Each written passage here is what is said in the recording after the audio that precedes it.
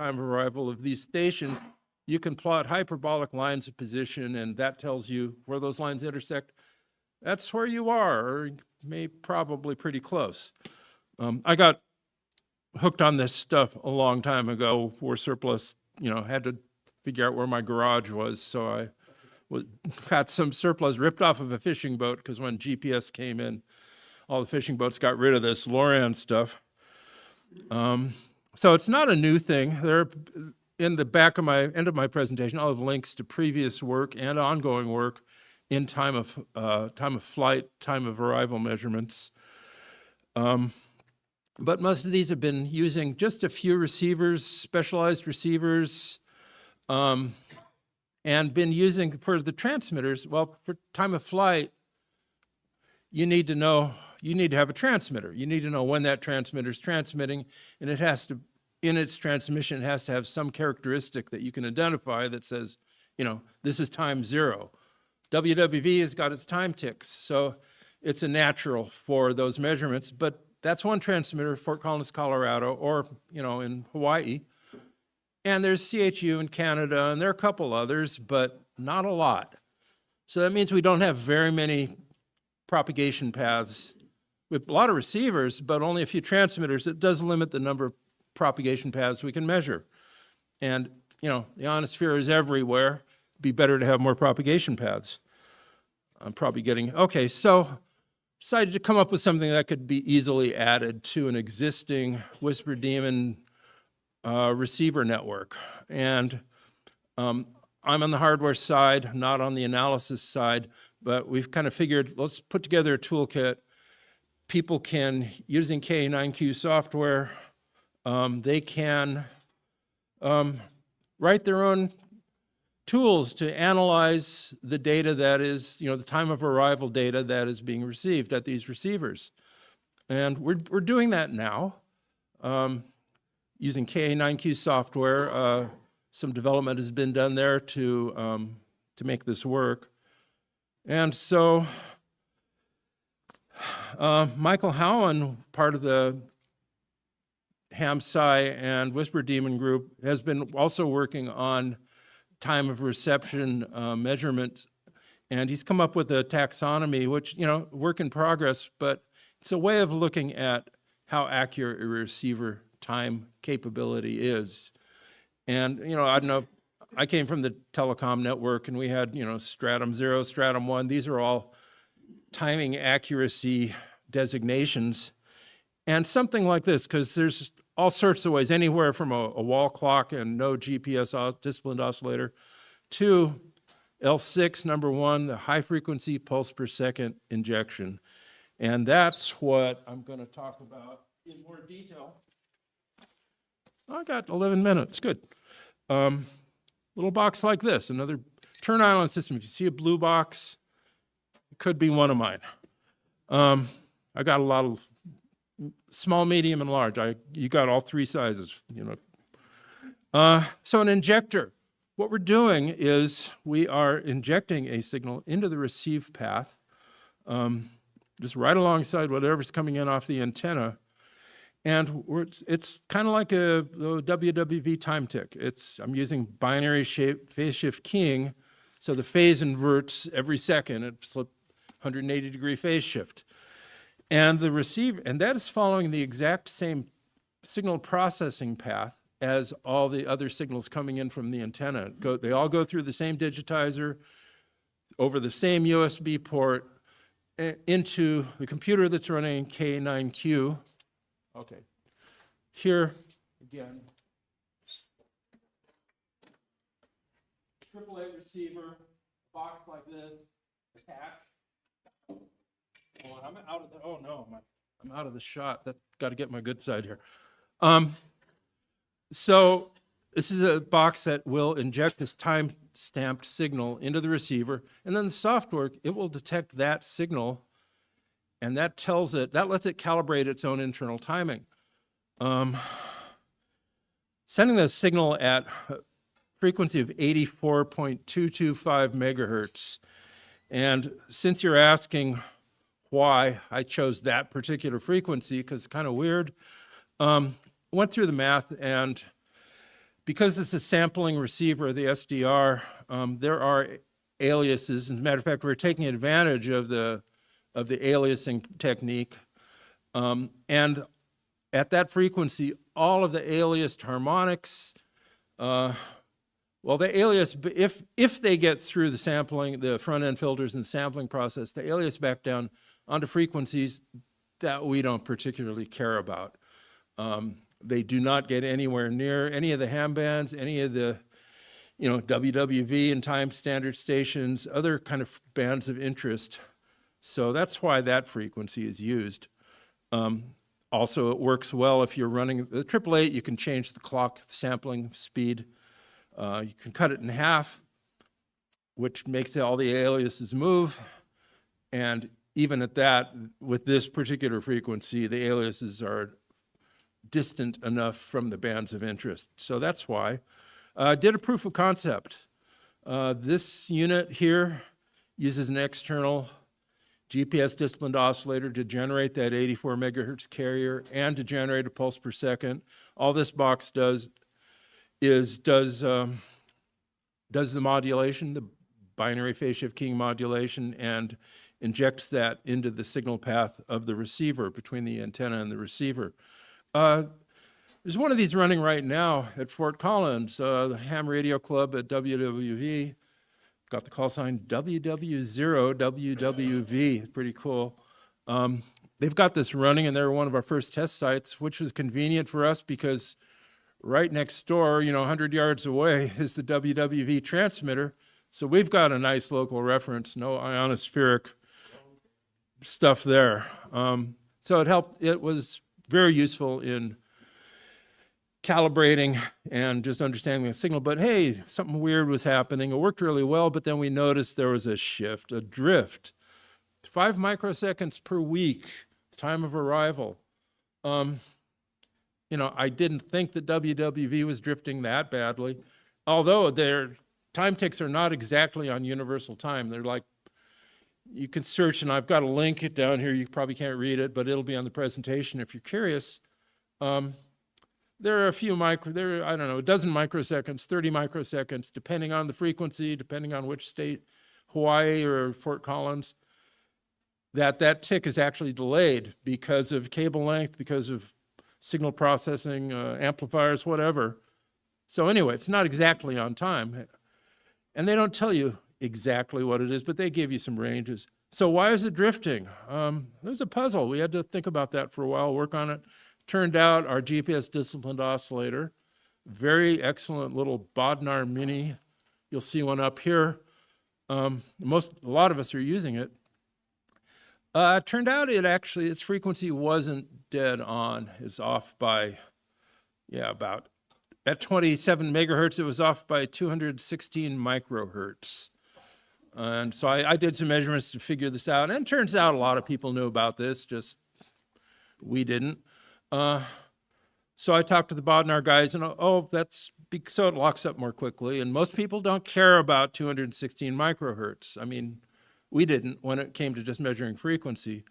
But Bodnar had an updated firmware version that changed their mode of operation, which got rid of the frequency error.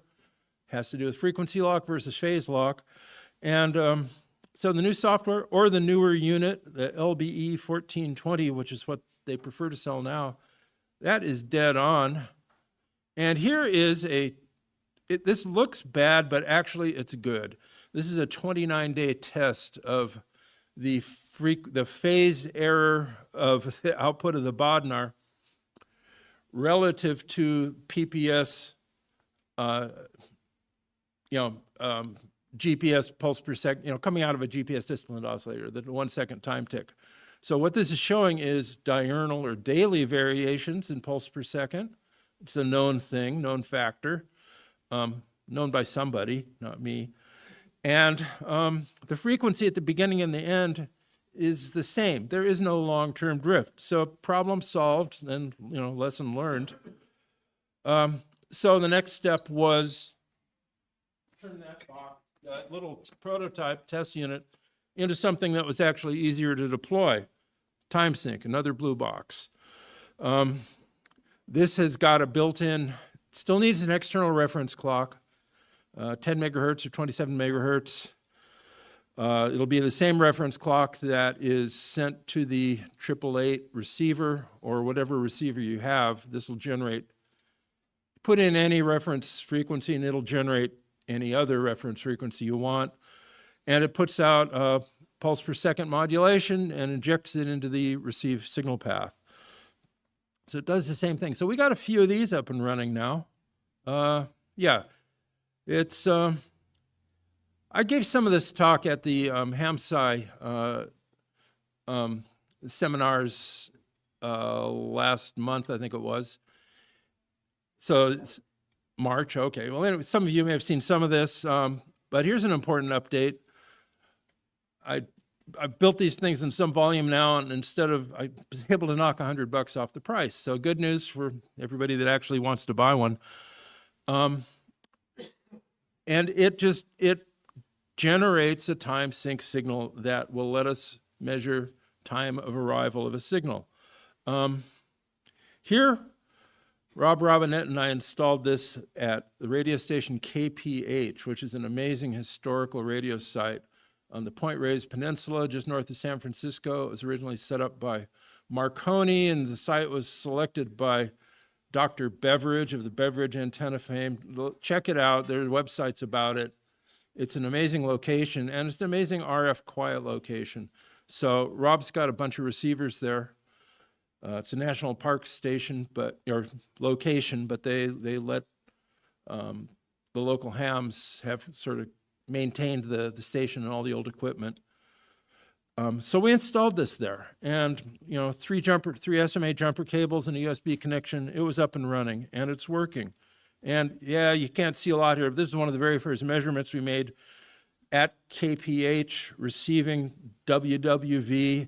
And in the middle of the chart, you just get a lot of propagation. The signal didn't make it through. But when it did make through, you can see we're measuring about a 5.5 millisecond time of flight, which is, strangely enough, about exactly right for that propagation mode at that time. One other thing, I got a minute and a half here, and there'll be time for questions because I'm almost done. This thing can be turned into a transmitter. Remember I mentioned we only had WWV to work with as a transmitter.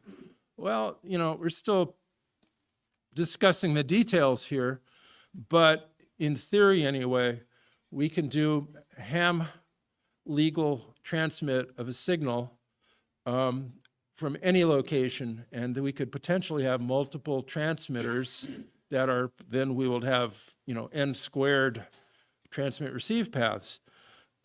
This thing can put out just the pulse per second BPSK, much like the time sync mode, but can also do a faster PRBS, and been running some tests running with basically a 511.5 hertz, I would call it chip rate, but that makes you think I'm using spread spectrum, which I'm not allowed to use. So let's just call it a synchronization pattern, and the bit rate of that is 511 microseconds, but it occupies about 700 hertz of bandwidth. So it's a fairly narrow signal, and because it is spread way out, because the information it's carrying is basically actually half a hertz. Anyway, it's 1 hertz. The information we're extracting is a 1 hertz modulation. So what kind of cool here, talk to me if you want to learn, let's just call it a clever way to do amplitude modulation within using software and logic drivers to generate BPSK signals with amplitude modulation at phase transitions using, look at that beautiful raised cosine envelope there. And let's dismiss that. And so this is what makes a ham legal signal is, you can either run it really slow or you can run it fast. It's like key clicks. If you don't filter the signal, you get key clicks. Well, here we would get modulation clicks, but I'm doing the filtering with, clever, fine line between clever and stupid, right? So we'll see. But we've been testing that over the air. You can see up the upper path is, 1 minute worth of correlation peaks, because that pattern we're sending is actually stole that from the GPS CA pattern, 1023 chips long, and it repeats, in this case, it repeats every 2 seconds. So here you see 30 correlation peaks, and below the detail of 1 correlation peak. So you can see it's an excellent pattern. That's why they chose it for GPS. It's called a gold code if you want to look into it. How do I not have a spectrum? Oh yeah, there's the spectrum down back here. You can see the spectrum of the unmodulated carrier, and then the middle one is the spectrum of the unfiltered carrier, which probably exceeds the, 2.8 kilohertz occupied bandwidth limit, whatever, it's 2 point something. And then below you'll see with the filtering, those, not exactly spurious, but the side lobes drop way down. It's a much cleaner, quieter signal, less likely to annoy the neighbors on adjacent frequencies. And testing, and yeah, we've got data. We got people working with that data. And I got a bunch of links in the presentation. And thank you very much. Any questions? You're welcome to try to read that. Yeah. Okay, well, good. Well, that's a good thing then. But again, this will be posted and the links will be there. And if, links lead to links lead to links. So there'll be a lot of information once you start following these links. Any other questions? Yes? So this is, if I'm listening to 40-meter whisper and something's coming from San Francisco area, I might be able to see this time pattern. Is that correct? Well, yes and no. You would see, well, at the moment, it's not even on the air. It's in my hand right now. But for trial, you might see it. It's pretty. Well, no, George. It could be. It's a dessert topping and a floor wax. It'll do both. Well, you can place the frequency anywhere you want. Probably not polite to place it right amongst the whisper. Then please let us know when you have a schedule. I will. To go to my website, wb6cxc.com. Check that out, because I have I think it says on the air, and that's kind of my latest crazy experiment. And if I'm doing something that's going to be up for more than 10 minutes, I'll probably put it up there. Now, with this box, it's transmitting. I'm going to get a little linear amplifier for it. It's only transmitting 10 milliwatts. So it's a pretty weak signal, although, and as you saw in the spectrum, it looks and kind of sounds like noise. But there is a kind of a 1 second modulation you can hear, or 4 second modulation. There are multiples. So yeah, what I was doing when I was testing this, KPH receiver site has got web SDR on there. So I'd be transmitting, well, the location where I'm transmitting from is in Occidental, California. I live in Friday Harbor, Washington, but I also have digs down in Sonoma County near the coast. So it's about a 40-mile path, I think. And so I will listen, I use KPH SDR as my monitor receiver. And yeah, I can hear it from there. I don't know how much farther, that depends on propagation, right? So I will try to keep my my website on the air page relatively current. So when we're running these things, and I hope we're going to run them more, you should be able to hear it. And you can, complain to the FCC or complain to me first. No, actually the signal I'm sending.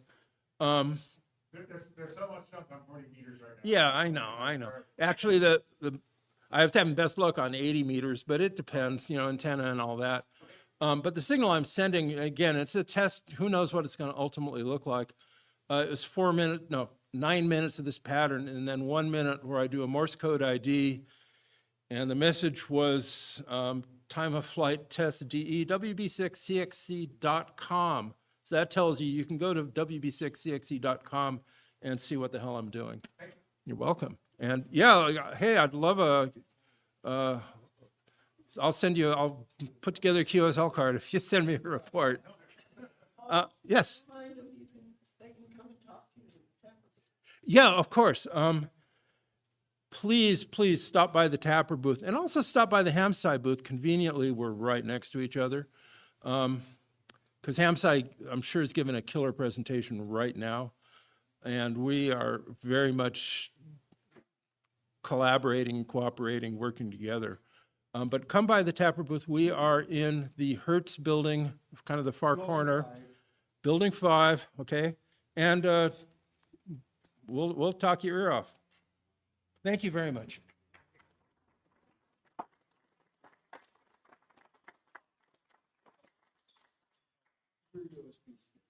And my phone.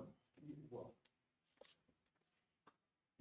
Just a minute to switch, but our next speaker is George Burkett. Okay, I'm pulling this up. You're still in PowerPoint. Yeah, sorry.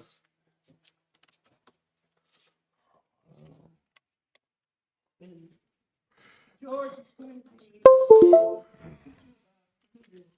antenna experiments to understand how they affect using this kind of receiver.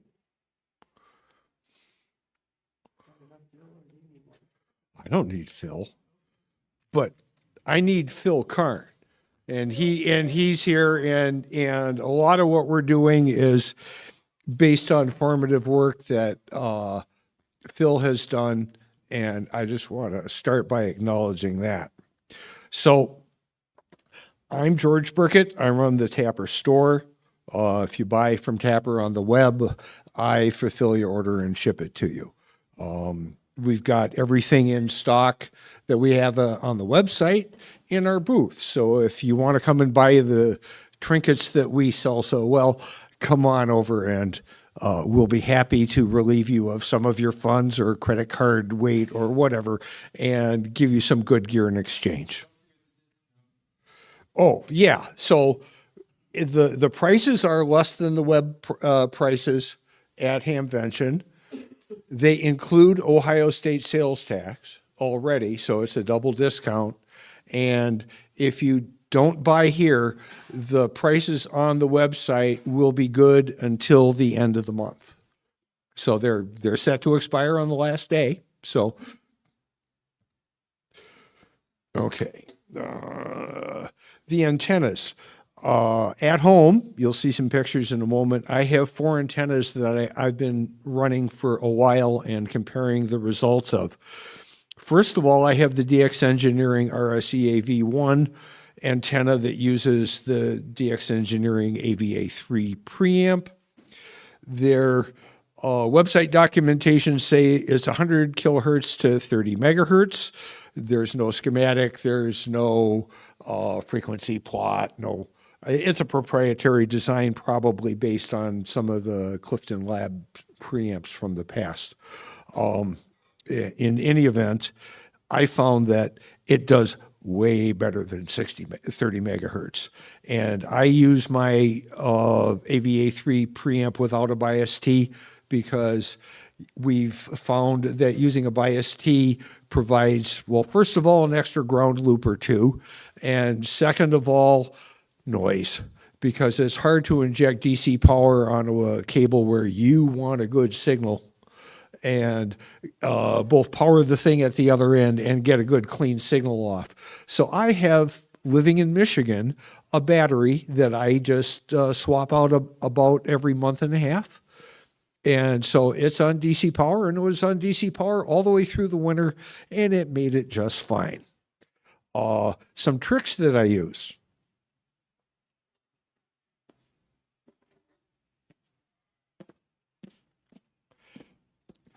You can get a cute little board like this for about $10 on Amazon. There's a link in a bit. And this allows you to have two batteries drive one thing and say only have one at a time, and then bring the fully charged spare up and plug it in, then unplug the other, walk away. No discontinuity of signal. The other kind of gadget I found handy is these cheap Chinese multi-core power filters for DC. So I've got a number of these sprinkled around to try to knock down a lot of the common mode noise and DC power line noise and anything getting from wall warts. And these things are like less than right around $10 each of them. So not using them and not using good stuff can cost. Now, the other antennas I have are some clever antennas that are based on the single antenna system designed by Glenn Elmore N6GN. They're typically deployed on large fiberglass masts. Here's a 26-footer. You can get an extra 10-foot extension and then have yourself a little 36-foot mast. But right now, mine are all like 23, 26-foot masts. But they come with some preamp variations that have some interesting characteristics. And I'm up in EN82BI, which is due north about 3 hours. Apologies to any Buckeyes, but I'm a Badger married to a Wolverine, so I'm used to it. I'm on glacial era river sand. So I have great perking for my septic field and lousy ground conductivity. And I can guarantee between any 2 points farther than, about a centimeter apart, there is a finite and non-zero ground resistance. So what's the ground potential at the antenna, in the case of the DX Engineering Vertical, is of course different from the ground potential at the house, which means there's going to be noise induced on that path regardless. So we have major power lines. I've got a 1.5 megawatt ERP FM station about 5 miles away. And then mercifully, all the AM broadcast band stations are far enough away that they make a nice big hump in the spectrum, as you'll see, but they don't interfere with my otherwise being ITU rural quiet. See that little red octagon or hexagon? That's exactly there. So I'm just outside, just to the west of Ann Arbor, Michigan. And so here you can see all the antennas under test, plus slightly in the foreground, my stepper bigger vertical, which is currently not used so much for transmitting because I'm in listening mode these days. And so I've got a medium impedance single antenna system, a high impedance single antenna system, medium impedance high gain, and then the RSE-AV1. And they're all out there in a nice grassy field that will have trees with a lot more leaves on them, but they'll still perform well. I've gotten clever using things like an old patio furniture umbrella base because they're heavy. They're cast iron. And with a little extra cinder block action on them for some weight, it's more than enough to keep one of these tall masts from tipping over sideways. On the right is my initial slab-o plywood and some 2x4s and PVC pipe, and that was the sled I could drag around looking for better positioning for my antennas. You can see that down here I've got one of the preamps, and you can see on the mast in the box up there, and it's a dipole, and the wires go up and down from the preamp and are of equal length. And so the RSE-AV1, DX Engineering, mine's battery fed. It uses under 25 milliamps an hour, So that's about 1 ampere hour, gets you about a day and a half. So a 50 ampere hour battery gives you a pretty good walkaway time.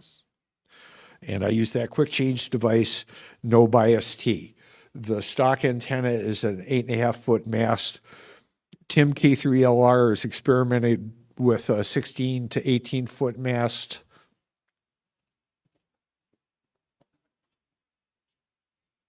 Which would be something like this 5.8 meter antenna fully extended, which you can get for $20 on Amazon. But we don't know what Tim's using for aluminum or metal on his, but he's probably got some secret sauce going. Now, the thing is, this is a vertical. It's a single element, and it requires a good ground. You may recall I said glacial sand and poor ground conductivity. Yeah, I got a big-ass ground rod pounded as far in as I can, and I occasionally dump buckets of water and Epsom salts, the magnesium salts, around the antenna to try to improve the ions and get a bit better ground conductivity over time. But that's probably a losing battle. So it's really, really needs a good ground. That's absolutely right. So my installation, I got a short jumper that feeds power from the battery into the second input on the preamp, which is designed to receive power. As described all here. It's boring. The battery hot swap device and the link to it. I added power pole connectors for ease of switching out because I hate taking a screwdriver out into the field. Here it is in pictures. Here's at wintertime. So you can see I actually have a high density foam mat down on the ground that's underneath the battery with that tub on it. To the side of the tub is the replacement battery I'm bringing out because I'm about to do a battery swap when I'm taking the picture here. And you can see, looking at the antenna, and you can see on the right the battery hot swap device.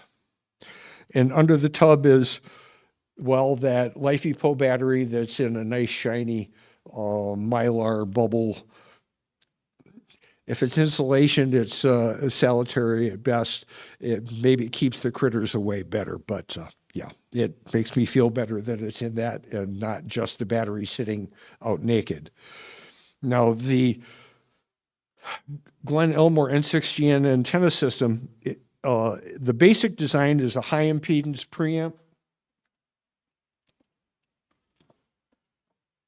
Has unity gain buffers that feed into the Cat5 or RJ45 cable driver with optional, you don't go this far, and you can connect the medium impedance antenna up to there.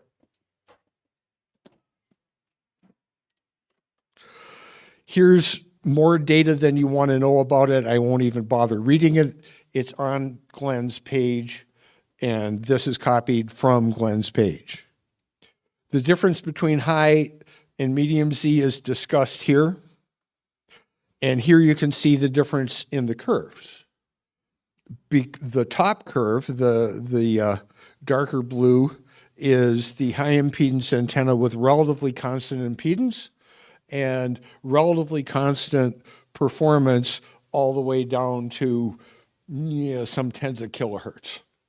The I guess that cyan line is the high impedance, the medium impedance antenna, and you can see how that characteristically rolls off with frequency because it's not high impedance.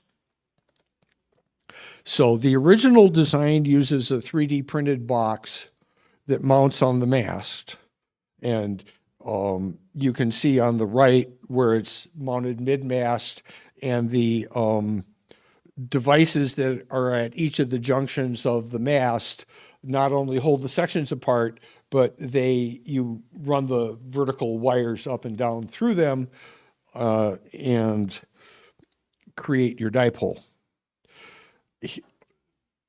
These words on the characteristics are from Glen's website. And this is what one is pretty much electrically. You've got the preamp on the left, a long length of good RJ45 cable of some species, and the line receiver, what Glenn calls the shack board, that puts out differential signal and can be combined with an anti-phase combiner for even more better common mode rejection and such wonderful performance.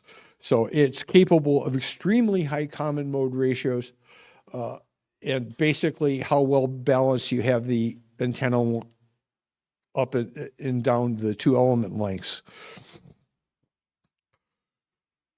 Now, my setup at home, I've got 4 Whisper Demon systems running all the time together. My experimental bench is no place of sanity, but on the left picture, you can see on the top, you've got the high impedance, you've got the shack board going into the anti-phase combiner, going into a turn island system, F3060 filter set for 60 megahertz LPF and no broadcast band suppression because I don't need it. And running into a 888 and running into a mini computer. The second is the first medium impedance antenna. And then at the bottom is the RSEA V1 scheme. Mine is DC coupled. I've got a 75 to 50 ohm converter on the end of the RG11 that goes directly into a 60 megahertz low pass filter that feeds the RX 888. And up here is, on the other side, on the right is one of the computers. The shack board on the top is for my double gain medium impedance antenna, which ends up being the surprise performer here. The chunk of copper in the center, it happens to be a wonderful heat sink on a spare RX 888. So this is what the RSEAV1 antenna produces for a frequency spectrum and all. And I have mine configured to all of mine run at 129.6 megahertz clock. And even the RSEAV1 I have receiving 6 meters just fine. So on all 4 antennas, I receive 2,200 meters through 6 meters. This is the RSEAV1.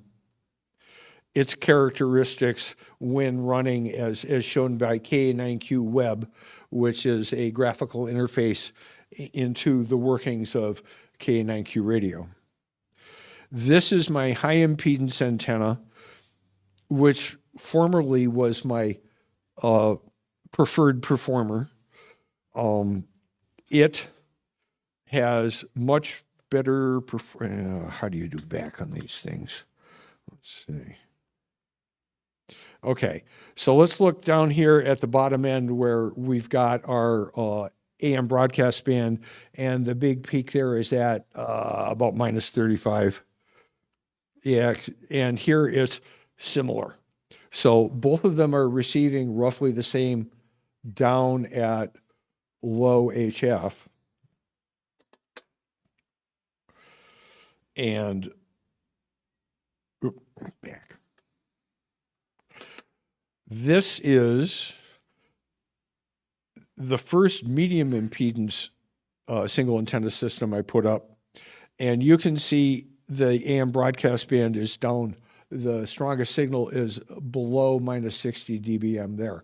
So remember that roll off I showed you in the graph of the medium impedance antenna? That's the effect of that on the spectrum. And also slightly less signal because of that. And so how do we tell how our antennas are doing day to day? Well, there's this wonderful site called Whisper Rocks and Top Spotters feature, and one of the many fills involved, this one is in Australia. And the basic conclusions are you can do so much graphing and slicing and dicing, you can pretty much prove anything on this website with the data like any good website. But I'm in the Midwest. There are people on the East Coast that are in Maidenhead Square F. They're like single hop to Europe. I'm not. So in the Midwest, we don't hear Europe as well because of that. And then, of course, the people on the West Coast hear Asia better because they're only one hop or less. And so my 4 stations are down there. They're okay, you know, they're in the top 50, that's okay. But what I really like is day to day, they pretty much cluster quite closely together to show there isn't a huge amount of difference. And if I filter in and compare it to a number of stations I personally check to see if I'm underperforming, let's see. Yes. And many of these people are here, in fact. And so I'm up in EN 82, and well, by and large, I'm the top 4 stations in EN 82, and usually the top 4 in EN, or at least 4 of the top 5. Now, everybody in North America, except in in C through X, and throw in some of the Pacific because they're out there, I do quite well. And the stations that do better than me, well, there's Tim Duffy K3LR. He's got probably a quieter location than I do. He has more resources than I do. He has people who can do his experimenting for him. I have to do my own. But other than that, the other stations up there that rank above me, KD7EFG-1 happens to be a multi-antenna, multi-receiver site, right? Rob? Yeah, multi-antenna, multi-receiver, like some of the others. A number of the others that always rank highly are multi-antenna, multi-receiver feeding a single data feed, using various schemes that Michael Hahn has discussed in previous talks. Now, if we add in F, the pesky East Coast, you can see I dropped down quite a bit. But I'm still really happy with, they pretty much all hear the same thing. So, like I said, on Whisper Rocks, you can also get some really good maps, and you don't have to use Whisper Rocks as a receive site perspective, because it'll also let you search by transmitting stations. So it's good for either transmitters or receivers trying to figure out either what they hear or what hears them. The outcome, all 4 antennas receive all the bands of interest. They're quite similar in terms of the station numbers they report. All require ongoing maintenance in order to keep them working well. The RSEAV1 requires a good ground at the antenna. The others are all balanced and use balanced feed technology all the way back to the shack. And in fact, the shack board sends power out to the preamp. So the cabling is all well contained. On the other hand, putting up the antenna is more difficult and requires more cleverness and things like that. The current ranking, the best station I have is the medium impedance double gain single antenna system. We found that my regular medium impedance antenna and preamp produced fine signals and fine reports, but had a lot of headroom available, and so we upped the gain to see if it was too much. And the answer was, well, doubling it from 2 times gain to 4 times gain was not too much. And there are some applications when you can make it much higher when you have much shorter antenna wires because they produce less signal. And So that's the ranking, and let's just say your results are going to vary from mine because your receive circumstances are different from mine. Future experiments include some longer vertical antennas. I'm going to try a longer antenna on the RSEAV1 and see if I can replicate Tim's results at the K3LR contest site. Also, I'll deploy my 36-foot fiberglass mast with a much longer than 5 meter total dipole. It'll be an 8 to 10 meter total length dipole. We'll see what signals I can get from that. But in the process of getting through all this, there was a lot of pain that can't be described so much. It's because you're hunting for noise sources, and it's peeling an onion, and there are tears with every layer that are removed. And tears when you discover, well, no, that didn't fix anything. But there are also eureka moments. Like my computer room ham shack is right below the master bedroom and bathroom. And one day when my wife was taking a shower, I noticed I had the most horrible spectra on all my antennas. And I quickly traced it to the LED light that was in the shower. And it wasn't the dimmer control for it, it was the light fixture itself, because there's fancy electronics up there to receive the intensity command from the dimmer switch and all that stuff these days. And as soon as I swapped out that light, one of my major sources of noise in the whole house and system went away. I've also gone to the extent of rewiring my TVs so they no longer have wired Ethernet going to them, but they're using Wi-Fi. So it's simplify, cut out the ground loops, turn your ground mesh network into something simpler that's potentially analyzable and can potentially be dealt with. So the sources are DX Engineering. You can buy an RSE AV1 today at the booth, buy a ground rod, go pound it in, get yourself some RG11, don't use RG6 quad. Bigger cable, less loss, better screening. These are my sources, and of course, they will be published, and this will be online on the Tapper website before the weekend's over. Coax selection.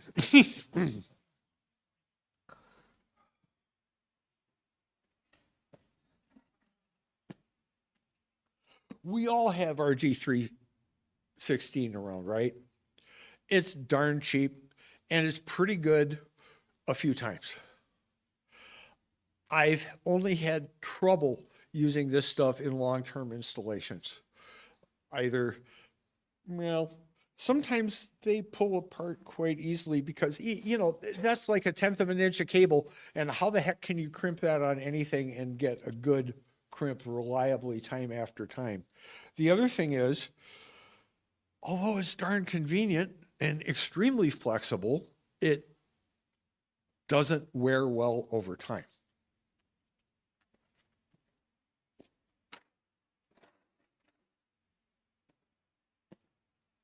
On the other hand, you have various semi-rigid hardline that you can bend to your will, buy in already made convenient short lengths on AliExpress for really reasonable prices. You could get some RG402, which is semi-rigid, really well shielded, convenient short lengths. Okay, it's not quite so flexible, but I've never had this stuff fail. And I have had the RG316 go out on me at a number of places in the system that I have. So avoid pull tests. you'll find it worked that time and passed, but you may have set yourself up for the failure the next time. So be careful with that. Just, you can get RG316 from good sources like Superbat and other places that are known to make it well. If you buy it cheap on AliExpress, you're buying it cheaply on AliExpress. You can buy the RG402 cheaply on AliExpress, and it's a better investment for your money. Things you may encounter, well, that's a deer hoof print next to it, either stomped or gnawed the cable. I'm not quite sure what, but that was discovered just before Christmas. And that was a quick emergency cable rerun. Ground loops, lots of ground loops, poor shielding, bad lights, especially if you have a high efficiency household with LEDs. Be careful of what you use. Test them all. Walk around with that AM radio tuned off station. Put it up to every wall wart you got. Turn every LED light you have in the house on and off. Listen for noise. You find noise, do something about it. Now, you saw that my antennas were in a field out away from my house. I initially had them deployed right next to my house, and I had a horrible noisy situation. Now, I won't say it was too many antennas too close to each other. They were just too close to the house. And the house just has a lot of radiating gear because we're old, well-off, geeky couple. And we have lots of TVs and lots of computers. And yeah, so there's a lot of noise. So I moved from 50 feet away to more like 150 feet away, upslope, which, let's say, put me above the plane of the house where all the electronics was. A hypothetical explanation that may or may not be true, but it improved dramatically. And I went from way below 100 in that top 200 list to consistently in the first 100. And as I made successive improvements, all the stations rose together. A high tide lifts all boats. Cables go bad. Ground differential noise. That's the problem the RSEAV1 has in a location like mine with low conductivity soil, because there is that potential difference between the ground at the antenna and the electrical code required ground at my house and the whole ground of the house. So that's one thing. So in a sense, I have a preference for these single antenna systems because the balanced wiring eliminates some of the noise and ground problems from the whole equation. But again, the point is every one of these antennas is not a just ship it, install it, walk away prospect. And I saw a lot of noise on the RSEAV1 over the winter that we believe was truly either radiated and received, but it was only received by the RSEAV1. So that makes you suspicious of some other mechanism, perhaps. And what information do I happen to collect? Well, let's see. I got a FlightAware ADS-B beacon. I have a Dartmouth AM Doppler receiver site.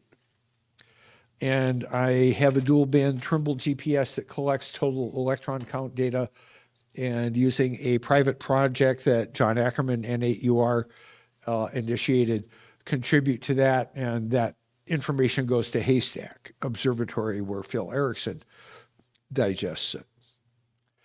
And I'd like to thank, and if you're here, please stand up, Rob, Phil, Paul, Michael,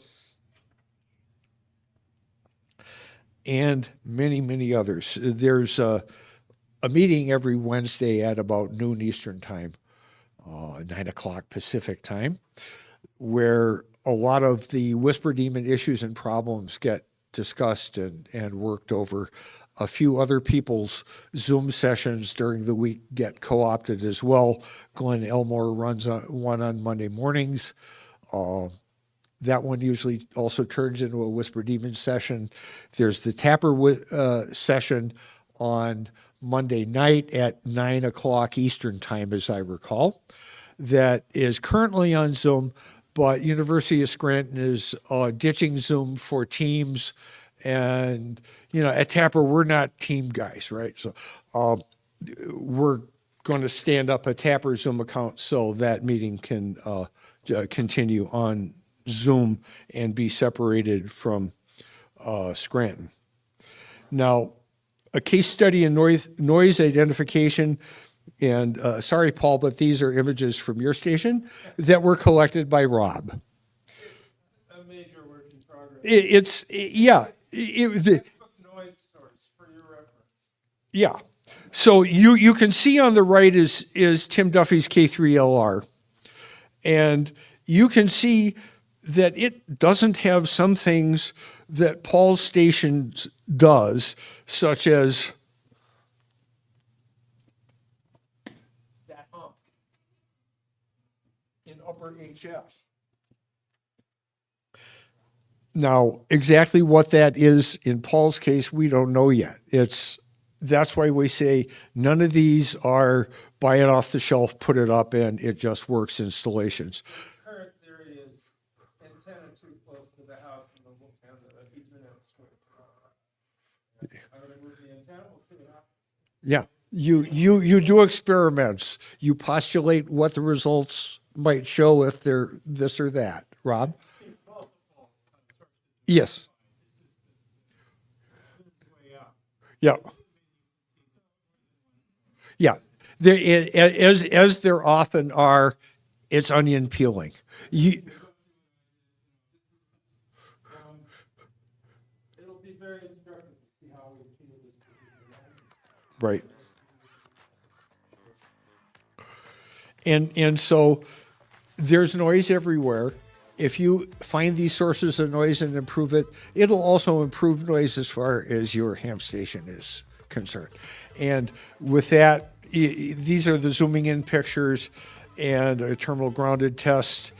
A demon I chased at one point and gone 4 minutes later. What do? You don't even have time to set up an experiment or chase the darn thing down. So it is whack-a-mole. And the slide deck will be published. And are there any questions? Yes. Ground with some coax for the engineering.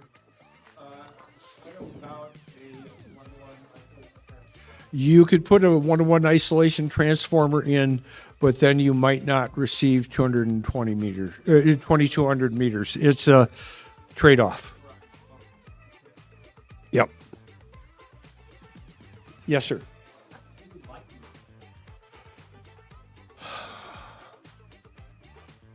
It's inexpensive wires. I can replace the preamp. I can replace the cable.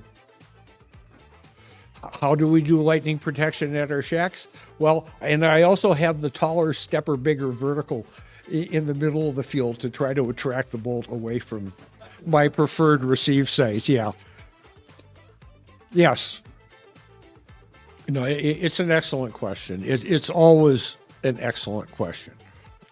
We don't live in Michigan in a place where we have the kind of noise that I know from personal experience people in Kansas, Missouri, and Nebraska and parts of Iowa often see as wicked storms come through.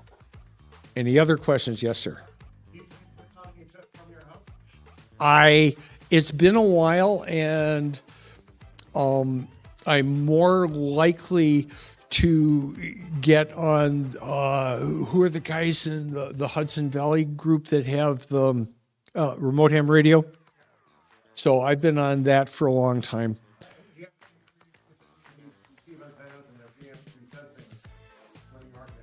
I have not been transmitting for the last year and a half for a number of other reasons, so there's been no coincidence.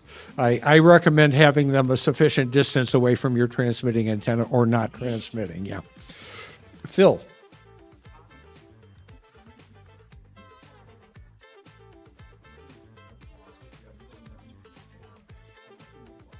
Absolutely, and I've done that at my home. In my shack, I have a subsidiary Ethernet switch to my main switch, and although it's like 10 feet as the crow flies, there's like 30 feet of fiber. It's 100 feet to where the cable modem is at the cable entrance to the house. So I got 100 feet of fiber going from my Ubiquiti security box back to my cable modem. So I've done what I can to remove obvious ground loops, that and going to Wi-Fi over wired.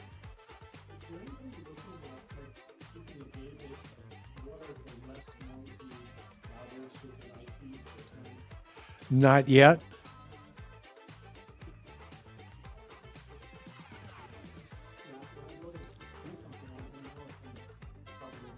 Yeah, it's hard to tell what is good and what isn't because it comes from an observer's perspective, and if it's crowdsourced, we don't know the merits of the observation. But yeah. It would be an interesting thing to try. So if you want to try a single antenna system, I have components that are available at the Tapper booth at cost, not sold through Tapper because if Tapper sold them, they'd cost too much to recruit new people to try to use these antennas. So we're trying to keep the entry costs down, and it's a personal project I'm doing. And with that, it's time to turn this room over to the next group. And any other final questions? Well, thank you, and please stop by the Tapper booth in Building 5. And if you're in Tapper or AMSAT, we'll see you at the banquet tonight.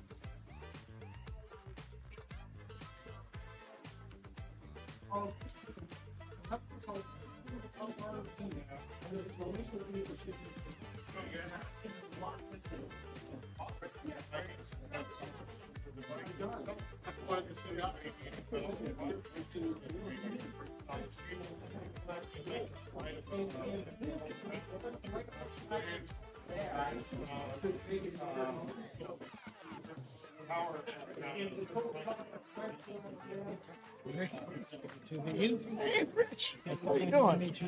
Yeah, good to see you. Good to see you. Thanks for coming by. We're in the transition here. Glad you've been able to keep this program alive and growing. I'm glad you've been able to keep the program alive and growing. It's growing. It's growing. Yeah. I'm really, I'm pleased. I'll talk a little bit about that today, what the results of 25. But I'm pumped. You know, and we've only begun. I truly believe that. We're just at the infancy. There's a lot of areas. I'm not going to say, but I just wanted to say hi. Dan, how you doing? Good to see you. Thanks for dropping by. I appreciate it. Well, that's I don't go by it. I just come to meet people. Okay. So now consider yourself now. Thank you. Thank you. Did our club ever get a hold of you in Ann Arbor? Ann Arbor. I don't. Which club is that? Here. No. I'll lead on it. Ask him to call me. I'll do a Zoom meeting. Yeah, I think this will be a good presentation. Yeah. Okay. Great. Howdy. Yeah. Whose is this? Is that the houses? That's the houses. Oh. And you're better off using the houses because it's permanently wired to the sound and the video. They said it all goes through the HDMI, so I'm just going to do this. Oh, okay. No, all the audio, all the video goes through the HDMI, and I just happen to have an HDMI plug here, so Okay. I'm going to use this. Well, hey, it's not my. I know. I hear you. Let's see if this is true. Let's see if it's true. I always show up when person keeps saying, Here's the test. Here's the test. Start mirroring. Let's see. How's that?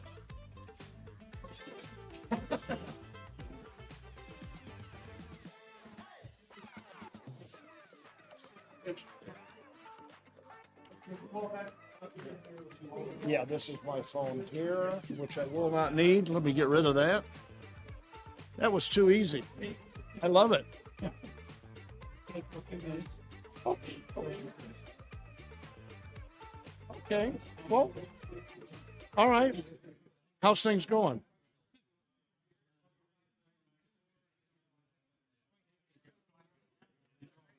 You're doing something else with the league, yeah. I guess I knew that. I had heard somewhere, somebody had told me that.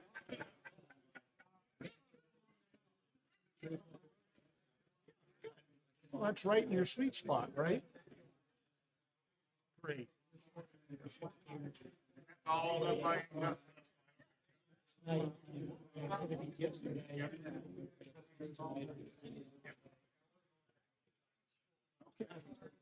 League activities. Yeah. Okay.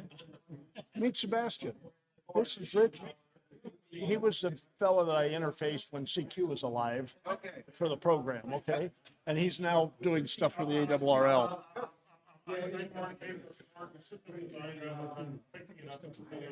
Okay. Yeah, I got an hour and 10 minutes. I'm just gonna wait a little bit because this is not an easy place to find.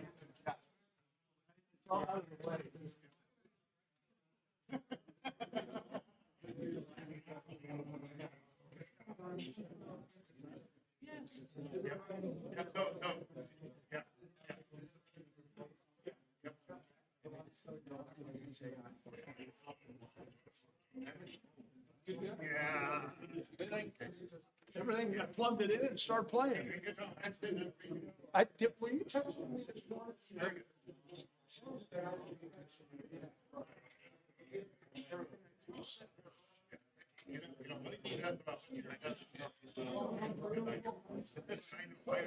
I don't have a very big yard, and all your neighbors got to. It's not possible. Even my feet at home, maybe meter does about 80. If I operated much lower to the past, obviously. I was recently in a park in the Everglades, operating 40% party in Buddha. And, climbing the wire, Thank you.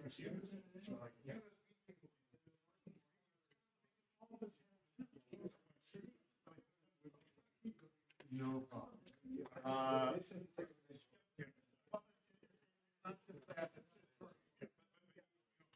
My video and computer were right next to each other. There's all this. And then I actually made it I don't hear it. So I will see you.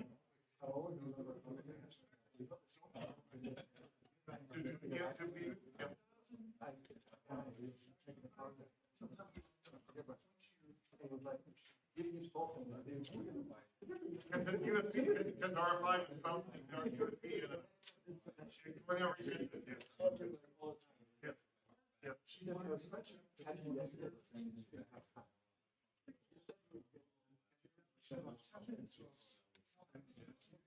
That's my belief. And part of that is because the next day, most of these guys call me again. Okay, and another role at midnight. So they call me in there. Doesn't do to me, but yeah. Okay, but even if you want to, it ends up being 10, 15, 20. Well, the Nordic party's already been really popular. But if I did it really cool. Yeah, those are pretty popular. Yep. And so it's a major advantage. Yeah. Somebody who's starting to rule that. I'm just gonna wait a couple minutes. So don't tell everybody. Yes. I had this as a full screen and somehow it got into this. Normally when I, No, go back to where you were. that's Click where I, the play. huh? Click on the play. Where's the That's play? The start presentation. Where? I don't know which. Normally I just, if I highlight a slide here and I just do this, it brings up the first slide, but somehow it's, Right, so I don't want, that's what you have there, yeah, but and this is the next. You don't want that. You don't No, want the I- presenter view. no, what I want is just one slide and then I advance it. I want Okay, the full slide. so what you want to change is the display. Which of the settings? Let me open I've that. never had this happen before. System settings. Is this your computer or? Yeah, my computer. Okay. Yeah. Displays, use as mirror. No. Set it as mirror. Yeah, I And set now it what you as see mirror. here is what you say there, what you see Yeah, there. I want the whole slide. I don't want So- see, I don't want this view. I want the whole slide here. I don't want the Okay, next. no, It turned out that way and it defaulted into this. use slideshow. Let me see if this does the, This should use be the whole. slideshow. There you go. That's it. Okay. There Thanks. you go.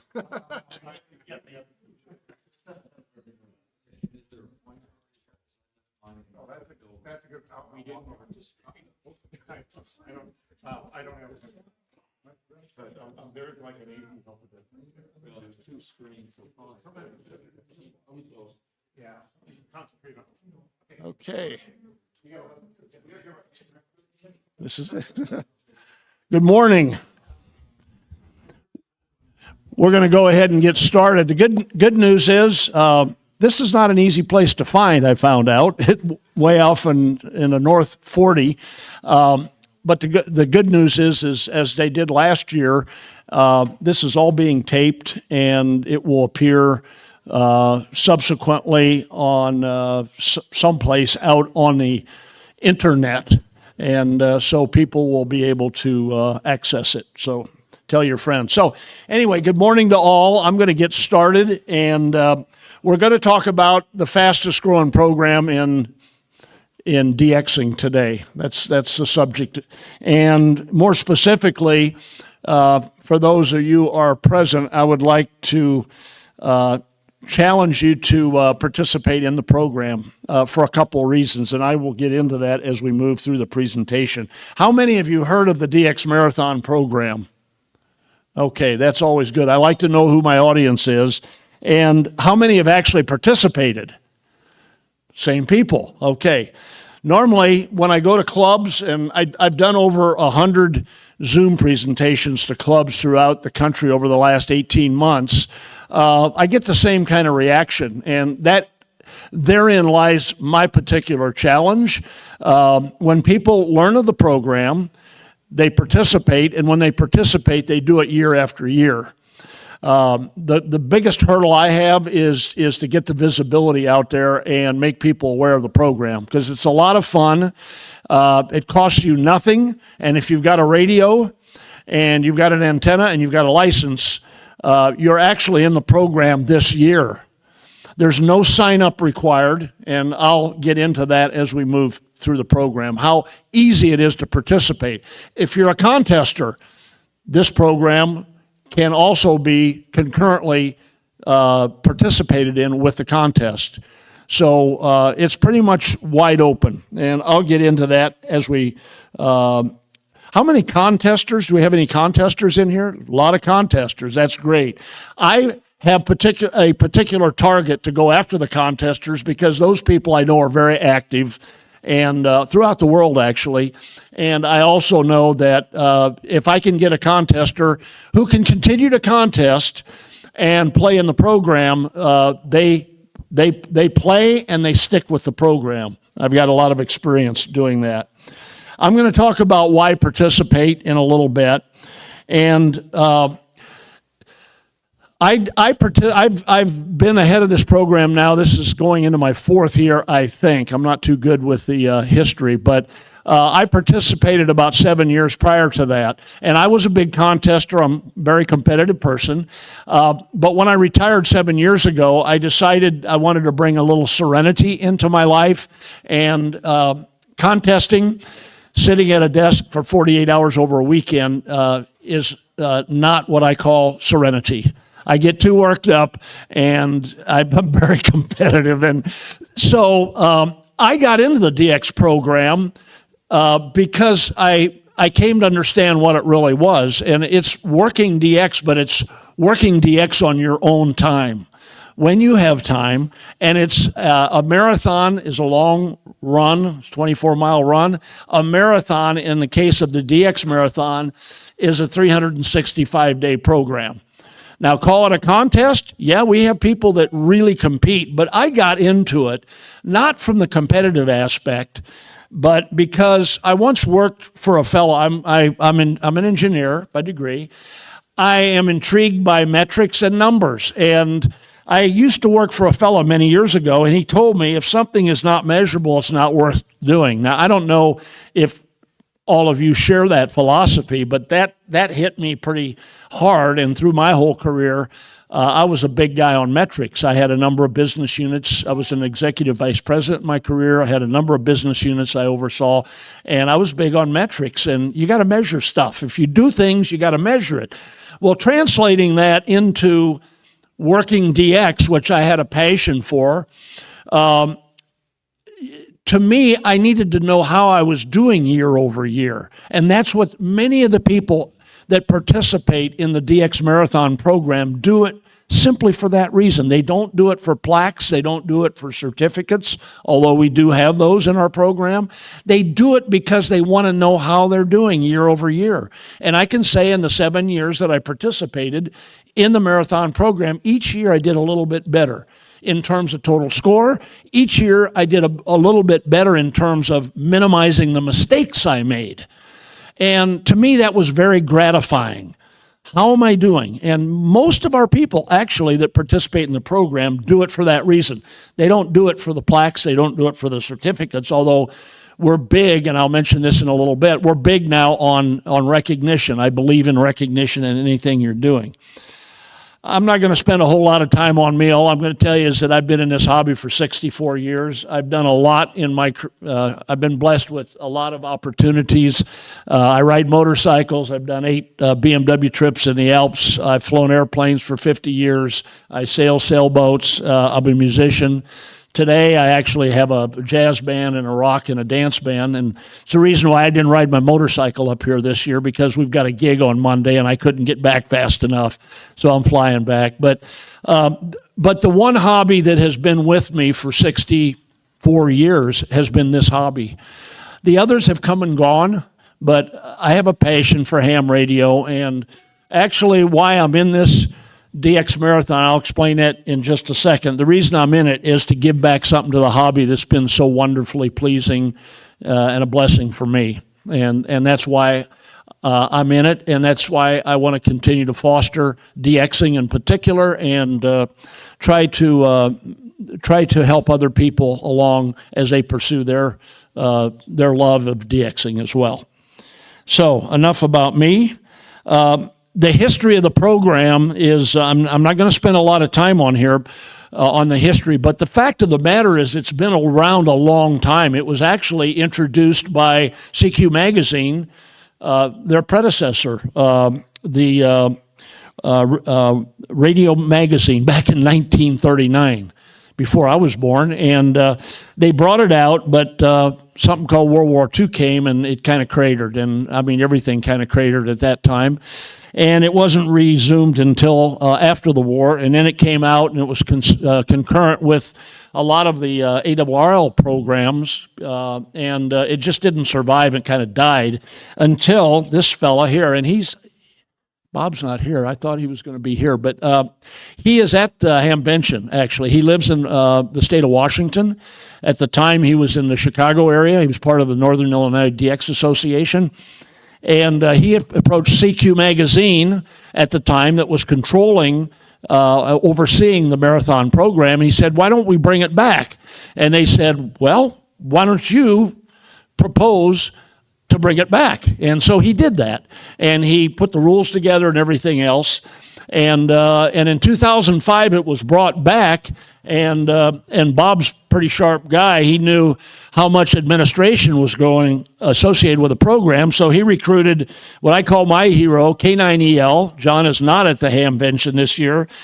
He is in Chicago, and John Sweeney, K9EL, who I met through a mutual friend of mine at Dayton and Visalia, he took over the program, and he single-handedly administered the program for 17 consecutive years.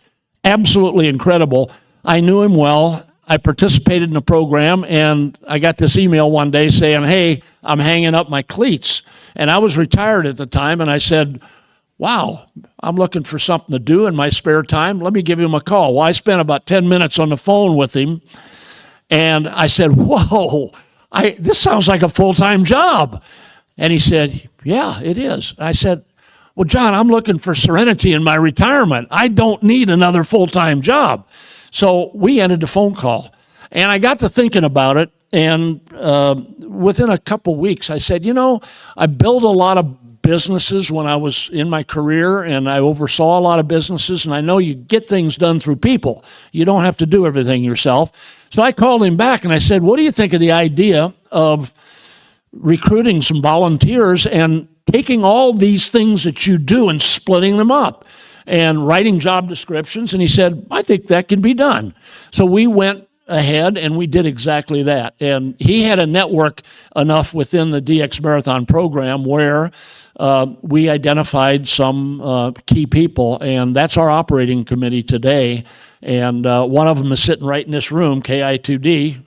Sebastian, he's our IT manager, and we've got a fantastic team right now, and they have done some unbelievable things to streamline and improve this program. So, we're positioned for growth right now, and I'll talk about that in a second. That's a little bit of history.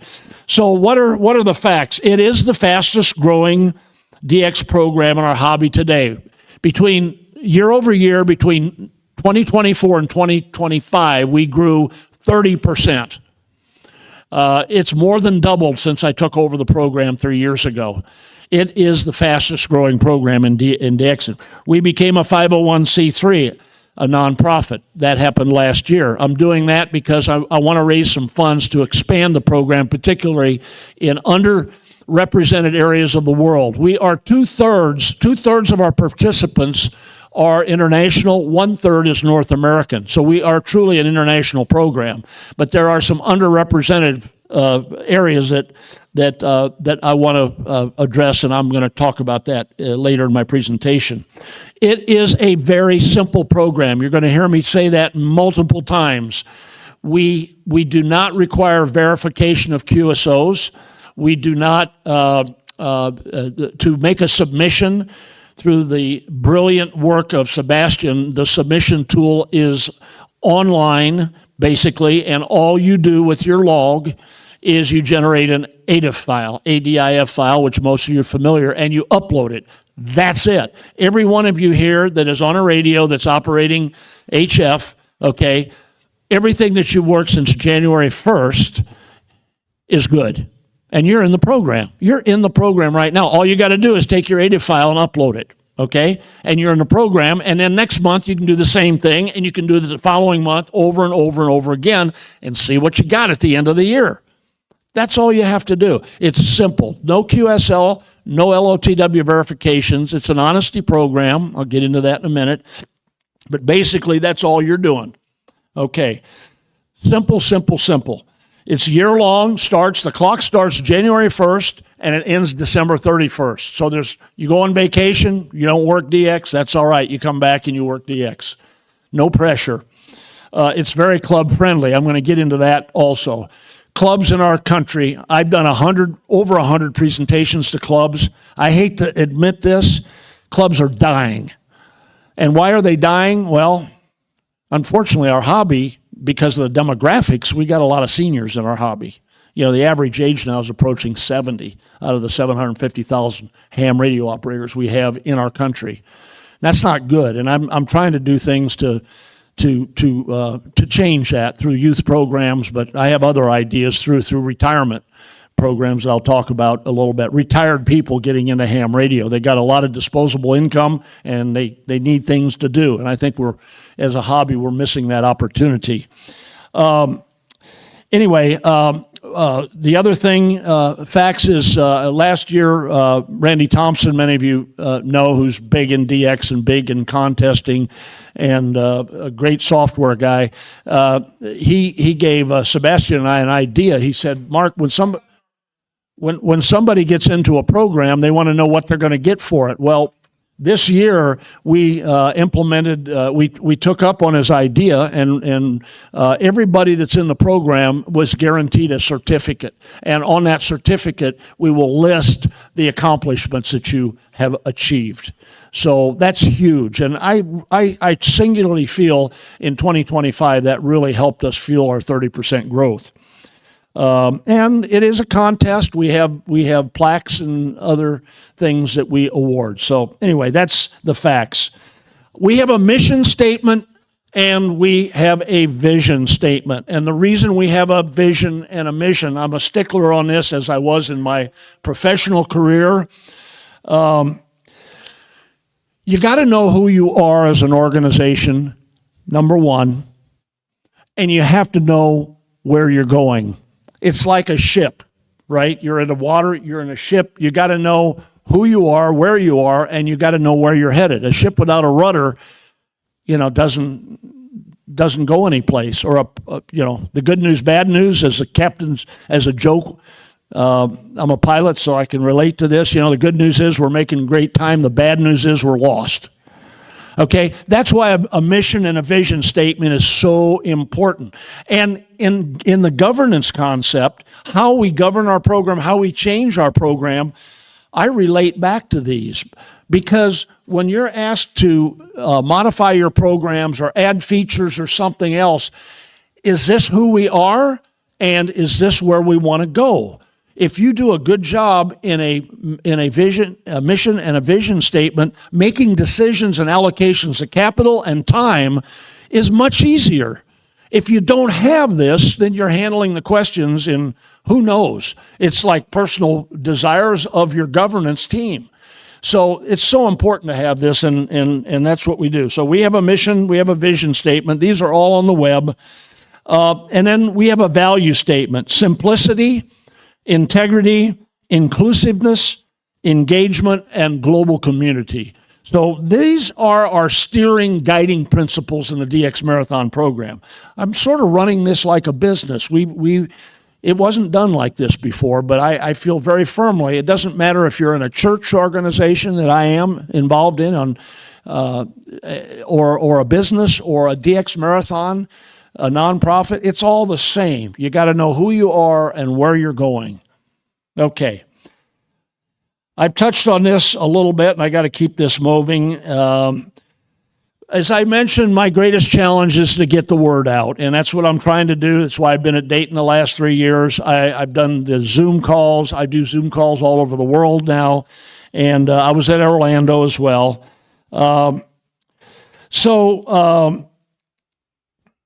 This I just picked up. Half the Hobby already has HF privilege. We have 750,000.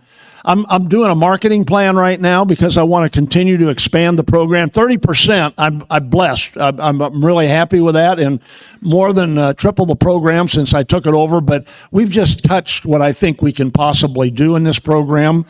Out of 750,000 hams in the U.S., how many do you think are truly on HF? Any idea? 30,000. A little bit more than that. My point is about 50 to 60% of those 750,000 are technician class. Technician does have some limited HF privileges, as you all know, but better than half of those are HF operators. So the number's not quite as big as one might believe. 3 million in the world. Probably a little lesser percentage, but a lot of them are involved in VHF, UHF, D-Star, DMR, et cetera, et cetera. They're not HF operators. So I'm looking at the reality of what's out there, and what I'm trying to do is target particular regions of the world that have very active DXers, and I'm going to talk about that in a little bit. Okay. All right, the next 3 or 4 slides, I'm basically going to, in a very, very 30,000-foot level, I want to describe what the program is. I've touched on a couple of these. It's a year-long program. It's a marathon. Confirmations are not required. It's an excuse to get on the air. You know, in those 7 years that I participated, I kind of had this not strong pressure, certainly not stressful pressure, but when I had an opportunity to get on the air, I got on the air, you know, because I wanted to improve my numbers. So it's a soft push to get on the air and work new DXCC entities. As I said, you can compete or you can just use it as a metric to measure your own performance. No complicated rules, and it's a year-long program. I'm going to skip through this slide here in the interest of time. Okay. All right. So how does it work? As I said, there's no multipliers. It's very simple. How many DXCC entities are there? 340, right? How many CQ zones are there? Hasn't changed. 40. So what you do between the start date and the end date is you just try to work as many of those DXCC entities and zones, and you get 1 point for every one that you work. 1 point. So if you work 200 DXCC entities and you work 40 zones, your score is 240. It's very simple. Very, very simple. Okay? We actually add 6 entities to the 240, and they're called Worked All Europe zones. You see them here. Italian Africa, GM Shetland Islands, Sicily, TA1. You know, in Turkey, there's TA1 through TA9 or whatever. TA1 is European Turkey. TA2 through TA9 is Asiatic Turkey. So that's a separate entity in our program. The Vatican, ITU in Vienna, and JW Bear Island. I can also say last year, you know, out of the activate, I'm going to talk about this in a second. This is really an interesting stat. I told you I was a metric guy. 5 of 6 of these were activated. Bear Island was not in 2025. Typically, out of the 340 DXCC entities, do you know, or would you like to wager a guess as to how many year over year are actually operating? You know, a lot of those are Bouvet and Crozet and other islands that never get activations. So out of the 340, would you like to wager a guess that nobody operates those entities? They're typically DXpeditions. Any idea? Oh, no, how many are not? How many are not out of the 340? How many are not activated? How many never show up? 60 is really dead on, okay? Between 55 and 65 every year, you won't work. So what's the best possible score that you're going to get in a DX marathon? It's not 346 plus 40. It's not 386. It's 60 less than that. So you're about 320, 25, okay? And let me tell you something. We got some darn good DXers in our program, because in the unlimited class, which I'm going to talk about in a second, the top 5 or 6 people will miss only 1 or 2 of those. It's incredible. They are really, really good DX operators. Okay? Think about that. They only miss 2 of those that are actually activated. They're on top of their game. They're watching, because many of these activations only go on for a week or 2 weeks. They're on top of their game. So we got a place for the competitive type for sure. When I participated, I didn't do this for the competition. I didn't do it for plaques. I think I hit 300 one time, but I was never up around the 315, 320 areas. Some people do it year after year after year. It's pretty amazing. All right. Frequencies, this is very simple. It's basically the HF frequencies, and we do include the work bands. People love the work bands. You know, when you're contesting, you can't do work bands, but, 12, 17, 30 are fantastic. They're included in our program. Even 6 meters is included. Even 160 is included. Okay, no contact through repeaters or satellites. No contacts through maritime mobile or aeronautical mobile. Why? You're going to see in the next 2 slides, which really is the heart and soul of our program, is in our program, to the best of our ability, we try to create a level playing field, what we call our classes. Okay, so I've got a remote station in Florida. Okay, it's got a 100-foot tower on it. I got a Navasa and a JK 3040 and got a hex beam and I got a 106. I got everything. I run a full legal limit. Well, it's not fair for me to compete against somebody that's running QRP.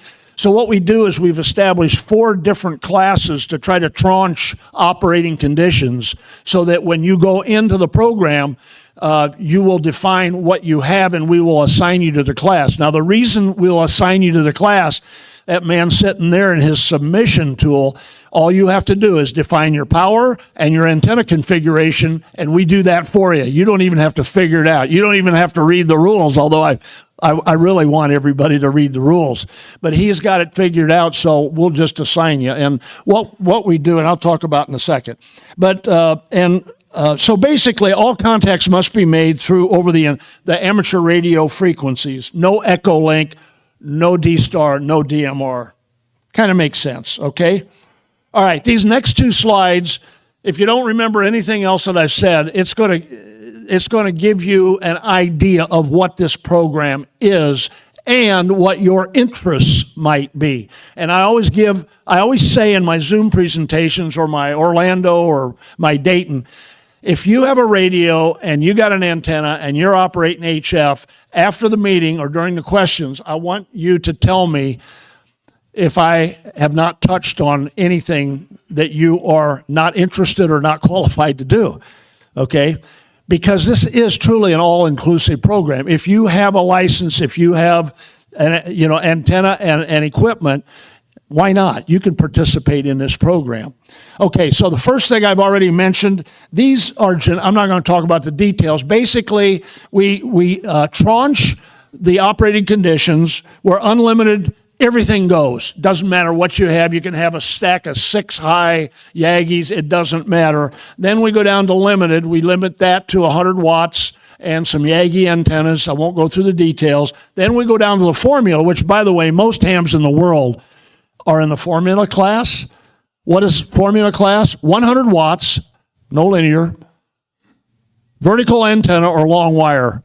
Probably 2/3 of hams in the 3.5 million in the world are in that area, and that's why that's one of the fastest growing areas in our program. And that's also made possible by FT8, and it's made possible by Cycle 25. Because people in an apartment, that has an attic antenna or have limited constraints, they can have fun DXing because of those 2 things. And that's why that's growing. And we're spending a lot of area. And then you have your QRPers as well. So remember that you're in one of those areas, I guarantee you. Now overlay what you really like to do when you're operating your radios, okay? Are you like me and you like to operate all bands, all modes? You can do that. No problem. You're trying to get your total number as high as you can get, all bands, all modes. Now, if you really dislike FT8, and there are some people out there like that, okay, but you love CW, you can enter the program in CW mode only. You can choose your mode, or sideband. There's some people that just love sideband. We got a fellow in South Florida, every year he scores very high in sideband because that's all he cares about, okay? So you can choose your mode, or if you really like 60 meters, or you like 20 meters, or you like 40 meters, you can actually participate and try to achieve the highest number in a single band, okay? And you don't have to declare these. You can decide, if you're really going for the gusto, you're going to start at the beginning of the year. Like if you're in 20 meters only, you're going to start working as many entities as you can on 20 meters. So you're probably going to spend more time on 20 meters. You're going to have more queues on 20 meters. But at the end of the year, if you decide, hey, I don't think I did very good. We have all the statistics on our webpage on what people have done in past years. If you say, I don't think I'm going to do this, and you want to enter in all bands, all modes, you can still do that. You don't have to declare that until you actually, finalize your submission at the end of the year, okay? So I hope you're seeing, basically, it's very flexible, and we in the DX Marathon program look at our participants. I'm going back to my analogies in my professional career. everybody out there that is working DX is our customers. And what we're trying to do is make this program as friendly and add as much value to you as a participant. And I got open door policies, people. Most of my good ideas actually come from our participants. They don't come from our governing body. They come from our participants, and I'll talk about that in a little bit. Okay. Leagues, I mentioned that on that earlier. This is a phenomenal tool if you are in the leadership in clubs. As I mentioned, a lot of clubs are dying. I'm going to give you one example, and it's only one of many. Frank Donovan, anybody know Frank Donovan, W3LPL? He's very involved in the Potomac Valley Club.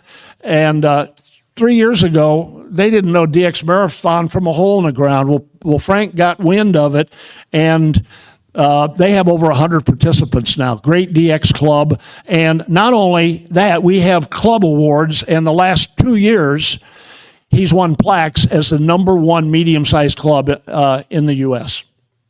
That's what you can do in a club. It engages members. It gives members something to do. You come to your club meetings and you're not talking about treasurer's reports or just shooting a you-know-what. You're talking, how many new Qs did you get? How many new DX entities? You get a sponsor of that in your club who is kind of on everybody's tail. Bring your numbers in because we're going to tabulate. It's a fun thing, and it engages your memberships. And that's what leaders are. Unfortunately, they're not doing much of that today. I'm seeing it because I'm in touch with lots of clubs. It ain't happening. So I have a huge focus on our program on club participation, and it's going to work, and it's really going to energize clubs as well. Okay, we have a website. I'm not going to talk about it. That man right there put all the work into it. What we had before wasn't even close to this. www.dxmarathon.com, okay? And it's got resources. This is one of these web pages, you ever go to a web page and you say, well, the last thing that was ever happened was January 15th of 2025. That's not this one. This one gets updated constantly. I have my own column on it. We have K2CIB who takes care of the resources. We identify pirates out there, busted calls. It's an active working tool that whether you're in the program or not, you can use. It's all free, but it gives you hints of pirates and broken calls and that kind of thing in the resource section. It's got lots and lots of things in it. Okay, I mentioned it already, but the submission tool. Okay, you all have logging programs. Even if you don't, by the way, if you believe it or not, we have people that still manually record their logs. We can take care of you. I won't go through how to do that. But the easiest way, obviously, is through Ham Radio Deluxe or what's the other one I was using? I actually use Ham Radio Deluxe now. Dave's program.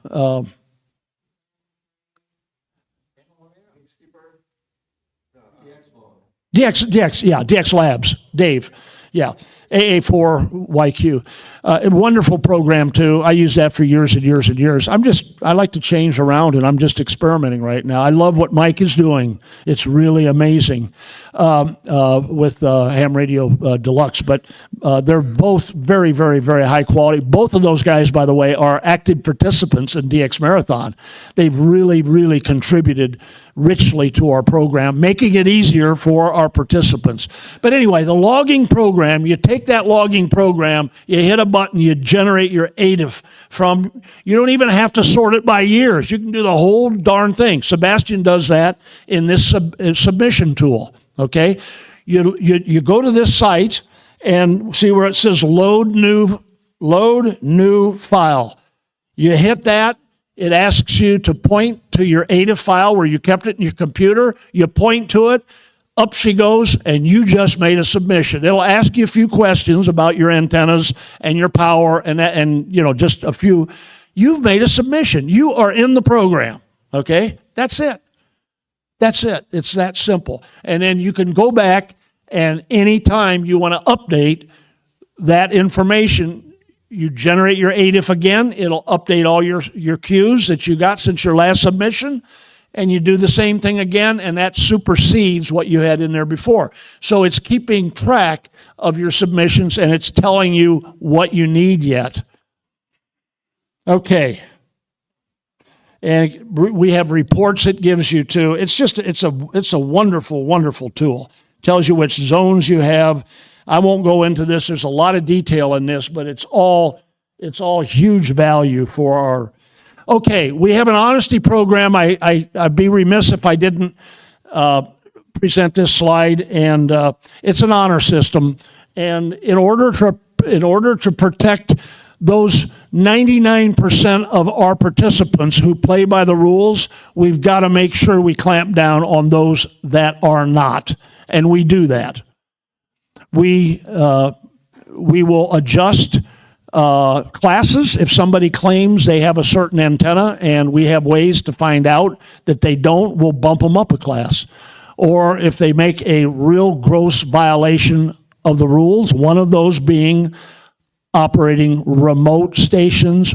Excuse me, I have a remote station. It's legal to operate a remote station, but a few years ago, I had a place in Colorado. I had an HF station there, a second home. I have an HF station in Florida. I can't take both of those QTHs and commingle my Qs. That's not allowed, okay? I can submit from Colorado with a call, and I can submit from Florida with a call. That's okay. My point is, one QTH is the rule. So we do have people, and we have caught people that have operated remote stations. They're gone, DQ'd. And we did that this year on a few stations. That's not allowed. And we do that to protect those that are playing by the rules. So we do go through a verification process. We have a scoring tool that another one of my staff guys have done, and a retired IBMer. And a lot of the processing, we had almost 500,000 Qs that came in from our participants in 2025.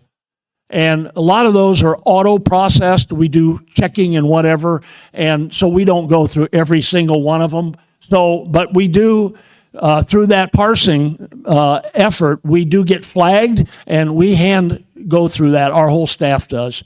And every year we do that because our aim is to get it right. Our participants work real hard to get these Qs, and we want to make sure everything is right. On the other hand, we want to make sure there's nobody in there falsifying a Q that they really didn't have, i.e. there wasn't maybe confirmation on the other side. We don't require you to confirm, but when we check, we do some of that. And I can't talk much about it because it's just sort of proprietary how we do it. But our objective is to help our participants and keep everybody honest. That's all I'll say about verification.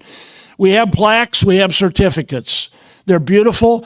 How we're able to do this is our sponsors. We have many clubs, and we have many individuals that pay us $100 to sponsor a plaque. That includes the plaque cost plus the mailing expenses. Not a lot of money. We're always looking for new sponsors. If we open up new opportunities, the first thing I ask is, do we have a sponsor for that? We operate very low budget. I mean, we barely operate to handle all of our costs right now. I'm trying to change that through the 501c3 because I want to be represented at the Hamfest in Tokyo in August and in Germany. You know, I want to get the word out, and so we're trying to build our funding right now. But as far as our day-to-day operations, it's a zero profit operation. Here's some of our winners. This is DL7PIA from Germany. She's won. I'm big on youth. I created a youth program, and I bifurcated that 2 years ago, and I divided youth between 15 and 25 and youth 15 and younger. But Pia, she's 17 now, but she won 2 years ago. She's won 2 consecutive world plaques with the highest score for youth. She's phenomenal, and if any of you know Bill Salyers, he did and Kevin W1DED from Q5. They both did interviews with her. She is an amazing, conversant young lady, far beyond her years. Just amazing. What a wonderful representative of our hobby to youth. But that's Pia. That's our plaque. You can see her score. Ann is the same way. Ann's part of the Florida contest group, and she's an amazing lady. She won the highest YL in the world last year. And then we do awards. I won't go through all these. This is Serge. He had high score. We have a plaque for the highest continental winner, and Serge won that. And single band, believe it or not, we have Fred down in Brazil, who won #1 in the world, PY2XB, in 6 meters. So all these people, this year we will award 41 plaques. So we have 41 sponsors. Here's crazy guy on 60 meters, single band, from Hungary. He won that. This is a copy of the new certificate that Sebastian has developed that everybody participating in the program will receive. It's a beautiful, you can upload it to your QRZ page, you can frame it. It's a beautifully done. As you can see, this happens, K9EL every year goes down to St. Martin's, and he has a station down there that he operates, and he was #1 in St. Martin's, all classes. But what we try to do, Sebastian has gone through and picked what are your most significant accomplishments as relating to your class or your mode that you've got into, and we try to list these for you. So it personalizes what you have accomplished, over the year in this program. It's a tremendous idea, and everybody gets one. Everybody gets one. Okay. Sunspots, I mentioned that earlier.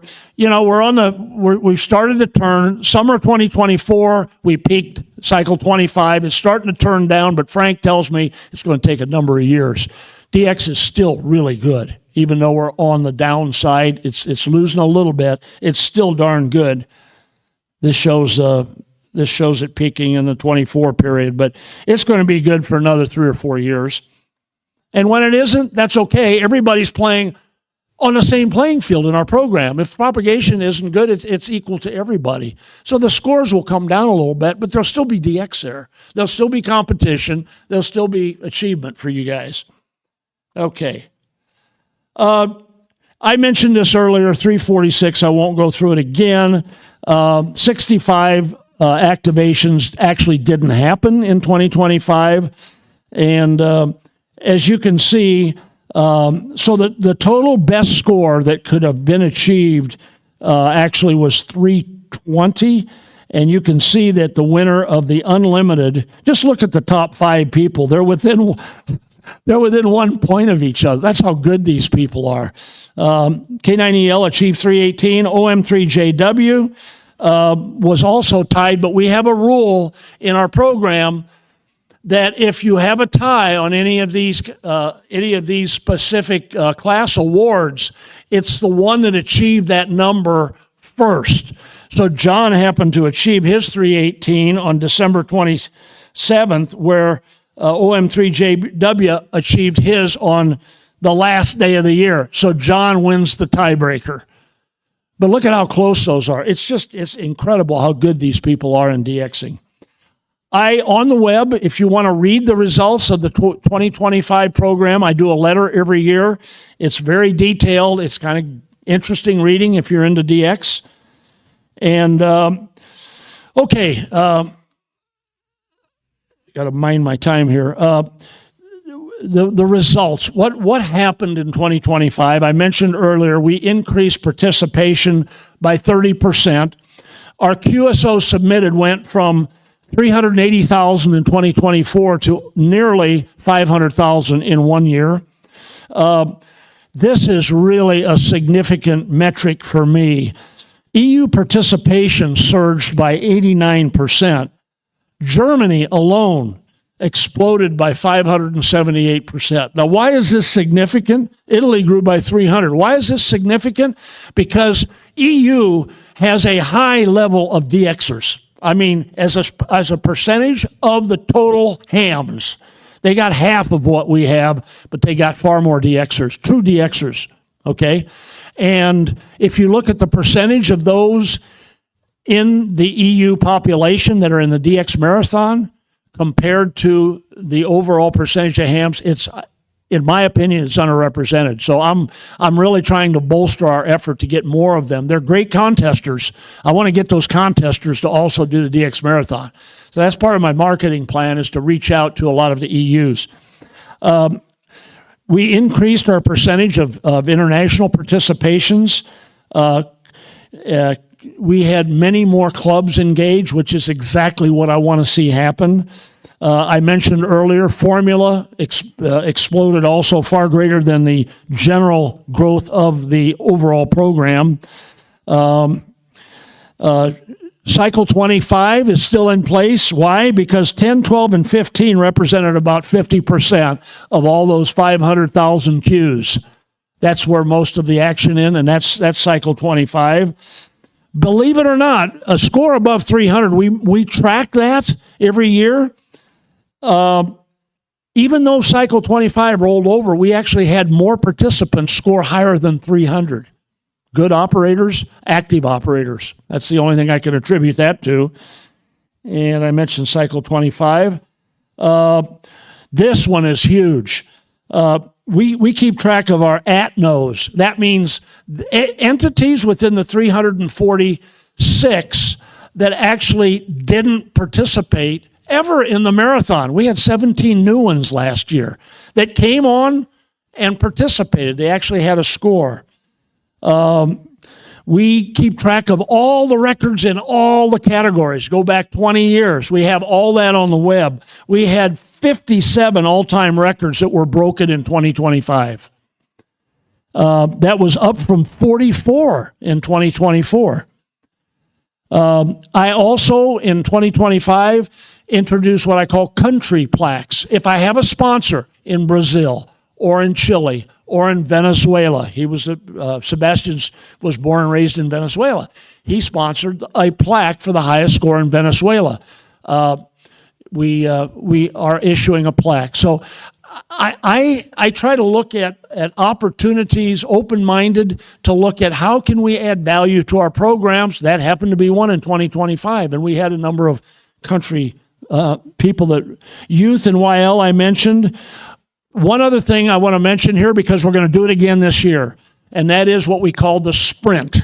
Last year, surrounded around the CQ Worldwide SSB contest in the fall, in October, we put a 10-day window around that weekend in the hopes that we could get those contesters playing in DX Marathon. We had a mini marathon, and it was quite successful. We got a lot of new players in, and we issued certificates for all those players. We're going to do it again this year, probably around that same contest, okay? And so that's what we're doing. We're also, as I mentioned, we're trying to improve our governance to make sure that people are playing by the rules. We did that in 25 at a more intense level. And I'm still trying to build our 501c3 funding so that we can reach out to some of these other countries and be participants in some of the activities there. As you might imagine, North America still leads in total number, even though we're 1/3 of the total participants. The singular number is the highest. South America is second. EU is coming strong with the big push they got in 2025. And then you go down to the other Oceania, and of course Africa is right at the bottom. Here's a graph that shows that metric scores above 300. You can see what happened, obviously, from 22 to 25. That's Cycle 25. You can see from 20. Actually, we had an increase between 2024 and 2025. So. I want to mention the club results because this is an area, as I mentioned earlier, this is an area where we're really, really, really trying to increase our participation. There's a club in Indonesia.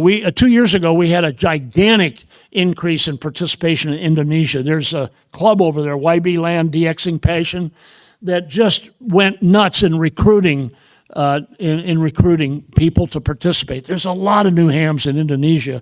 They won it again for the third consecutive year. divide the international participants to the domestic, because we've got a lot more clubs over here. So I have in the domestic clubs with 75 or greater, clubs between 50 and 70, 25 and 75, and 25 or less. It's not fair to have a club that has 25 or less members to compete with one that has over 100. So we actually issue 3 separate plaques, and these are the winners in 2025. The North American, as I mentioned, W3LPL, the Potomac Valley Club, finished first. The medium club was the Northern Illinois DX Association, and that's a lot. A lot of that effort is through K9EL's John Sweeney's effort. He's a part of that club, and he pushes DX Marathon in that club. As I said, any club that has a sponsor generally does really, really good and can engage their membership. And then we had the small club, which Sebastian is a part. He's a sponsor, is the Hudson Valley. They won the plaque for the small club, 25 entries or less. The Araucaria Club in Brazil is always a strong performer. By the way, they're celebrating their 50th anniversary. I got a note from their PY5EG, Ohms, and I'm doing a brief video. They're celebrating their 50th anniversary in the later part of this month. They're going to have a celebration in June, so I'm going to do a little video for him. They're a huge supporter of the DX Marathon. They have been for many, many, many years. And I even had this year, again, in promoting clubs, I created a plaque which we self-funded. It is the fastest growing club year over year, and it's my home club. It happens to be the Florida Contest Group. They were 557%, their score in 2025 over 2024. We're going to do the sprint again this year, as I mentioned, probably the same dates. I'm not going to go through the rules here. It's a much simpler than the full marathon. No registration required, and we're going to issue certificates, and we're going to try something this year. We are going to introduce, I'm pretty much sure of this, we're going to introduce what we call a classic class, and we will allow people that are interested. We're wrapping around an SSB contest, so kind of makes sense too. We're going to allow entries in the classic modes.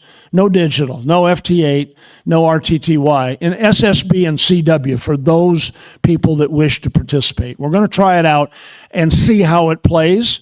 And if it plays really well, it could very well roll into our 2027. We're going to kind of do an experiment and see how that works, and that's what we're going to do there.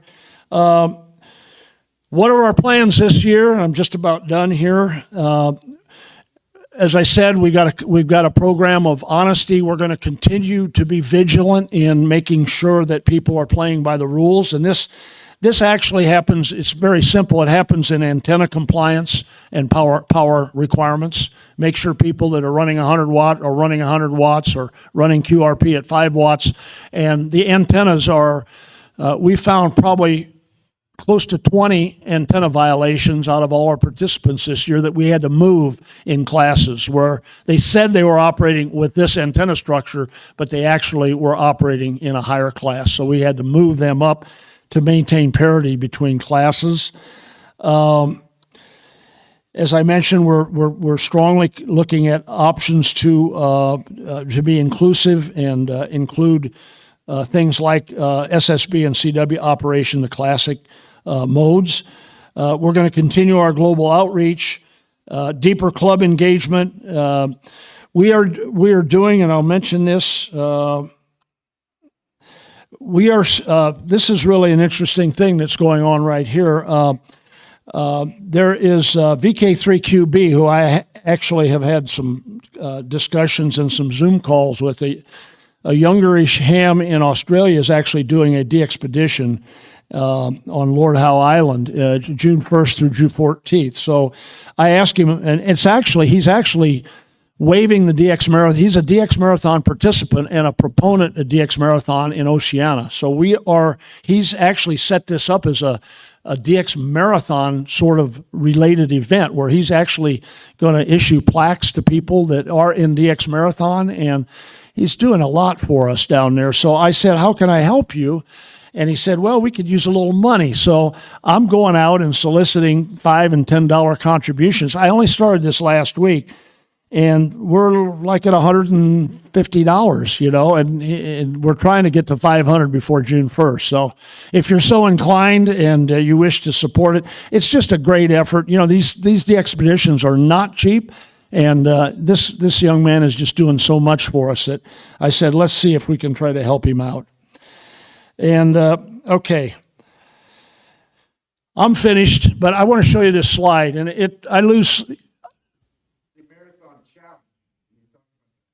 I can talk about the challenge, yeah, and I was going to include that, but there's only so much I can talk about. How many entries, Sebastian? Challenge. Yeah. Okay, we had a suggestion. Again, I mentioned earlier, our best suggestions come from our participants. It doesn't come from us. It was suggested that we consider doing a marathon across 8 bands. In other words, take 10 meters, take 12, 15, 17, 30, 40, and 80. Take 8 bands and do a marathon in each band. In other words, you try to work as many DXCC entities and zones as you can on 10 meters and then 15 and et cetera, et cetera. And we did that, and it's been very successful. We got growth in that area. And we have this particular person, I can tell you who it is. It's Ohms. It's PY5EG, and he said, I'd like to do this. And I said, great, let's do it. So he is actually sponsoring the number 1 and number 1 runner-up for that. And it's doing quite well, and we're getting more people year over year participating in it. Okay? Follow on about the scoring system. I finished 11th in the world, and I got 10 or 12 QSOs were canceled because of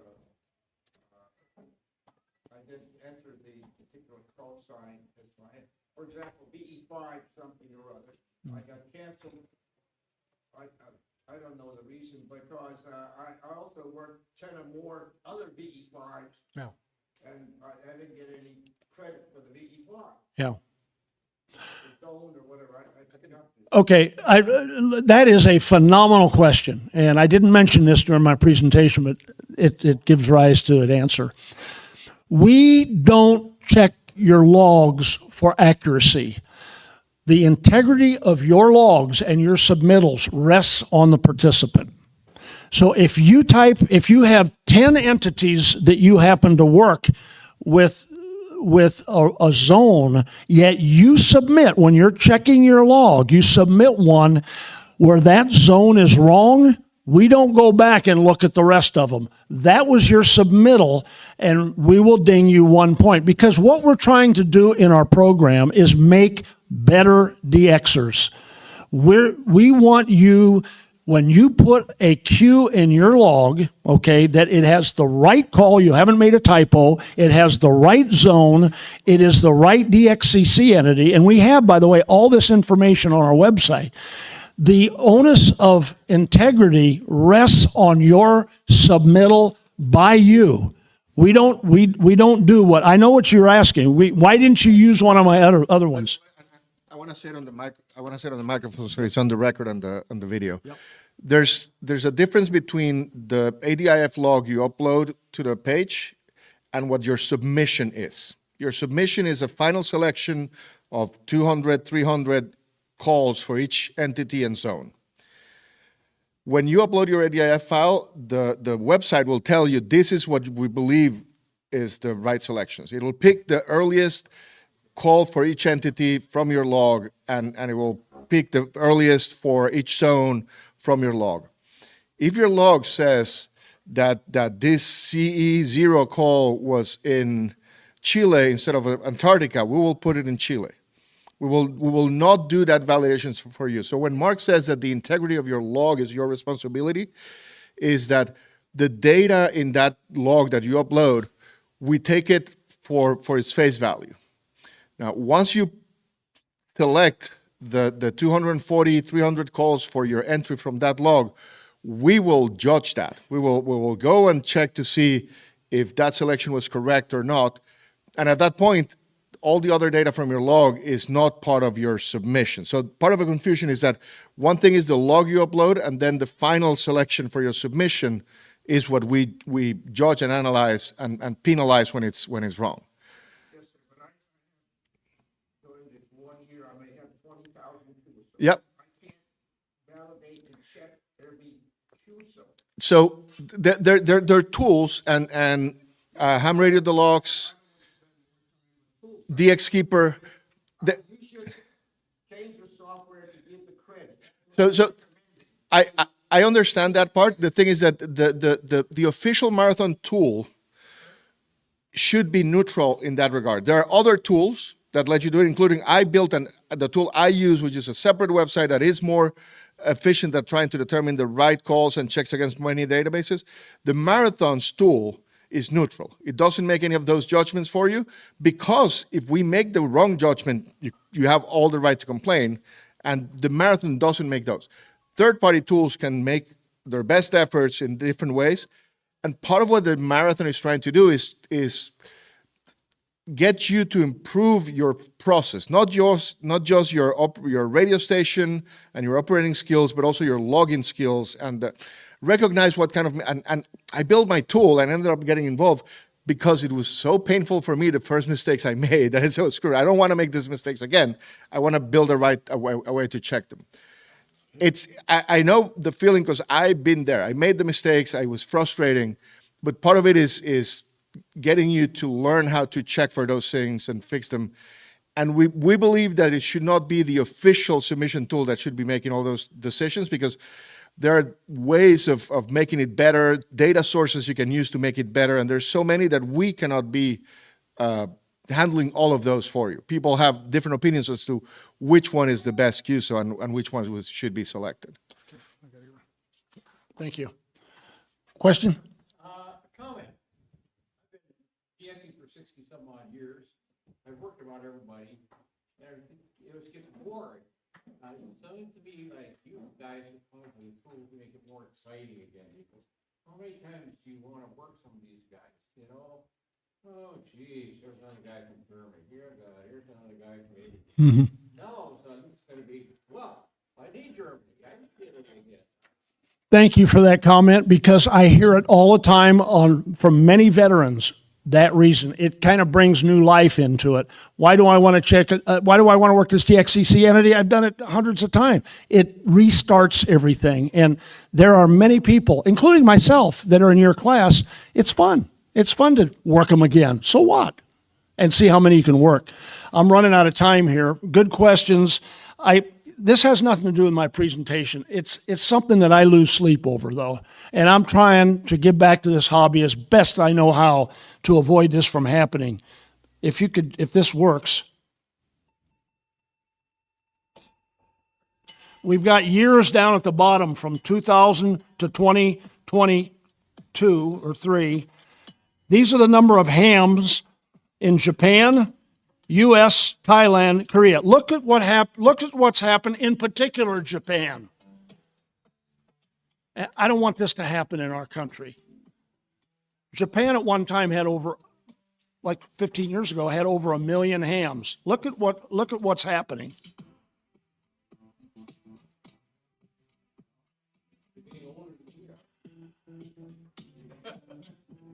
Well, look where it ends up. As you can see, we're incrementally growing. Unfortunately, I think a lot of those increments are in the UHF, VHF area and not necessarily an HF area. But look at what's happening to Japan. There we go. We passed in, where are we? 2011, we actually passed Japan in terms of total number of licensed hams.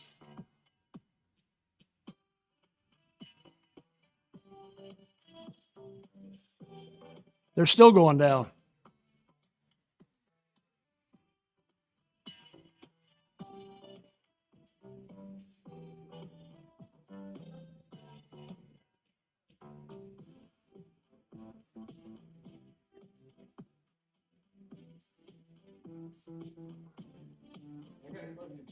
Yeah.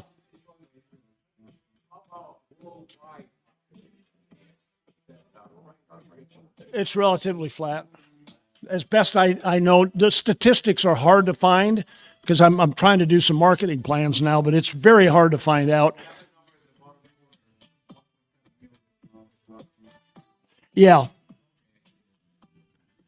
Best I can tell, there's around 3 million plus or minus through the well. Okay, enough on that. But, you know, I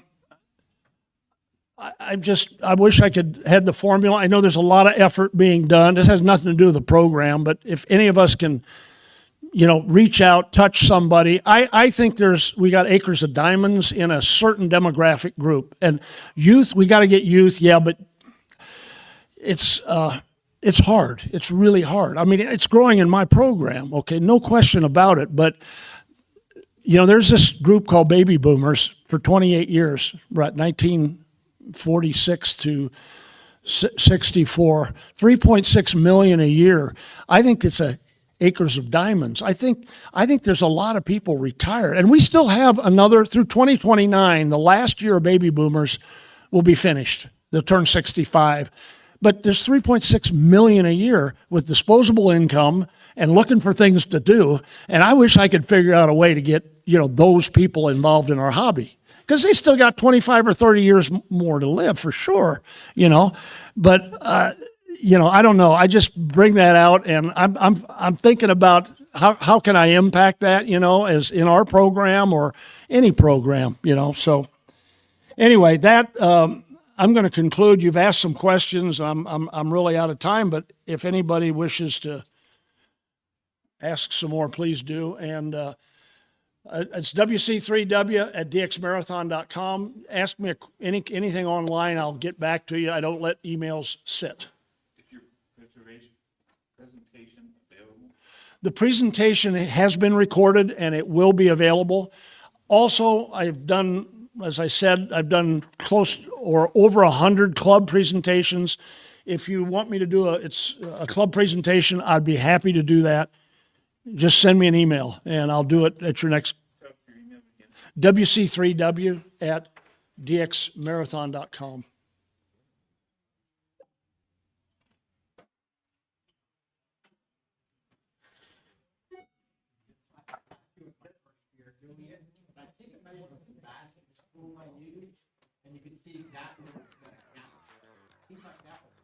I didn't hear the question. Oh, no, I said last year was my first time doing it, and I think it was fast through school I used, where you can actually see what the results are going to be. Yes, that's correct. I have had hundreds of emails from past users that just love the tool that he's developed. It makes it so simple compared to what we used to do. So, yes, it did. They're out of they're out of business. So. Yep. Thank you all. I appreciate it. Yeah, when we were talking about that, that was our magazine's thing. That's correct. That's correct. I wrote- Well, you know who was here is DU. Yeah, Was I he? just He talked was. to him yesterday. He was in there. Hi, Mark. Hey. Ken. Oh, Ken, how you doing? Yeah, good to see you. Yeah, good to see you too. Put a face with a call. Fantastic presentation. Thank you. To tell your business background. I spent most of my adult life in big corporate, Yeah. Fortune 50 companies, Motorola, Marriott, Oh yeah. and speaker. I've actually spoken at Hamvention. Oh yeah, I know who you are. I know who you are now. Yeah. I did something. Yes, two yes, yeah. years on growing clubs. Yeah. I've seen yours online. I've seen your presentation. it is Yeah. So Now I know who you are. First of all, super presentation. Your energy is contagious. Thank you. One thing you said toward the end that stimulated a thought, and by the way, I guess you spend time in Port St. Lucie. I'm in Orlando. I live in Port St. Lucie. You live there? Yeah, Okay, yeah. Okay, because you said you're remote, and I wasn't sure from where. That was from Colorado, but I sold that. It was a second home. Yeah, but I'm in Port St. Lucie. Yeah, right down the road from you, 2 hours away. Yeah. So one thought, you're talking about stimulating activity in various groups. I'm wondering, and maybe you've thought about this already, about having contests you do youth.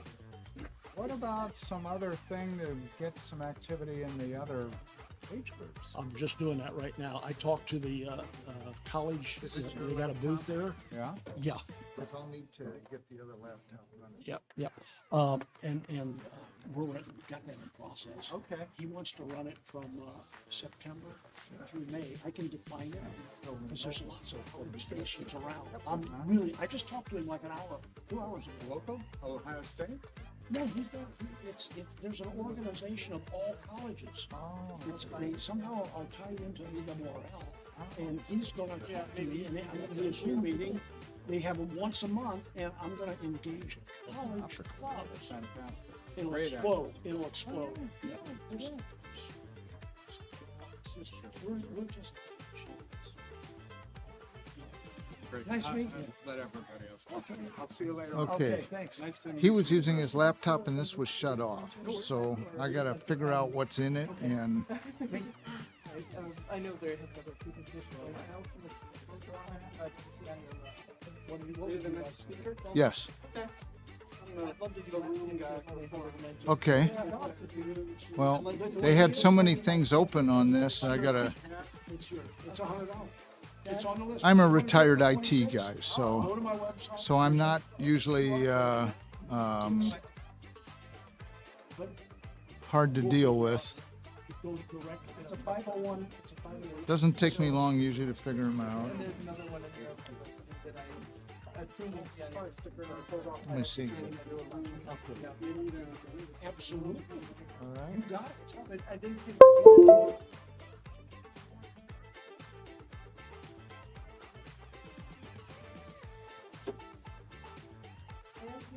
So that's, that you're not usually hard to deal with?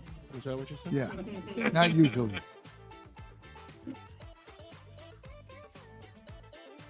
See if this comes up.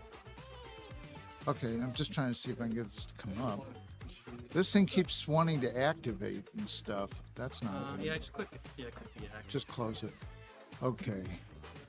And let me see if this lets me. There. How's the screens? I can't see it. Let's get on board. Okay, good, good. Now I can see it. All right.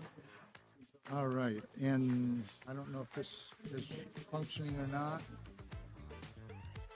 Oh, yes, yes. Thank you. I like having one of these.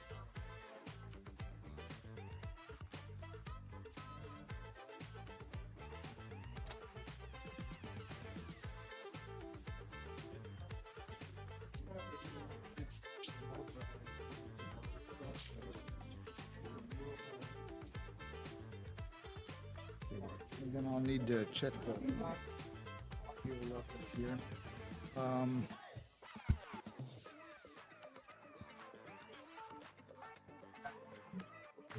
I'm more used to having the mic this way.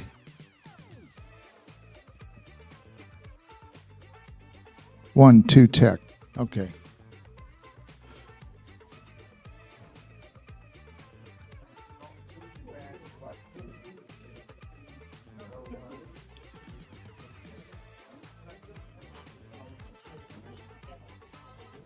Good old sync pads, they work good. This is a rare bird though, it's got an optical drive in it. I know. God, you don't ever see that anymore. Good to go. Plus, yeah, plus, yeah, You good? I'm not playing music through it this time, so, I should be okay.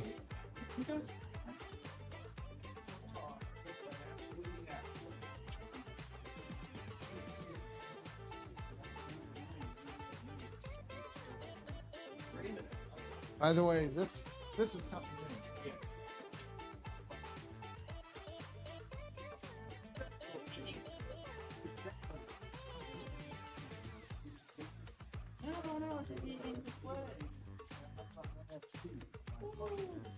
And so it has no battery.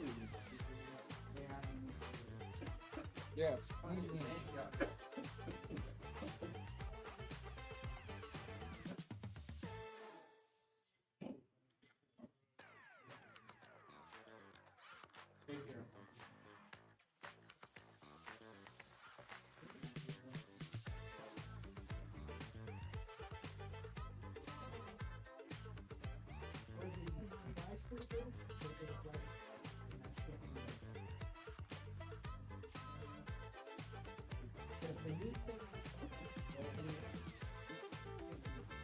Oh, I see we're set up for streaming too. That's good.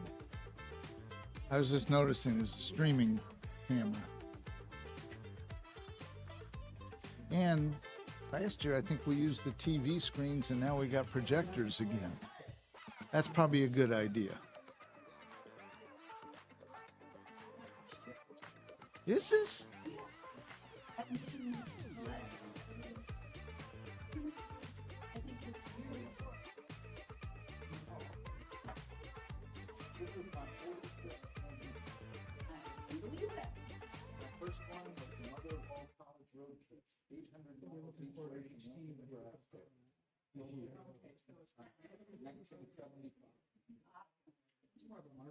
And the last time I drove was a couple years ago. And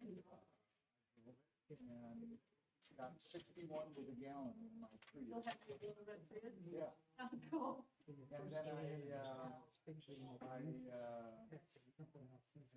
I'm an election worker. So our statewide primary is Tuesday. So instead of traveling Tuesday, I had to wait till Wednesday to walk with the election.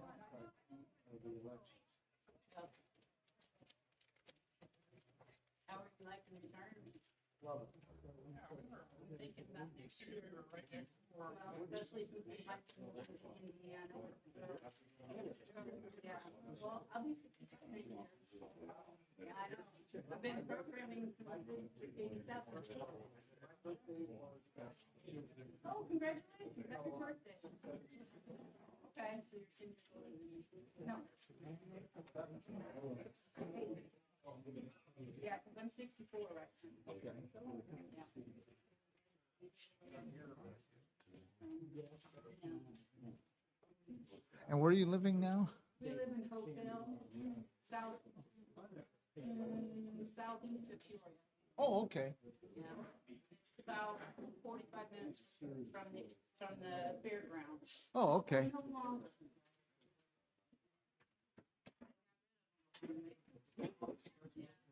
Well, that's a connection. Yeah, it's a long story. Mark still lives and Mom still lives in a different place, but they moved out to a place called Three Sisters Park, by Chillicothe. It's, yeah, but it's a really nice place. Well, I haven't been. Yeah. That's been about how long I've been gone. Yeah.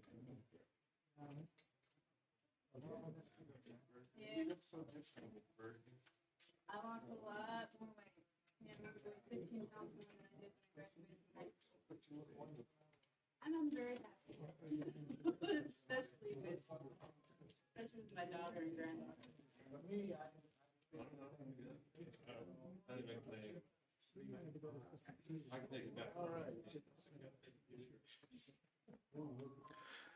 Okay, it's about noon. How's the signal back there? 5-9 Nebraska. No? I do that a lot. If you ever do the 12 Days of Christmas, kind of like the 13 Colonies, but we're on in December. It started with a group in New York, and then they recruited me because I was in the middle of the country and I had a reasonable signal. And every year I make 2,000-3,000 contacts during that. People collect all the 12 days of Christmas, just like the 13 Colonies. And it's fun.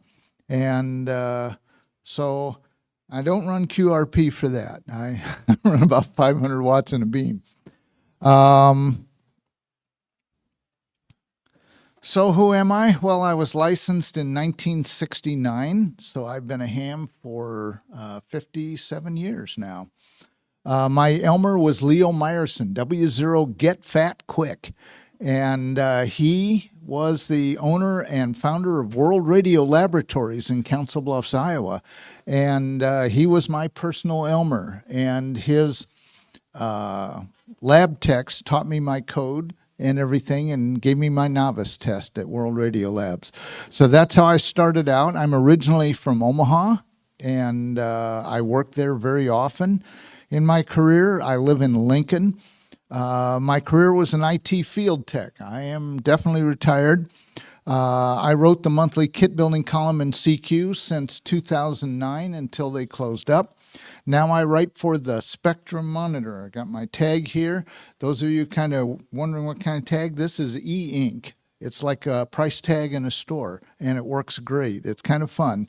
I've had a lot of people ask about it. I'll bet there'll be several people selling them here next year because they're very flexible.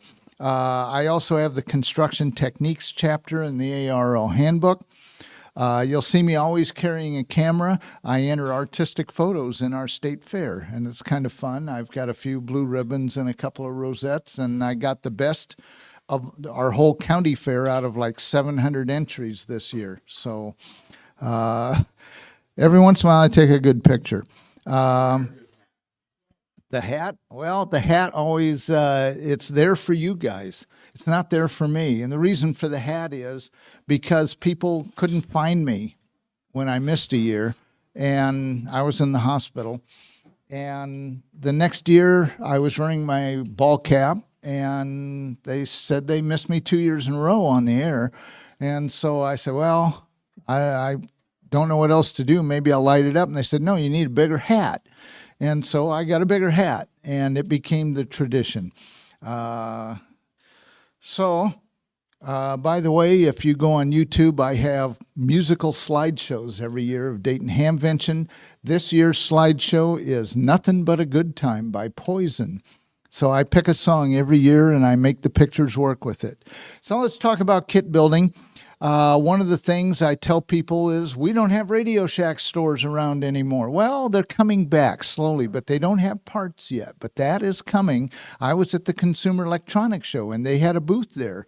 And they have dealers around the country that have their stuff. It's mostly cell phone accessories and computer stuff. But they do have shortwave radios again and scanners and all sorts of interesting things. And they are talking about adding the parts back, at least the cabinets of parts that they used to have. So I say you need some pre-sorted standardized parts.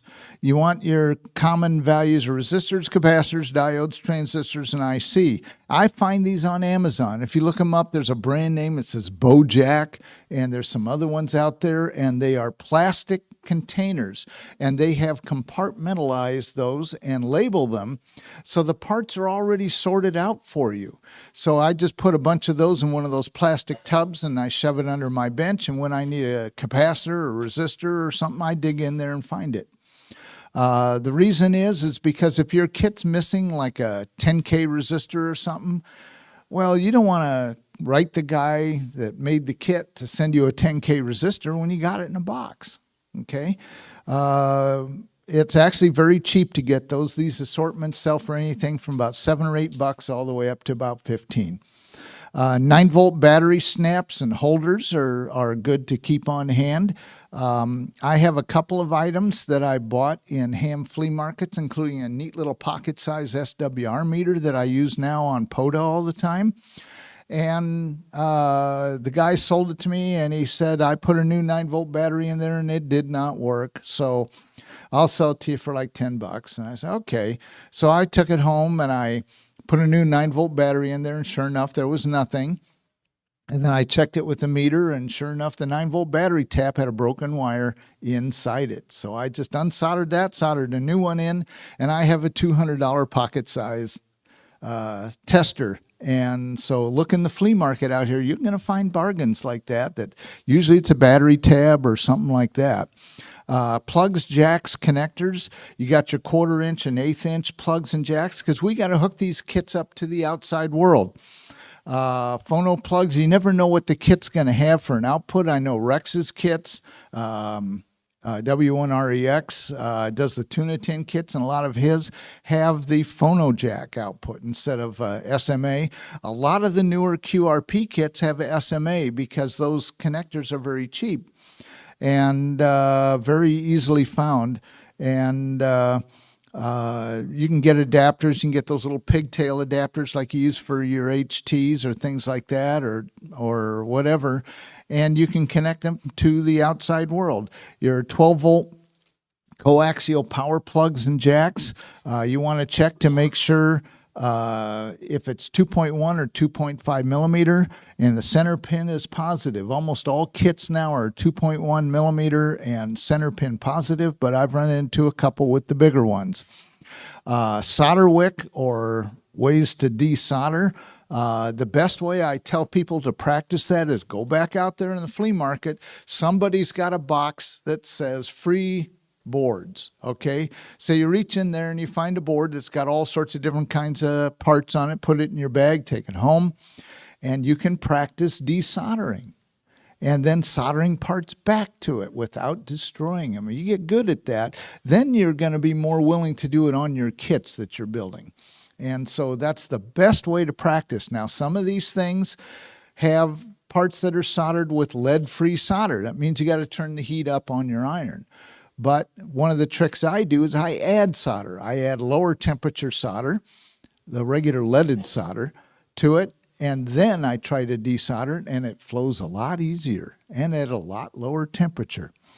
Emery boards are great for enameled wire. We'll get into that in a minute.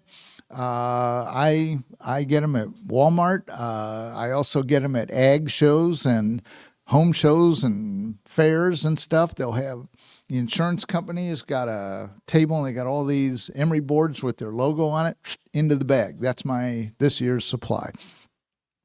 Cookie sheets. I buy my cookie sheets for all of $1.25 at $1.25 Tree.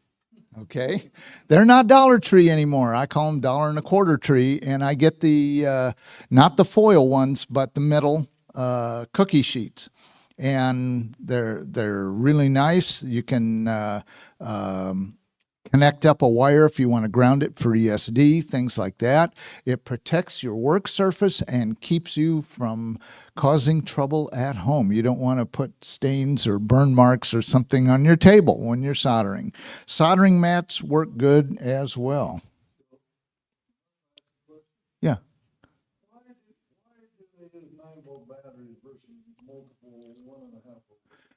Because they need a higher voltage, but they don't need as much current, okay? So if you've got something that's putting out a couple watts, they're going to use the 1.5 volt batteries because they have a lot more capacity. The 9 volt battery does not have as much current capacity, but it has the voltage. It's kind of a trade-off. Oops.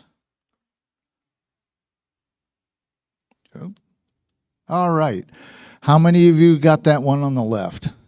Oh, boy. Everybody's got those, okay? And do you know what? In the building, I think it's building 4 or 5, they have the youth thing doing it, and that's what they have them using, okay? You know what? It works, okay? I would rather somebody have one of those things than have no meter at all, because a lot of kits, you got to check voltages and resistances. It doesn't have a continuity checker, but you can always look at the screen. It has a transistor tester on it, but the transistor tester, you have to know which lead is the collector, base, and emitter. Well, what if we don't know that? Well, we're going to get into that in a minute, how you test those. The meter on the right, that's an older version. There is now the 2C53T, which is a 50 megahertz oscilloscope.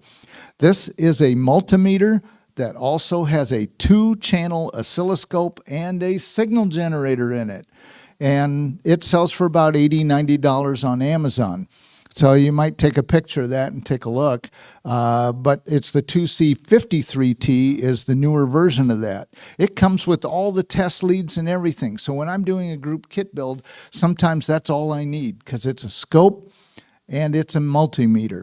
It has continuity checker. I can do 2 channels with the scope, and it measures your waveform peak to peak and RMS. It's like an old Tektronix in your pocket, and I love it, and I use the heck out of this thing. Oh, what? Amazon. It's about $80, $90. Sometimes it'll have a little box that you check on there, and it gives you another 10 or 15% off or something. It's a good deal. On the left is a Fluke 79 Series 2.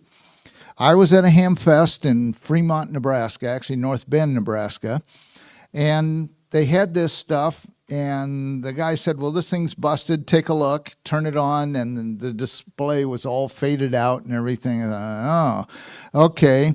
He says, but I only want $20 for it. And I thought, okay, maybe I can find a new display. Well, then I did a little research after I bought the thing and found out that there's an issue with a thing called an elastomer, which is a rubber thing that's got conductive material in it that connects the LCD to the circuit board. And I thought, oh, this is interesting. So I got online and found out that you can order the repair kit for $10 plus shipping. And it takes about 15 minutes to take the meter apart with 4 screws. And you take that apart, clean it with alcohol, put these new rubber things in there in the right position. You put it all back together, and guess what? I've got a working Fluke 79 Series 2. And it's been wonderful. That's kind of my gold standard at home. I like using it. There's a lot of times when I'll have the scope meter on it, and then I'll have another meter on another part of the circuit, so I'm watching what it's doing. The meter on the right, I picked that up at a Hamfest about 2 weeks ago. Okay, it's a triplet 310C. This one is vintage from the early 80s, and it had the test leads, and the case was just cherry. But the inside, instead of putting a 15-volt battery, which is kind of hard to come by, they use 3 coin cells in there, or 5 coin cells and a bolt in there to actually make contact. And, of course, that didn't work real well. So I found a source online for the batteries, and the Type-N cell I got at Walmart for like a couple of bucks. And I have a triplet. Now, I'm kind of fond of that triplet because when I started my career as a field engineer, fixing stuff in the field, that's what they gave me. They didn't give me a fancy digital thing. They gave me that triplet. They said, that's what you're going to use. And all the readings that you're going to take on this stuff is based on a meter like that, not the modern high impedance digital ones. And I love it. And so, of course, I had to give that up when I gave up that job. But when I saw this thing, once again, the guy wanted $10 for it. And I said, sure. And then I discovered, oh, it's just a battery thing. Got to clean the contacts, put new batteries in it, and zero the meter. And that was it. And it's very accurate for an analog meter. And it's kind of fun because people look at that and they don't know how to read them nowadays. All right, soldering irons. You got to make sure that it fits your hand comfortably because I spend hours sitting there soldering. And I tell people that you don't have to spend a fortune on these things. This particular one I was introduced to when I gave this talk about 10 years ago in here in Hamvention. And a guy came up to me after my talk and said, Joe, you got to see this new soldering station. And it's got digital control, and it keeps the temperature within 2 degrees Celsius, which is the standard for electronics manufacturing. And it has all this stuff with it. And I said, wow, that's a good deal. And it's like 60 some bucks. And so I thought, okay, where does it come from? He says, well, you're not going to believe it, but the box came from Lincoln, Nebraska. And I said, come on, I know everything in Lincoln, Nebraska. Well, apparently I didn't know about these guys, and they wholesale these meters, soldering irons. So you go to xtronikusa.com, and they've got a zillion different models of these things, and they have hot air tools and stuff for surface mount and board heaters, and you name it. They have some really neat stuff. I contacted them so I could write an article about it for CQ magazine. They filled my trunk. I have a lot of samples of their stuff, and I use it all the time. This is something that's kind of become kind of a fad amongst kit builders and people that build and work on stuff in the field. This is the Pine Sill. It's a compact digital temperature controlled soldering iron. Now, when I say, like in the back, the last one, that it keeps the temperature within 2 degrees Celsius, it's because it has a thermistor in the tip of that iron. So it's checking that temperature all the time. Some just variable, like a rheostat on it or something. That's not what you want. You want these that are temperature controlled. This one does everything the other one does, including the mode where when you put it down, it cools the tip for you so that it doesn't get too hot in the cradle. This one sells for around $40 or so on Amazon. and it is powered by two different ways. You either have to use a power delivery type USB-C charger, like a 65-watt cell phone charger, or you can use a DC power supply, 12 up to 24 volts DC. And that will run that as well. So it has both a USB-C jack as well as a coaxial power jack on the end. It just comes with the one tip. It doesn't come with a cord or anything else. It's not expensive, but it works great. I've done several group kit builds where I would walk around with that and a little cell phone battery pack and an adapter that made it kick out the 12 or 20 volts for it. And it works wonderful. Very light, very easy to travel with, especially when I fly. Okay. I don't know that I've ever built a kit that I didn't make some kind of mistake. Okay, so the guy on the left there, that is an example of a vacuum desoldering station. And somebody says, those things suck. I said, yeah, that's what they're supposed to do.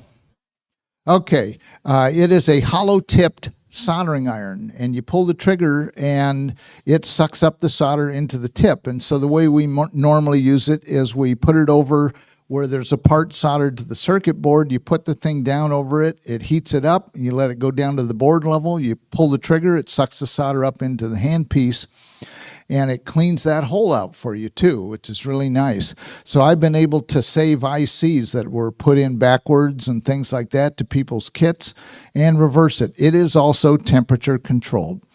The one on the right, how many of you go to Harbor Freight? Okay, we talked about them.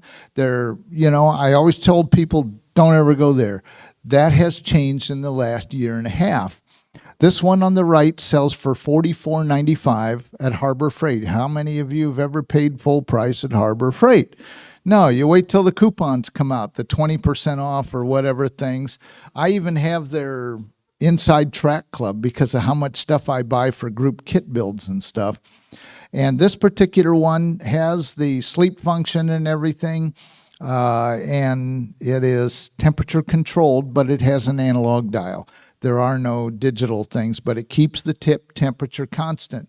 Now, one of the things, the reason why we want that tip temperature to be constant is if you use one of those $4 soldering pencils that just plugs into the wall, what's going to happen? When you touch it to the thing, it's way too hot, okay? And then it draws the heat away from the iron and it gets too cold. So you end up with a bad solder joint. These things, all these temperature controlled soldering tools, including that little tiny pencil thing, keeps that temperature at the right level so that when you add the solder to the circuit, okay, guess what? It's going to boost the heat so that it can make that solder flow. Okay, so what solder are we going to use? They got it at Harbor Freight. This stuff is 6337 rosin core, no clean. I thought, oh my God, a half a pound of it is like $19. No, I've never paid full price. In fact, a couple weeks ago, it was on sale for $14.95. And it is rosin core, no clean solder. It means it doesn't leave those brown blotches and stuff from your rosin core. This stuff is about 0.31 thickness, which is about right for what we do. Don't get the stuff that's also in that same area of the store. Whoops, did I mess that up? That's also in that same area. The soldering stuff is kept with welding, which means there's also that thick solder you use on pipes and things like that. Nope, this is there though. Look for that thin stuff on this kind of spool. And I think it's like item number 58,000. And they all have it. And like I said, look for those coupons. This is what I use on all my group kit builds.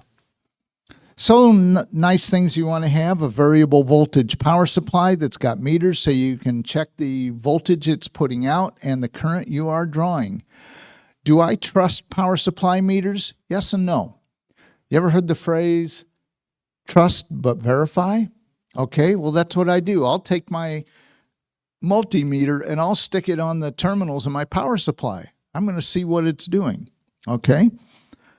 Frequency counter. You can get some inexpensive ones that at least show you're in the right band and things like that. It's good to have a counter nearby. An oscilloscope. I was out there in the flea market and I could not believe how cheap the CRT scopes are. Even Tektronix ones, the guy had it plugged in and running off a generator. And I thought, wow, he only wants like $70 for these things because the solid state scopes have kind of taken over, but CRT scopes work. You can get kits online that you can assemble. A dummy load. Somebody said the dummy is right here in front of the mic.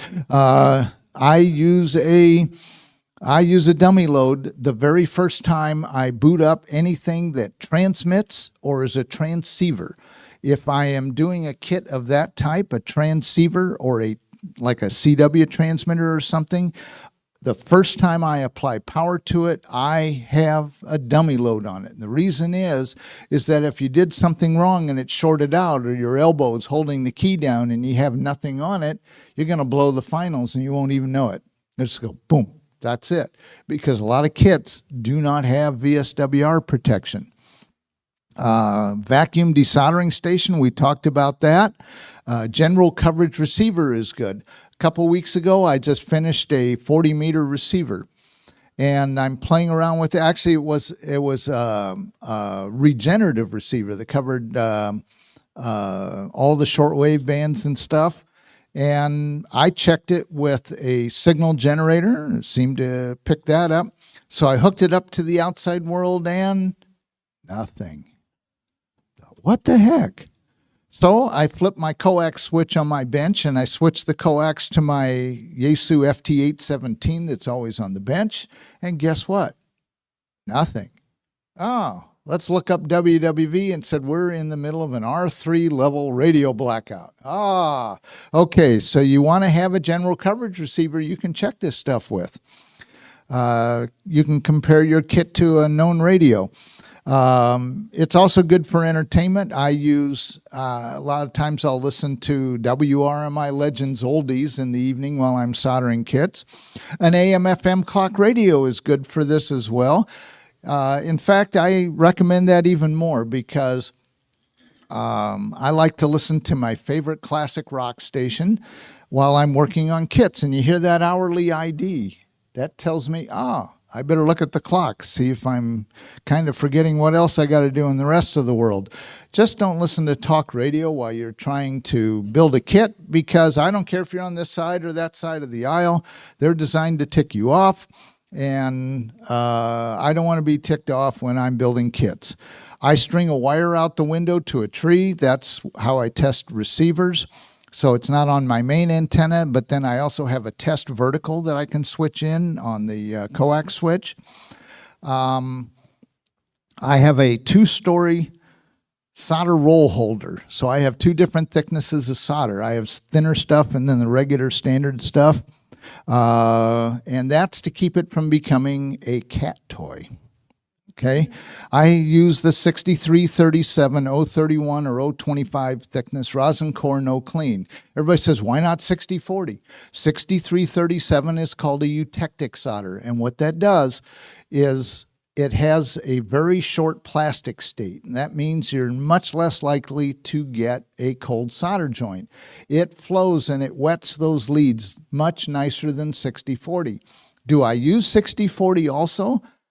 Sometimes. I use that for coax connectors, things like that, my ground straps, things like that. That's going to be more rugged use, PL259s. I use the 6040 for that. Everything else, I use 6337 because it flows so much nicer. You're always going to get a better solder joint. And you got to have something to put your parts away in between building sessions, because the enemy of all kit builders is cats. I have 2, Marconi and Max. Okay? Marconi and Max. And Marconi almost got fixed a second time when he got over the soldering iron. Okay. You can find this thing. This is a Plano tackle and toolbox, and it's called the 4x3000 series, and you can get these at Cabela's and Bass Pro And I'm trying to think who else has these things. They're also sold at Menards, but they're yellow and black. It's pretty interesting. I put my circuit boards and big parts in the top, and I can have 4 different kits in progress in there. Okay, when you're sorting out your parts, you want to use a cupcake tray or tackle box. This is what those trays look like when they're pulled out. If you don't have kids, cats, dogs, or other problems in the household, you can use a cupcake tray. Okay, cupcake trays are pretty good too because they come in 6, 12, or 16 holers. And they usually have a hole in there so they can hang on a peg in a kitchen. I take a nut and a bolt and a wire with a wire lug on it, and I ground that thing for ESD. How about that? You remove the static. In the wintertime here in Ohio, as well as where I live in Nebraska, it gets cold. It gets especially cold in Nebraska where it might go below 0. And when you raise that air up to room temperature, even with the humidifier in the house, you're going to touch a light switch or something and go zap. Okay, guess what that does to CMOS parts? It only takes 30 volts to zap a CMOS part. You will not feel that. If you can see that spark, that's about 10 kV, believe it or not. So you want to use ESD procedures, especially during the winter. You sort your parts that you use most often to the corner closest to you. It's usually resistors and capacitors, and then I work my way up through the hierarchy of electronic parts. Some kits are stage by stage where you've got 100 or more parts. A lot of them go stage by stage so that you build a certain section of the radio and you test it as you go through. Now, this one had over 300 parts, so I put little slips of paper in each one of these bins, okay? So it goes 1, 2, 3, 4, 5, 6, and so on. I kind of work my way from left to right across there. And so each stage is in one little cup in there. When all the parts are gone from that one, you should be ready to test. And in a stage-by-stage kit, they usually build from the power supply onward, and they give you instructions on how to test that stage before you go on. It's a lot easier to troubleshoot a kit with 300 parts if you're testing it a stage at a time, because you know when you're done with that stage and you've tested it, you can close up that parts box and you can sit down and have dinner or whatever, and you know it works to that point. It's no mystery. That kit works. If it doesn't work, you might have a half a dozen parts you put in. And so it's a lot easier to find the problem than if you're dealing with 300 parts. Once again, I put those parts in their own container so that when that stage is completed, there should be no more parts left in there. And once again, before you even start working on a stage, because there's so few parts, make sure you have the test equipment they tell you that you need to test that stage before you go on. Some kits have no sequence at all. So we start with all the resistors, then the capacitors, and I kind of work my way up through the hierarchy of electronic parts. You get semiconductors and ICs, and then we get the less common parts and so forth. And you got to check the circuit board and the documentation to see if there's something that might conflict with another part, might need to be installed before you put like connectors on and stuff like that. And once again, make sure that the supply of resistors is done when you have done all the resistors, okay? There is an exception to the rule. There are kits like Pixie kits and stuff that make simple CW transmitters or transceivers, and they have multiple band options, okay, depending on what crystal that you put in there. All right, well, what happens? So you end up with extra parts. So you make sure there's a reason those parts are extra. What do I do with them? I go find those parts things that I've got all those assortments in, and I drop them in there, and I just add to my collection. The trouble with toroids. Okay, how many of you have started building a kit, and you see those darn things in there, and you say, I can't do that. And the kit gets put away. Well, I tell people like that, do them first. Because if you do them first and then label them and then put them in your parts bin, when it comes time to install it, it's just like sticking a transistor or something on the board. You just put it on the board and solder it. So each kit that has toroids usually has very explicit directions on how to wind them. Many of you probably don't know, but most all the new 4-state QRP group kits, I am the guy who writes the manuals for these things, because we had a lot of complaints and people were saying, well, I don't know how to do this, and it's not in the instructions. And so I went through the trouble, and I have very, very explicit instructions on how to do these. Now, what do you see in that toroid? What's unusual about it? Exactly. It's a transformer. You see a primary and a secondary there. Sometimes the secondary is by itself on the toroid. Sometimes it's overwrapped. Okay? So what do we do here? We got to unwind the wire. Now, the great kits will tell you. It'll say that you need 18 inches of wire or 9 inches of wire. And you cut it that long, and then you wrap it around the toroid. Okay, so you make that many turns. How do we count those turns? We count them in the middle of the donut. Okay, so what you're looking at is, I don't know how many turns is on that, 30 some or more. And you wrap the wire around and around and around, and you say, well, the last turn and the first turn don't really go 100% all the way around, but it went through the middle of there, okay? Well, the computer program that our engineers do, that they use to design these things, tells them how many turns it takes and what kind of ferrite material to use to make the amount of inductance you're shooting for.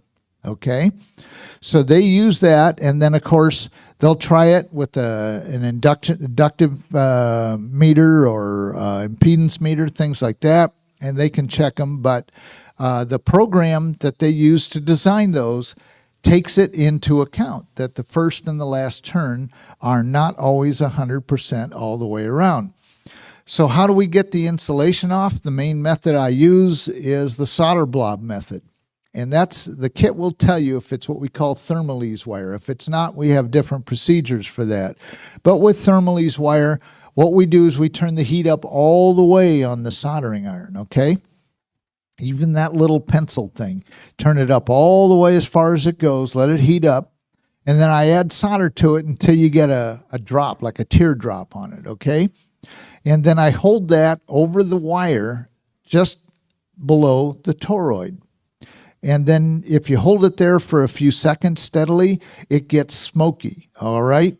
Not much we can do about that. It gets smoky. It burns the insulation off. After it burns the insulation off, what do? I draw it slowly away from the toroid, okay? So when I do that, it's doing two things. You're getting rid of the insulation, and you're tinning the wire. Tinning the wire is very important. The reason is especially on a double-sided circuit board, what you're going to do is you're going to make a good physical as well as electrical connection. So it's going to be bonded on both sides of that board because it'll draw the solder through, and it's going to be a good electrical connection as well. Otherwise, if they've used armature wire or something that they got cheap, I use a cigarette lighter to burn it off, and then an emery board to polish it clean, and then I tin the wire before I mount it. Like I said, take your time, enjoy the experience. If you don't like them, do them first. Okay, that way, and you mark them like T1, T2, L1, L2, and so forth. Let's see here.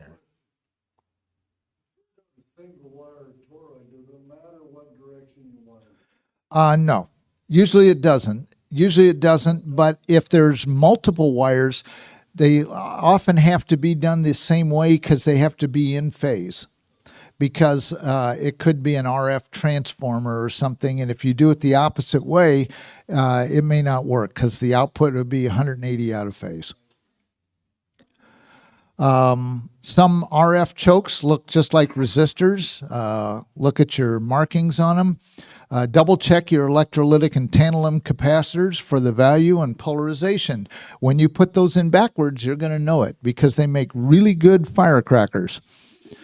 Use a lighted magnifier to check your resistors, especially 1/8 watt resistors, because the color temperature of incandescent light, or what we call warm white in the LED world, is very yellowish, and it makes it very hard to distinguish brown from orange and even yellow.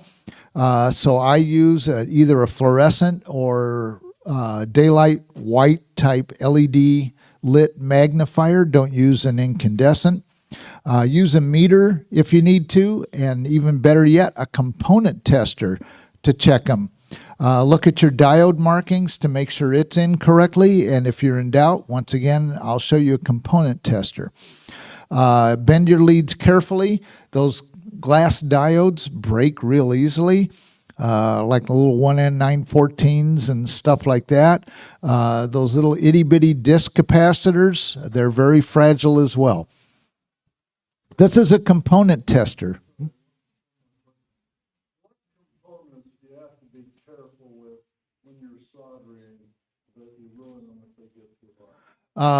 Actually, any component. I would say resistors are less susceptible, but it's your CMOS and MOSFET type transistors, small diodes, things like that, and the small RF chokes are very vulnerable to that.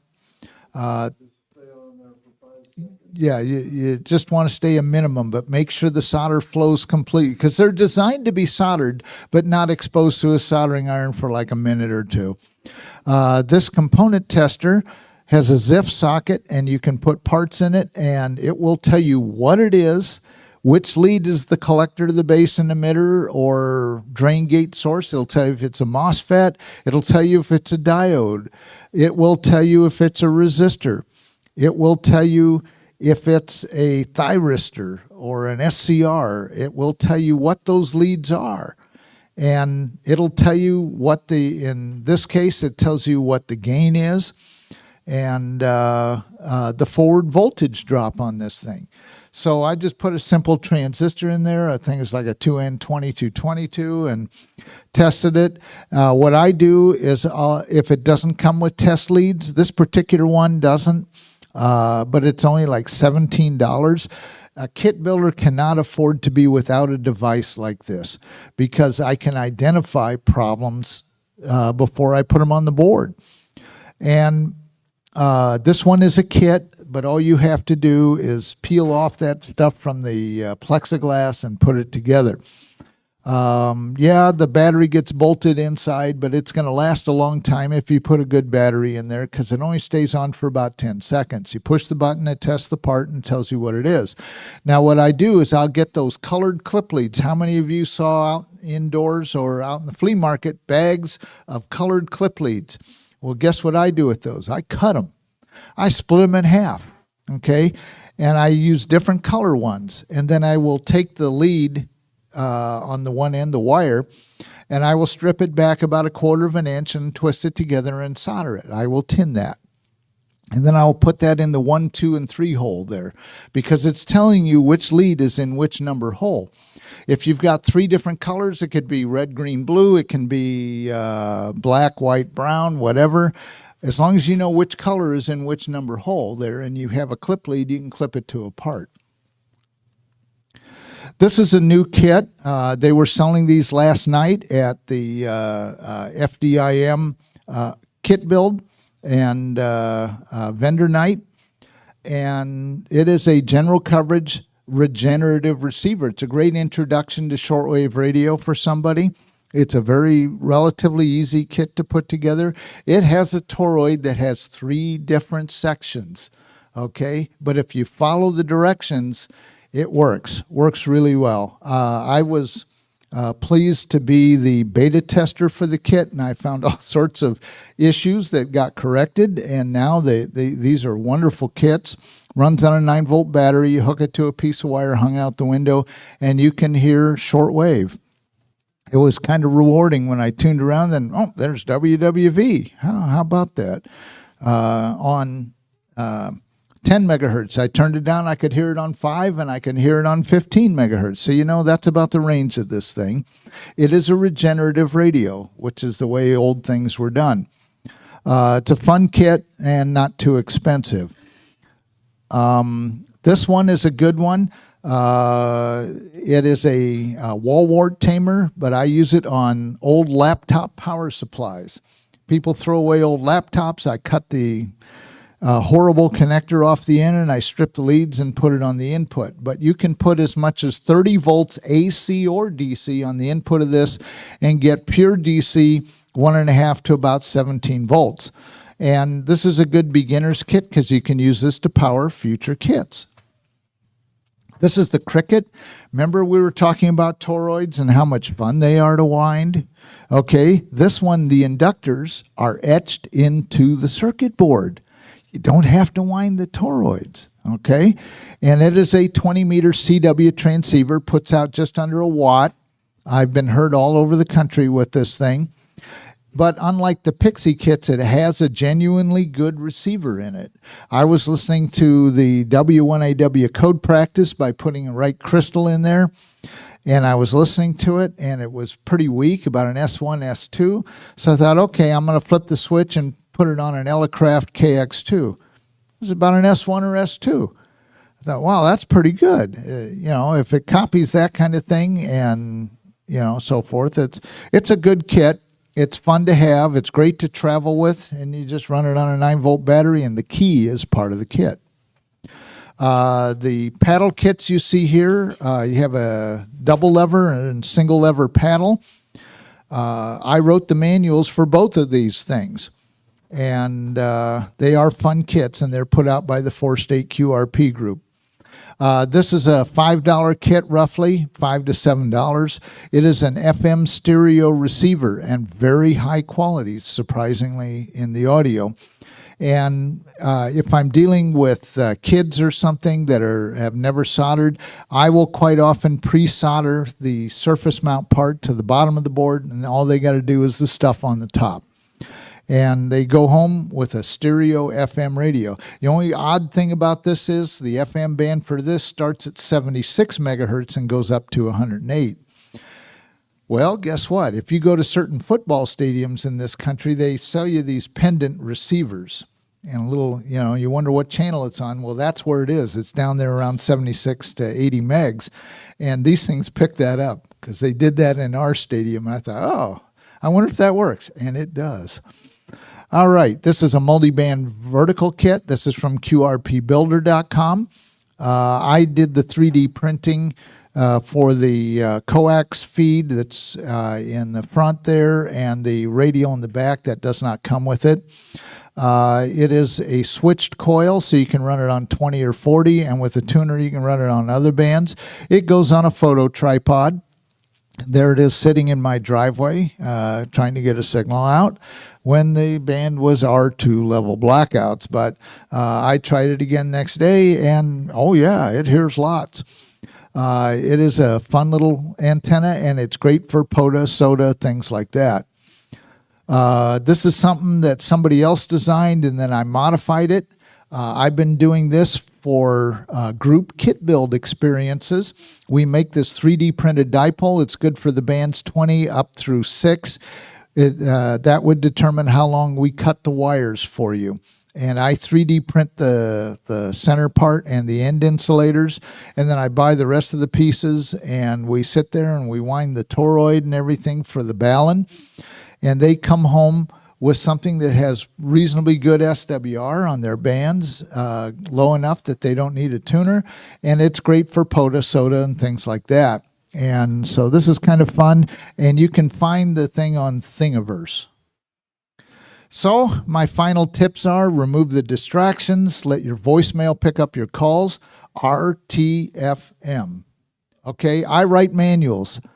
RTFM. Please read the manual because we write it so that you will understand it. That stands for Read the Fine Manual.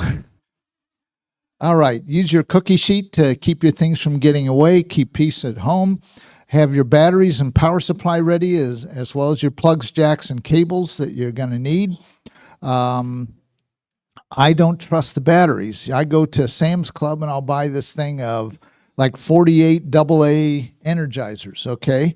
And I was building a kit one time and it didn't work. And then I realized that one of the batteries was bad.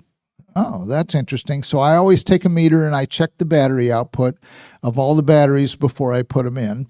And I check the plugs and jacks and cables with a meter as well. Keep your standard spare parts on hand. There might be future modifications. Like they told me, okay, to solve the problem you had, we're going to change this capacitor value and stuff. So, oh, I've got one. I can do that. Use good lighting, LED or fluorescent only. Take your time and enjoy the fun. Anybody working sweepstakes and you need Nebraska, that's what I look like at the end of sweepstakes. Thank you so much.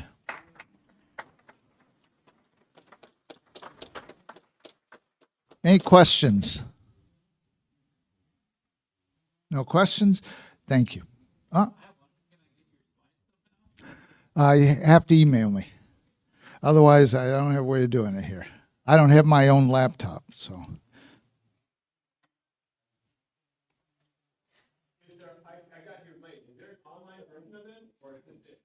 This is kind of it. There are some online streams of this presentation that are older, several years older. One of these days, I'm going to put one on.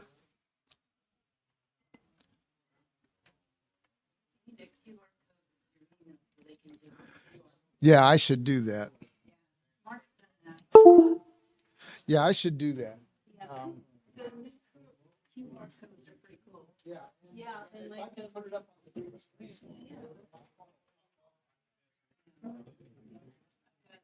They were talking about, you had that earlier, yeah, there's guys out in the flea market. No, not like QR codes already. It's a people here city, it's really warning all of these, available. Oh, okay. Oh, cool. Oh, okay. It's not a video of the speaker, it's a video of the slide from your audio. So are they gonna have it up on the Dave's website?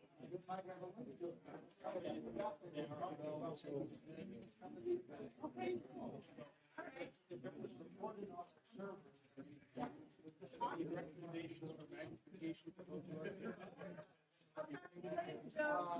What I do is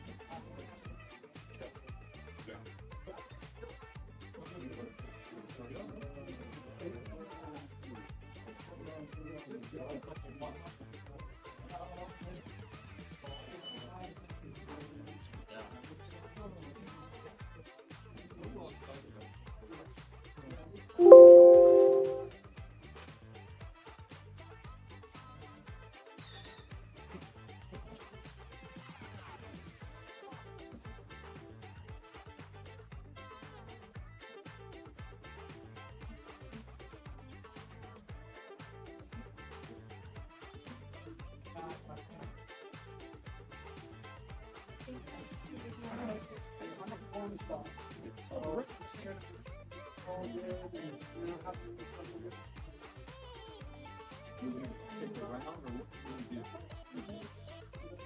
You'll make sure we stay. Yeah, the pound, and then we can see. We're still talking now. You would help. I would just say. So, but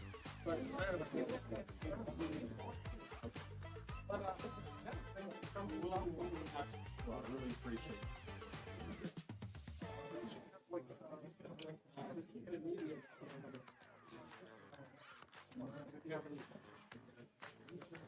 We don't have anything special, we just got 2 slides here.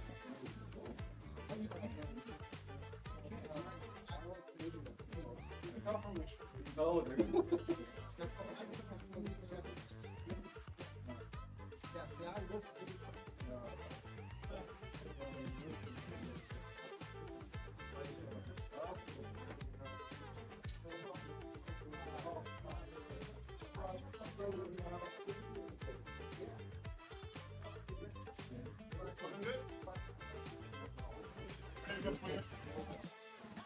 It's a little bit of a mush, it's reverse to a different aspect. Okay? That's what power net. Yeah, we'll figure out how to put that on my slide. Right, we're on an IBM, it's all the DX Marathon guy was using, so it's, I can't believe. Oh, I thought it said, oh, they were still on top of it. Yeah, well, the other guy was using it. Yeah, I can't believe it. yeah.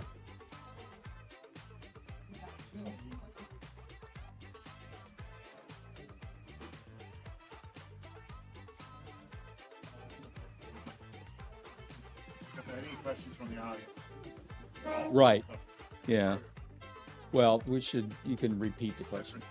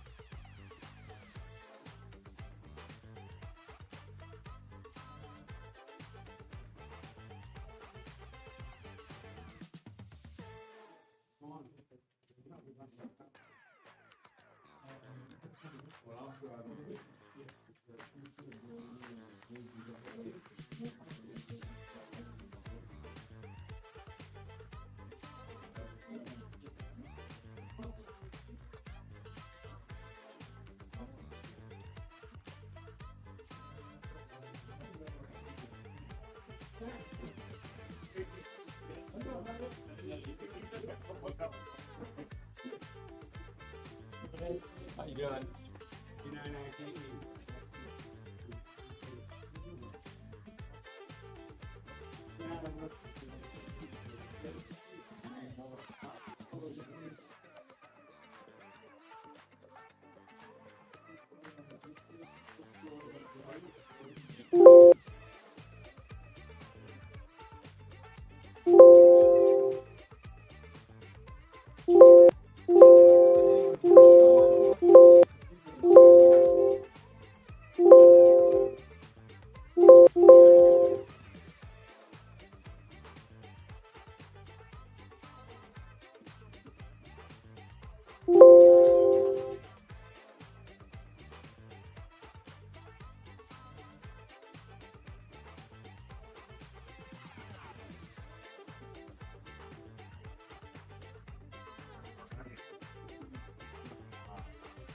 Something wrong with you.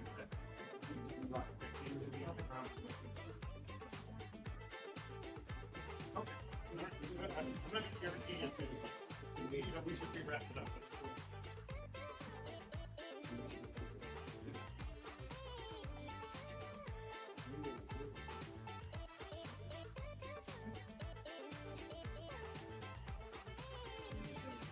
Does anybody object to us starting a couple minutes early?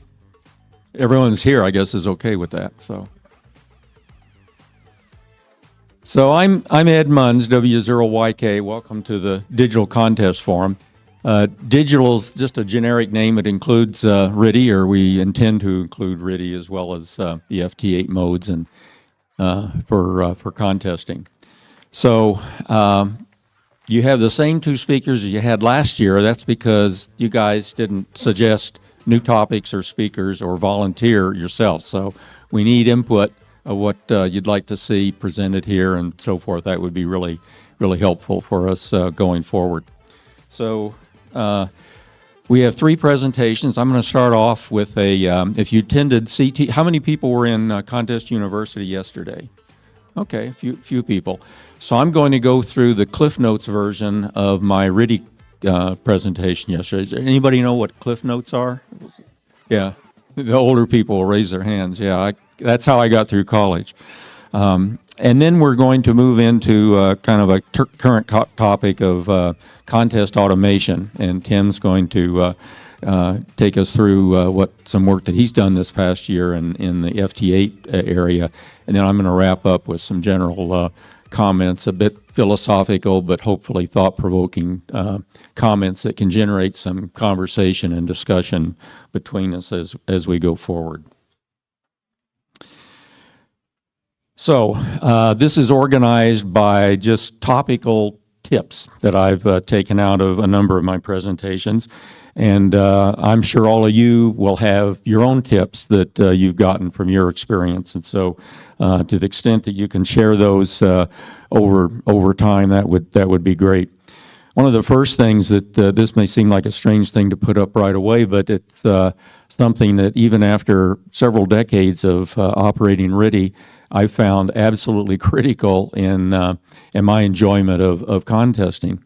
And the problem I'd run into is that especially when I operate from Aruba, we have multiple people that use the site, use the station, and so it's basically a field day operation every time we do a new contest, because the whole station gets configured, for multi-2 or multi-single, or there's in-band, or I'm doing my RTTY with, 3 radios and so forth, and a computer for each one. So the configuration's always different, the antenna switching and all of that.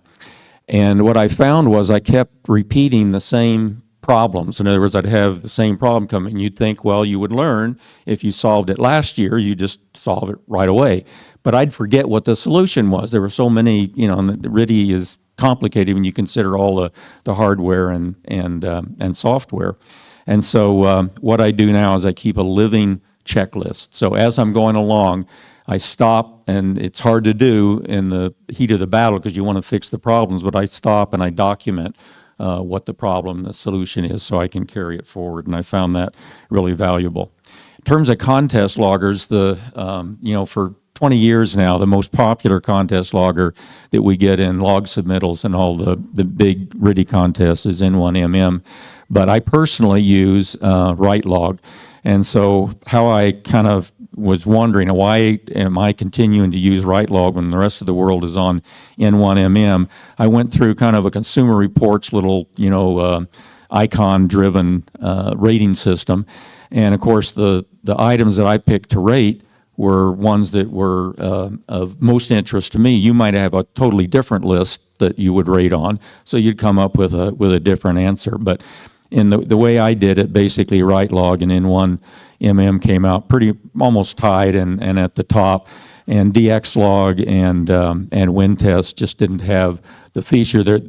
Contests have been won, by the way. I've been beat by people that use WinTest or DXlog. But so it doesn't mean that these loggers or any other loggers will prohibit you from, doing your best. But you need to pick the logger that really works best for you. And for me, and the experience that I've had with RTTY, WriteLog is really the one that works best for the way I operate. In receiving, it's really important. I always set my this is band noise, and showing the graphic itself is taken from MMTTY, and the two vertical lines are, of course, the tones. And what you see there is I've set my receiver, the radio IF bandwidth at 500 hertz. And I came into RTTY from the CW world, and I wanted to put a 200 or 250 hertz filter around the tones. And what happens when you do that is that flat response of just white noise through the filter system winds up being distorted, as you can see in this diagram. And so you really want to keep it wide, because the software decoders, the algorithms that are used, they assume a flat response through the radio. So when they're looking at the audio levels at all the frequencies and that bandwidth, that's where their reference is. And if you distorted it with your filtering, and if you take a 250 hertz filter and cascade it with another 250 hertz, like your DSP and a roofing filter, it gets even narrower. And so that's the reason you don't want to do that. So I operate, no matter what the conditions are, QRM, huge pileups, whatever, with a 500 hertz filter. And it's kind of counterintuitive, but that's what I found works. And then lastly on this slide, I was a proponent. I got the two-tone filter installed into the early K3s, and they propagated it into the K4, and it's a DSP filter that puts 50 hertz filters around each of the tones. For the reason I just explained, that's a no-no, and I'm the one that started that in the K3, and of course ICOM had it, the Twin Peak filter, and still has it today. Some people will claim that they think that does improve things, but my experience is, and my belief is, that it actually decreases your reliability or increases your error rate on copy. Second tip on receiving is to learn to tune by ear. And unlike a lot of things that we need to learn, new skills and so forth, this is one that's very easy to do. Almost any human being can do it in about 10 or 15 minutes of just sitting down on a radio, closing your eyes, tuning by using your ears, and then looking at the screen and see how close you get. And you can very quickly iterate to a skill level that gets within 10 or 20 hertz, and that's all you need to copy in almost all cases. And for the other cases, you can touch up the RIT, or for those people that use AFC, automatic frequency control, you can do that. I personally do not use AFC. Part of that is psychological. I don't want the radio doing things or the system doing things that I may not notice, may not realize, and that I'm off frequency, and calling off frequency because I'm transmitting in a different place than where I'm listening. So I personally turn it off. It's not that it's bad, but it's kind of like the old Star Wars movie, caution, danger, Will Robinson, and you want to really be aware of that. Multiple decoders are, I think, an essential part of RTTY contesting, because they give you set up each of the decoders with some different configuration or profile in terms of ones that are optimized for noise or QRM or fading or weak signals or whatever. And by doing that in parallel, no matter what the signals are that are coming in, you have a higher probability that at least one of those decoders is going to decode cleanly. And if you get two of them that are the same, that really increases your confidence that you've got it right. And of course, in RTTY, any valid call sign, almost every valid call sign is highlighted, so you can see that right away. But it's just a way to do that. These decoders are completely free, right? The only cost is screen space. And if my tip there is to make the individual windows as small as you can. You don't need but 4 or 5 lines of text for contesting. It doesn't need to be very wide. And you also want them small, not only just to fit on the screen, but to be in a small area of the screen so that your eye, as you're glancing at it, can kind of see all of them together. In terms of transmitting, I transmit with FSK. That's, I think, in the minority. I think most people use AFSK. And one of the advantages of AFSK is that the same setup there on the left is what you would use for the FT8 mode. So your hardware is all set up the same way. And the AFSK proponents will say, well, the FSK is more complicated because you have to have this keen object over there. I use Tiny FSK, which is an external Raspberry Pi or Arduino processor with the Baudot decoding done there outside of the Windows environment.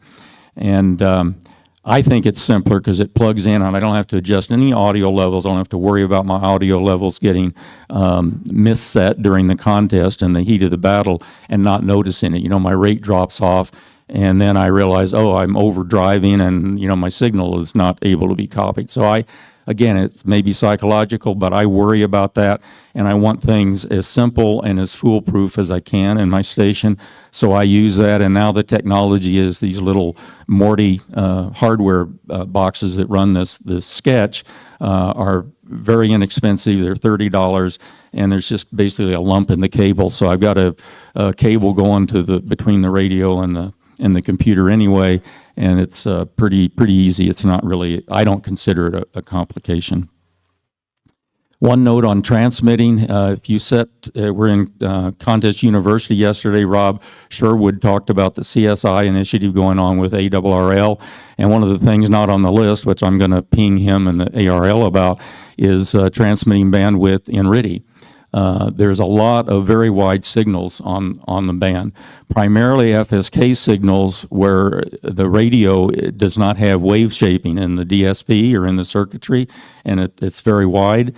But even AFSK can be misadjusted for the people who are using MMTTY because there's a jillion adjustments in that, and there's a bandwidth adjustment. The default bandwidth adjustment is the widest possible signal, and so you actually have to go into MMTTY and change that. So the two downsides of this is that you're wasting power outside of where your QSO partner is listening with their decoder, which is detracting your ability to to have a good, clean and powerful signal, and it's just bad sportsmanship. It's not the way to win contests. For unshift on space, UOS, highly recommend the standard is make sure that it's on. Up until just recently, two-tone decoders had that on permanently. You couldn't change it. MMTTY, you can turn the UOS on and off selectively between receive and transmit. You can have one on and one off. And if you have yours different than your QSO partner, then there's a higher probability you're going to have, one of you is going to have decoding problems. And so just the best bet, the highest probability across all the people you're going to work in terms of matching their setup and your setup is to have these on. Second recommendation is to use space instead of hyphen or something else for the word delimiter. So sometimes you'll see 599 dash, serial number dash serial number. And people think that is helpful because it saves one control character on the second two words, and that is lost in the noise of the contest as a benefit compared to what happens if you get a noise hit on the first word, then everything after that is in the wrong character set. So anyway, that's just an example of why the conclusion is use spaces for word delimiters. In messages, this is some comments on how to set up messages in RTTY. The very first point is modular, is to make messages as modular as much as you can. So simple example is call sign. When I started in RTTY, I thought, well, gee, there's times when I just want my call sign once and times when I might want it twice. If someone asks for a repeat, I don't want to have to keep doing it, going back and forth, so maybe 3 times, and that was taking up 3 message memories. Well, then I realized, well, that's kind of stupid. I can just put it in one memory, and all I have to do is tap it the number of times that I want it to go out. So I can create more complex messages by tapping, 2 keys or 3 keys. And another example is my thank you now message, where I send a QSL, a thank you to the current QSO, and then send the exchange to the next QSO because I picked them up either as a tail ender or they were in the pileup. I got more than one call that came out of the pileup. And what that allowed me to do was just roll right into the next QSO, not going through a CQ cycle, not going through a pileup cycle. So I just instantaneously double my rate. In terms of the keyboard, all of those messages that are in the function keys on the top, I remap to the right area of the keyboard. And the reason for that is so they're all in one place. And when I'm running 2 radios and heaven forbid 3 radios, I can, with RIDI, since I'm not doing, very seldom do any actual touch typing like you would, type in a call sign or an exchange. I'm just using these keys as message keys, function keys, right? So I can have one hand on each keyboard and run it that way, because I use separate, as you'll see in a minute, separate PCs and keyboards and displays for each radio. So all the messages are strategically placed around the enter key, because I use enter send message. This blows some people's mind because the enter key, the way I operate, can send one of 3 messages depending on what phase you are in the QSO and where the cursor is in the QSO entry line. And if you haven't ever used it, or if you've tried to use it, initially, you'll find it really confusing, and you'll say, I don't know why anybody would want to do that. But once it becomes natural, once it becomes kind of an unconscious operation, you can do it quite well, and it really is efficient for me to operate. So an example, just to the left of the enter key is the exchange key, and to the left of that is the thank you now message. And so I can just tap that with my fingers, and it sends out the message of closing one QSO and starting up the next one. Miscellaneous choices here are pretty common, I think, as you read down through that list. Super check partial is really critical, very helpful in RIDI. Pre-fill I actually do use. Most people will tell you that contesters will advise against it because it's very dangerous. If you get fatigued or you get busy with the second radio, or for whatever reason, don't really check what you decoded on the screen against what the pre-fill put in your log, and you log it. Not only will you get busted for that QSO if it's wrong, but that will now, with most loggers, propagate through in the future. So you work that station again, and you think, oh, I know the exchange is right, but in fact you entered it wrong the first time, and now you wind up with 3 or 4 busted QSOs. I work calls in the order that they print. So if a call prints and then I get a multiplier that prints after that, I don't go in and grab the multiplier. I take the first one when I'm in Aruba. When I operate from home in California, I have much lower rates, and very seldom am able to get multiple callers and a pileup. I may go and do the multiplier. So it depends on your situation and where you are. But from a DX location, from a high rate location, I want to train the pileup, because that's one of the things that I now have to manage. I want to train the pileup to be able to be short and not to continue to call. So I want to reward the people that get through first, and hopefully the people watching will see that and realize that they need to not throw their call in 2 or 3 times, because it's going to either stall things or they're never going to get worked that way. The fourth item here is kind of interesting, because sometimes, usually in the WPX contests, I'll put a names file in. So when I send my QSL message, the thank you, I'll say thank you Bob, or thank you Herbert, or whatever. And so I have this database. And I just do that because sometimes that weekend I just feel like I want to be a little bit social. I don't want it to be quite so digital. And I get some criticism from that. Say, wait a minute, you've been telling us all along to keep your messages short. The mantra is don't send any extraneous information. And I absolutely agree with that. That would be a top recommendation. But then I break my own rule. And so it shows, one, that we're human, and 2, that there's lots of different dimensions to this hobby, and sometimes that's what I feel like doing. And so if you see me do that, just say, okay, Ed's off in the ether somewhere, don't worry about it. Do you have a question?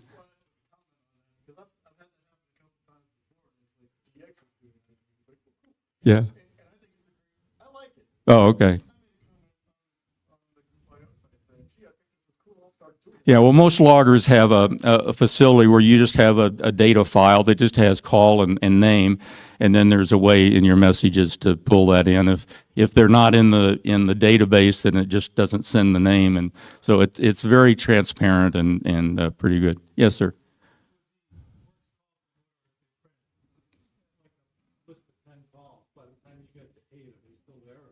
Oh, no, so that's a good point. So what I mean is, when I get multiple calls, I will put the first one in the entry window, and I'll start the message. And while the message is going, I'll click in the next calls in order that they work into a queue. And I'll start working through that queue.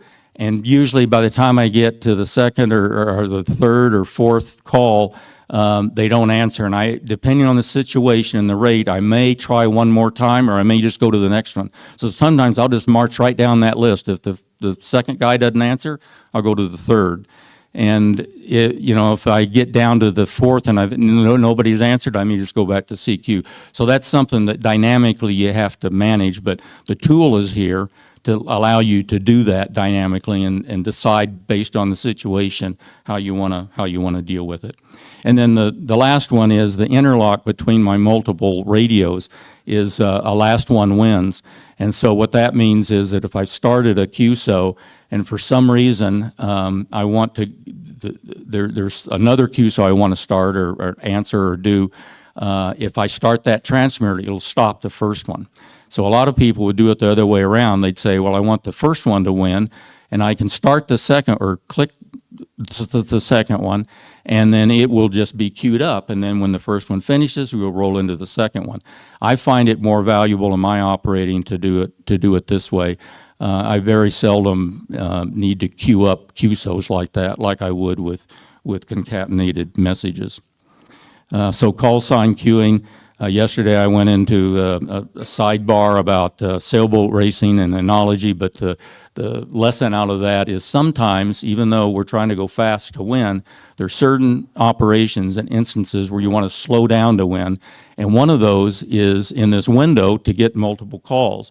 So the inclination for all of us is as soon as we get a call that's highlighted in our digital window, we want to work it, right? Because it's a contest. You want to go fast. And what I'm saying is slow down to win. Just take a beat, really, literally a half a second, because this is going at 60 words a minute, right? And if you sense that there's a pileup and that there's other stations in there, just hesitate for just a fraction of a second, and you may get 2 or 3 more calls pop in to your screen. Now you can hit the transmit button on the first one that you've entered into the entry window, and while that message is going out, you can click the other ones into your stack. And so that's just a more efficient way and faster way to handle the queuing. And then there are commands on the keyboard. 2 of the keys that I've remapped are to push and pop calls into the stack. So if someone doesn't answer, I just pop the next one into the stack and send my message to them. Yes, sir.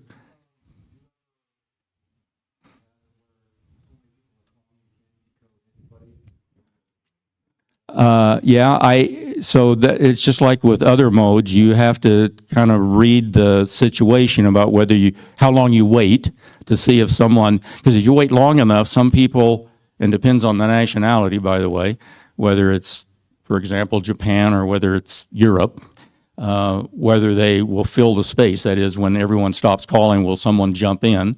That's usually what happens in the other modes. In RTTY, sometimes it does, sometimes it doesn't. So I just play it by ear, or I may go and just put out a question mark. I generally don't send the CQ message again, but I'll send a question mark. And sometimes I'll time the question mark so that the people that are still transmitting won't hear it, but maybe somebody that has transmitted and is now listening will hear it. So that's my way of splitting the pileup. So there's just techniques like that you can use with these tools to do that. SO2V is where I'm running on one VFO and searching and pouncing the band on the other VFO. So I've got, in this example, you can see there's 6 decoding windows. 4 of them are on the run frequency. So anybody that's calling me, depending on what the conditions are, I have a pretty high probability of getting a good decode. And then I've got 2 decoding windows on the second receiver, and that's where I'm tuning the band. And I will just interleave. I call it 2VSIQ, synchronized interleaved QSO. So what that means is that in between, when I'm listening on the run frequency, to, receiving an exchange or something. I may be transmitting my call to another station somewhere else on the band, and so that's how that works there. And then for SO2R, I just have 2 of those going. And so now I've got 4 audio streams, 4 frequencies that potentially I can work QSOs on, right? 2 run frequencies and 2 search and pounce frequencies on 2 bands. And for those that progress to the point where they find this boring, you can do SO3R. And here's a setup that this is from actually the WIPIX in this past February. And I set it up this way. So 20 meters is on a 3rd radio for the whole contest and has a dedicated antenna and so forth. And then the other 2 radios just have 2 bands that I switch between. And they're kind of organized, as you can see here, so that at any point in time, I've got 3 radios on kind of the 3 most obvious bands. And then in the middle of this diagram, as I've noticed, is a box called Rig Select. DX Engineering sells it. It's a very expensive box. It's about $800. It looks like a SO2R box to you, but the most important thing to me in it is that it has a completely generalized audio switching system. So I can mix any of my, in this case, 6 audio streams. I can mix any of them into any ear however I want. And I can have push buttons on the front panel of that to instantly change that. So if I see something on the 3rd radio that I want to interlead in, I can instantly move the audio over there. And it's implemented with solid state switches both on the ground and on the signal of each of the audio signals. So there's absolutely 0 noise or interaction or anything in the hookups. So final comments. I always ask myself, why does RTTY need to be different than the other modes and the things that we do in contesting? And in the early days of RTTY contesting, messages were very long, and so you have to ask yourself, why not have short messages? The second thing is that practice really makes a difference, and you probably have heard that in other presentations here in Dayton this year, is the more practice you can do, even if you're not serious in a contest, just get in the weekly practices or a QSO party on the weekend. It may not be serious for you, you may be part-time, but it helps you ring out your system, your station, and also your operating skill. The more hours you get in, the more competent you're going to be, and the more fun it's going to be in the end. And you may not have a goal to think that you'll be able to win a contest by increasing your skill, but believe me, you'll have a lot more fun if you're operating efficiently and getting the biggest score that you can get. You'll enjoy the time you spend in contesting a lot more. And the last tip is learn from others. So actually, I learn from the time that I invest in giving these presentations because people ask questions or they challenge me or they say, well, I do it this way. And I've learned a ton of things just by investing the time to say, talk about how I do it. Yes, sir. One general announcement, because I love RTTY. There's the weekly RTTY test for those of you that don't know it, every Thursday evening. We need more participation.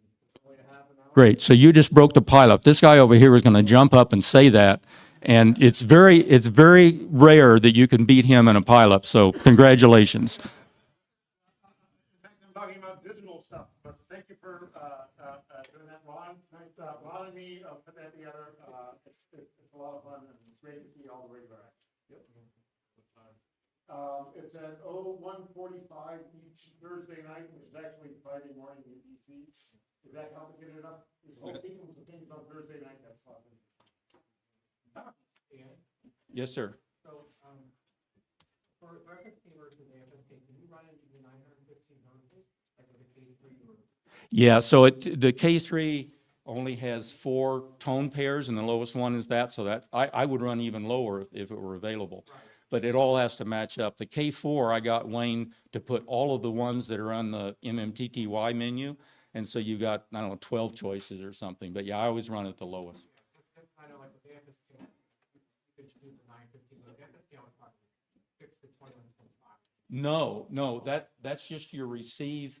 Yeah, you can set that wherever you want, but you're restricted by what the radio can do, and I use FSK, so that's why I'm here. And then I had a second one.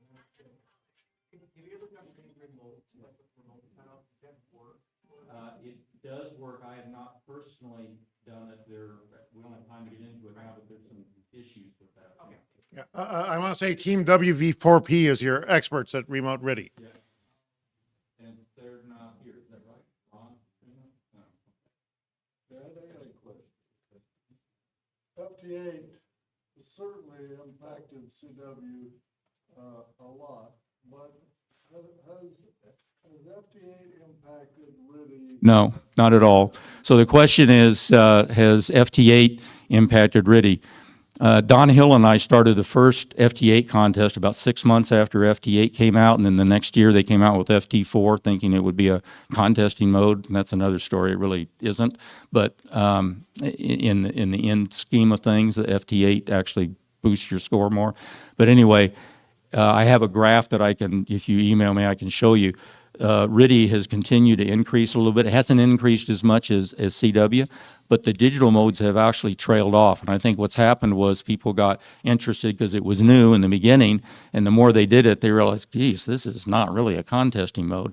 So one of the things that this weekly test that Tim has helped start with the FT8 mode for FT4 is for people to get together to try to experiment with ways to speed up the QSO rate. So the intrinsic rate's really short, right? It's twice what FT8 is, but the QSO rate that's going into your log is actually in many cases lower than if you were using FT8. So people have just found it's not useful for contesting.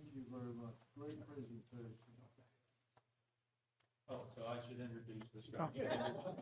He could probably introduce himself better than I can. So Tim's going to talk to us about this topic, and then, as I said, I'm going to wrap up with some general comments on automation.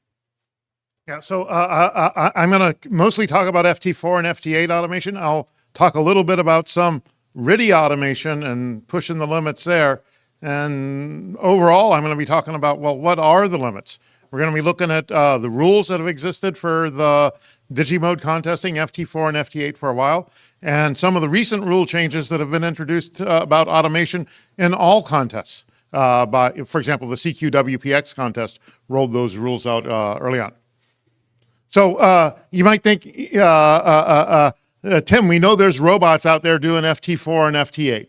We know that some of these guys are on 3 bands, 4 bands, 24/7 all the time. Okay, and you know, they try to cast the problem as, oh, you know, I'm not breaking any of the automation rules. I'm running strictly using auto sequence and hitting all the buttons and everything myself. You know, who's going to win? Is it going to be the robots that never sleep? Or is it going to be the humans who use some of their brains? I think it's actually a little more complicated than that. When I'm contesting in FT4 or FT8, I know a lot of the guys, I know a lot of the stations I'm working are probably completely automated with nobody around. They're running WSJTZ. They're running one of those scripts that clicks the buttons for you to log and enable again in using more regular WSJT software. You know, again, it seems like an insurmountable thing to try to participate as a human when there's these robots that don't require any humans. But I think it's more complicated. There are robots I'm working, but they're points for me.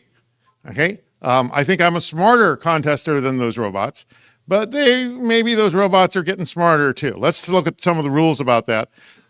It's a complicated situation. Ed, you talked about enter send messages. That sort of turns your RIDI contesting into a state machine.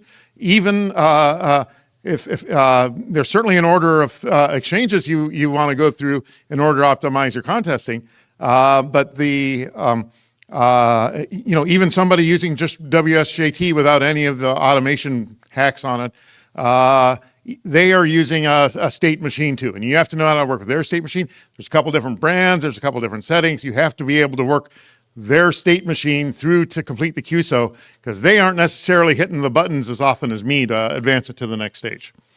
So it's more complicated than me versus the machine. I'm using a machine. Their machines, some of them are just robots. Some of them are humans that are just letting the state machine run in regular WSJTX and then clicking log and OK.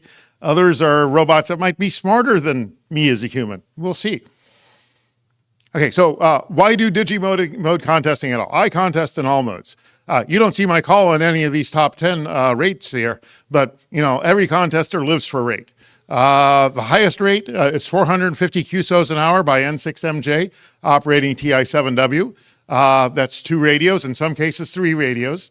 And that's a human copying CWs and using messages produced on the computer most of the time. SSB high power, we got some amazing numbers there too. 400 plus QSOs in a peak hour in many recent sideband tests. Compare that to the peak rates in FT4 and FT8 modes. Even a very good station operated by aggressive operators is maxing out around 120 in their peak hour, and it falls off real fast below that. There's a couple guys in this room who are on these lists. Congratulations. I have a very modest station. I'm not going to catch up with any of you, but I'm watching what you're doing, and I'm trying to do better myself. That's what it's all about.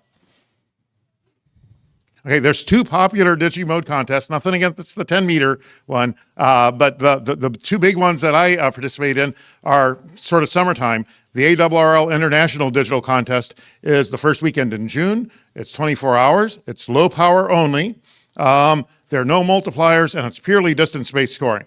Distance-based scoring is something people said they wanted, and for the most part, the Digimode contests deliver that. The worldwide Digi contest is the last weekend in August. It uses grid field multipliers for a band. So there's a multiplier structure. It makes sense to be on all the bands at least a little bit to round up your multipliers. It also uses distance-based scoring for the points. And the very recent thing, and this was announced just a couple weeks before the running of last year's August one, there's a new single op unlimited category.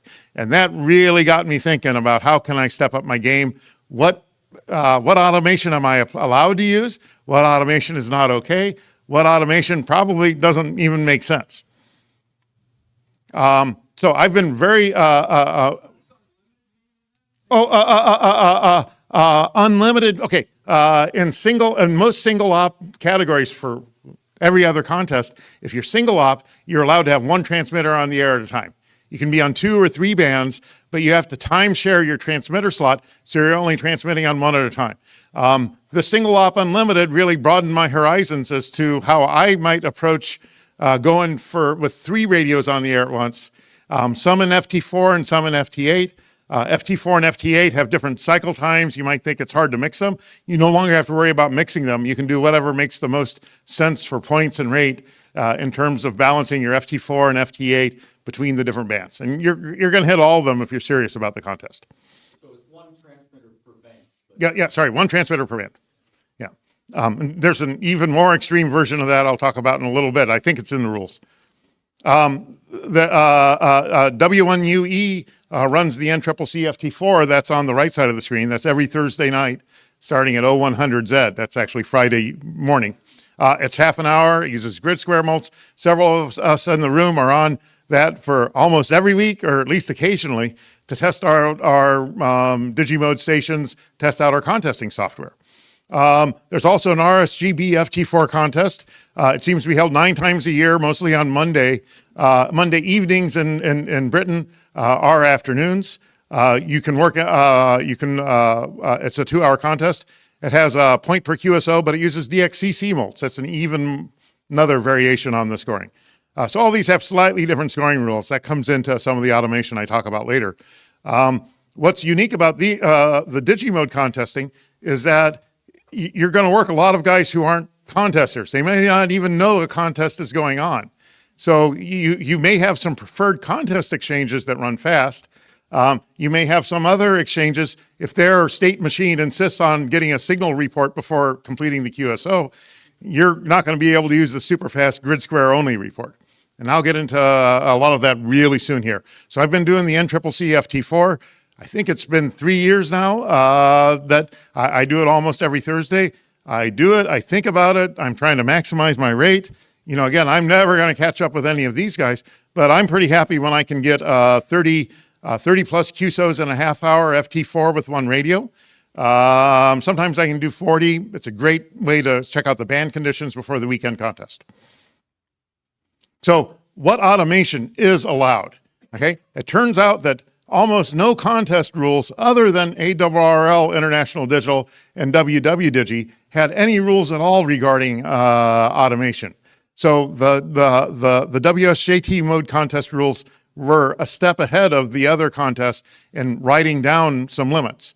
The ARRL Digital says that each contact must include contemporaneous direct initiation by both operators making a contact. Okay, you can do it local or remote, but fully automated contacts are prohibited. So the robots, the scripts that click OK enable for you in WSJTX, can't do that. The WSJT-Z variant and the other variants of the WSJT packages that are completely automatic, not allowed to do that. WWDigi says each QSO must require some action by the operator, either selecting a QSO partner, logging, so on and so forth. And down here's something here about multi-QSOs. I read that, Ed, you were trying to reinterpret that here 5 or 6 years after you wrote that fact rule. I interpret that as saying that one mouse click can do multiple items. You don't need a separate mouse click for log and move on. I read it as a mouse click might log a QSO and then launch another CQ or work the second guy. That's my reading of it, translating to some of the more modern technologies available. Okay, so it's an interpretation of the rule already. Yeah, but my reading of that is that is that one button can do more than one thing for different QSOs. No? Okay, all right. So rule 912. If I have a button that launches that logs 3 QSOs, is that good? Or do I need 3 mouse clicks to do that? No, that would be okay if we allow multi-stream. Okay. Okay, thank you. But starting in 2026, weird prefix contest, WPX contest, there's even more automation limits in that rule set. This is the first time that CW, phone, or RIDI contest had a specific rule limiting automation. So this new rule, which was a little buried down there in the rules, but you should read the rules. Human operator, the other one said operator. This says a human operator must initiate the following actions at all times: changing receive or transmit frequencies, calling a QSO partner, and logging a QSO.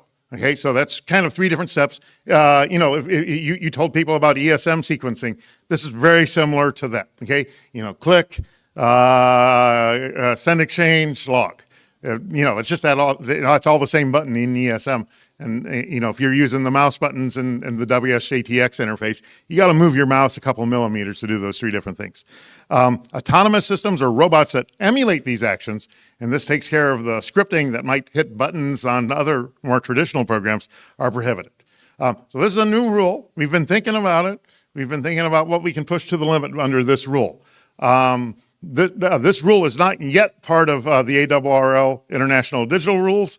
It's not yet part of the WWDigi rules. It will be. Thank you.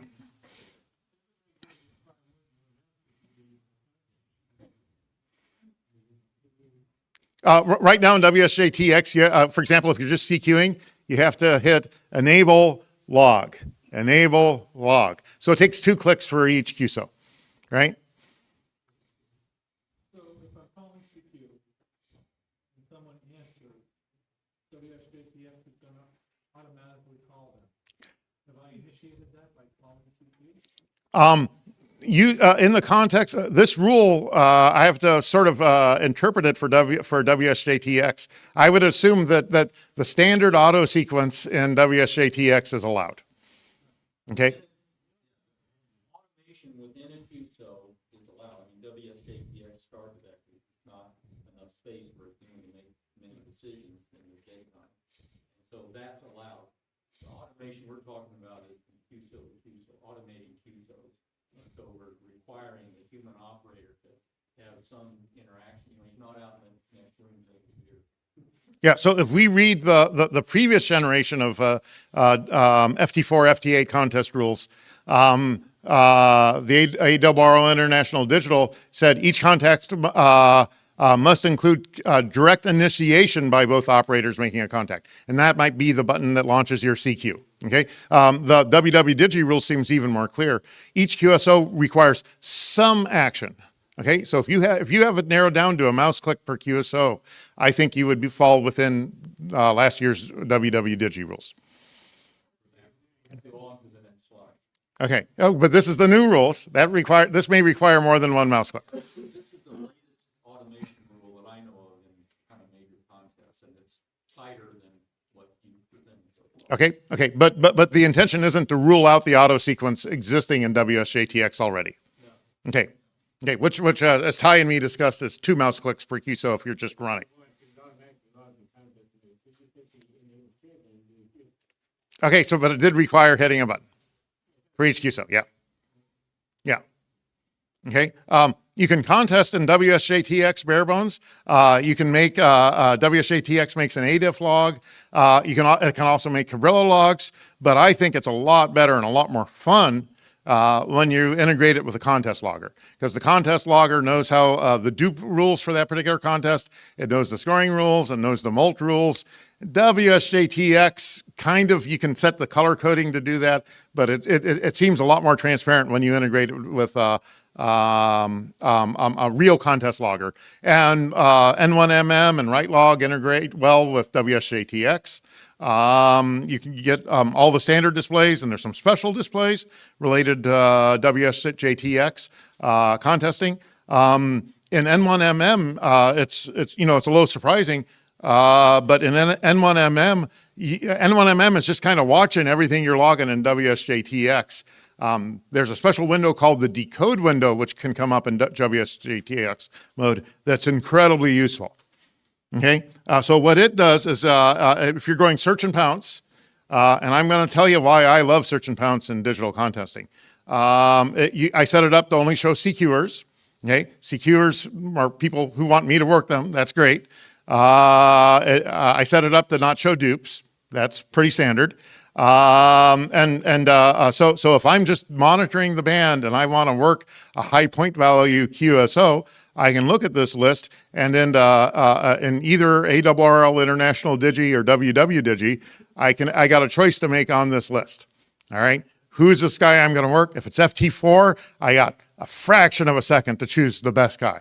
Okay, and this is kind of what the game I play every Thursday night with the FT4 thing is. They're everybody's a point.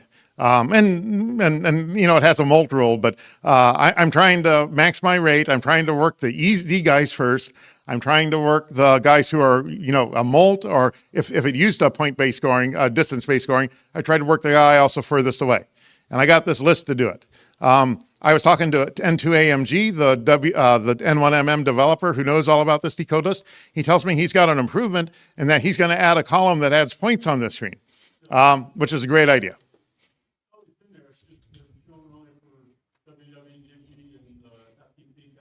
Oh, okay, very good. Oh, very good, very good. I did some of these using the ARRL. So what's my goal here? On a regular Thursday night, FT4 radio, I'm trying to get 30 to 35 QSOs. That's an okay night. I can sometimes get 40 plus QSOs, especially if 40 and 20 both have a lot of action going on. Now that we're into the summer, 20 meters is certainly picking up in the evening. It's now actually open to Europe at this hour. 40 meter action, unfortunately, is a low down. I think some of that is people, in the past month or two, is people going to FT2. I've never done FT2. I like the manually mouse click buttons. I don't see how I could ever keep up an FT2. But FT2, there's an FT2 mode contest if you want to do that. Okay, and this is a half-hour time frame. I do it every week. I learn. I'm trying to maximize my rate. It's also nice when I turn up on at the top of 3830, which I often do. We got some regulars here. Frank is often on for it. WNUE runs it. We'd all be glad to tell you all our tricks. But let me tell you some of my tricks. The WSJTX GUI is used to CQ, jump phases, pick transmit frequencies, and change bands when you're doing WSJTX with N1MM integration. So you're hitting all these buttons. The buttons down here which pick your next TX message, those are very important to me. Okay, they're very important because I've learned in that particular contest, we started off using CQ contest messages, a message set nominally optimized for the Thursday night FT4. It didn't turn out so well. There's a lot of the people we work are non-contesters. If they see CQ test, they might, I'm not in the contest. I'm not going to click on that. So I have to be able to work the half dozen or dozen guys who are on for the Thursday night FT4, and I have to be able to work a dozen or 2 dozen non-contesters all at the same time. So I accelerate my exchanges. If it's a guy who I know only needs my grid squares, it's a fellow contester. I use my mouse button to skip over the signal to noise report. After he sends me his grid square, I go straight to RR73. Almost all state machines, not all, know that RR73 means the QSO's done and put it in the log. There are exceptions. There's bozos. Okay, the bozos have a state machine that will not log you until you have sent them a signal report. Okay, so I sent them RR73. They send me a signal report again. Okay, well, it takes a little bit of manual intervention here. I'm going to send them a signal report, then put them in the log. It was a false step to think that I could accelerate that. It actually slowed me down a little. Okay. And for me, the optimal cycle is search and pounce. I heavily emphasize search and pounce. I do search and pounce till the band is dry. Then I start calling CQs and I get a couple more callers. Okay. I'm not a rare guy on Thursday night FT4. So, I would be a dupe to a lot of people. They might not click on my CQ. So a typical run QSO takes longer than a search and pounce QSO.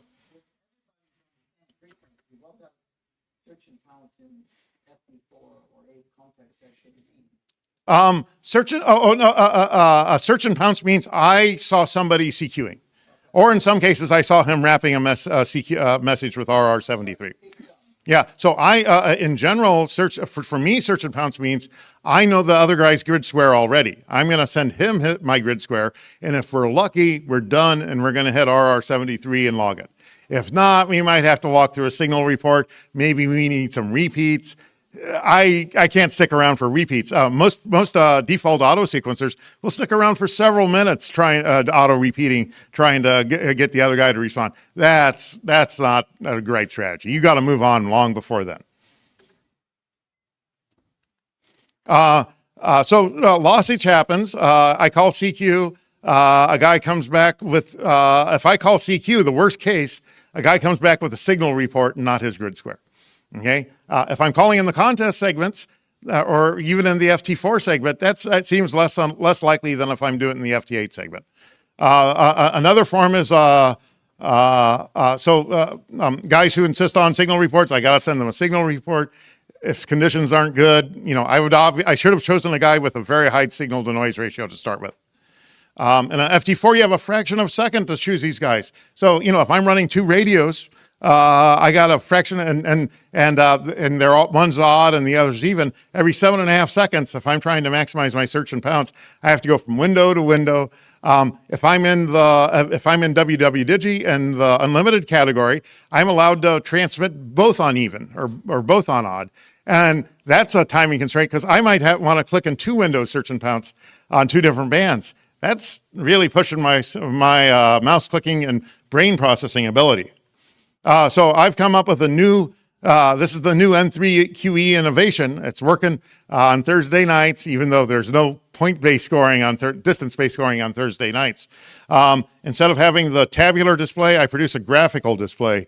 In this graphical display, the signal to noise ratio, the ones higher up the screen are louder. The ones further to the right on the screen are more points.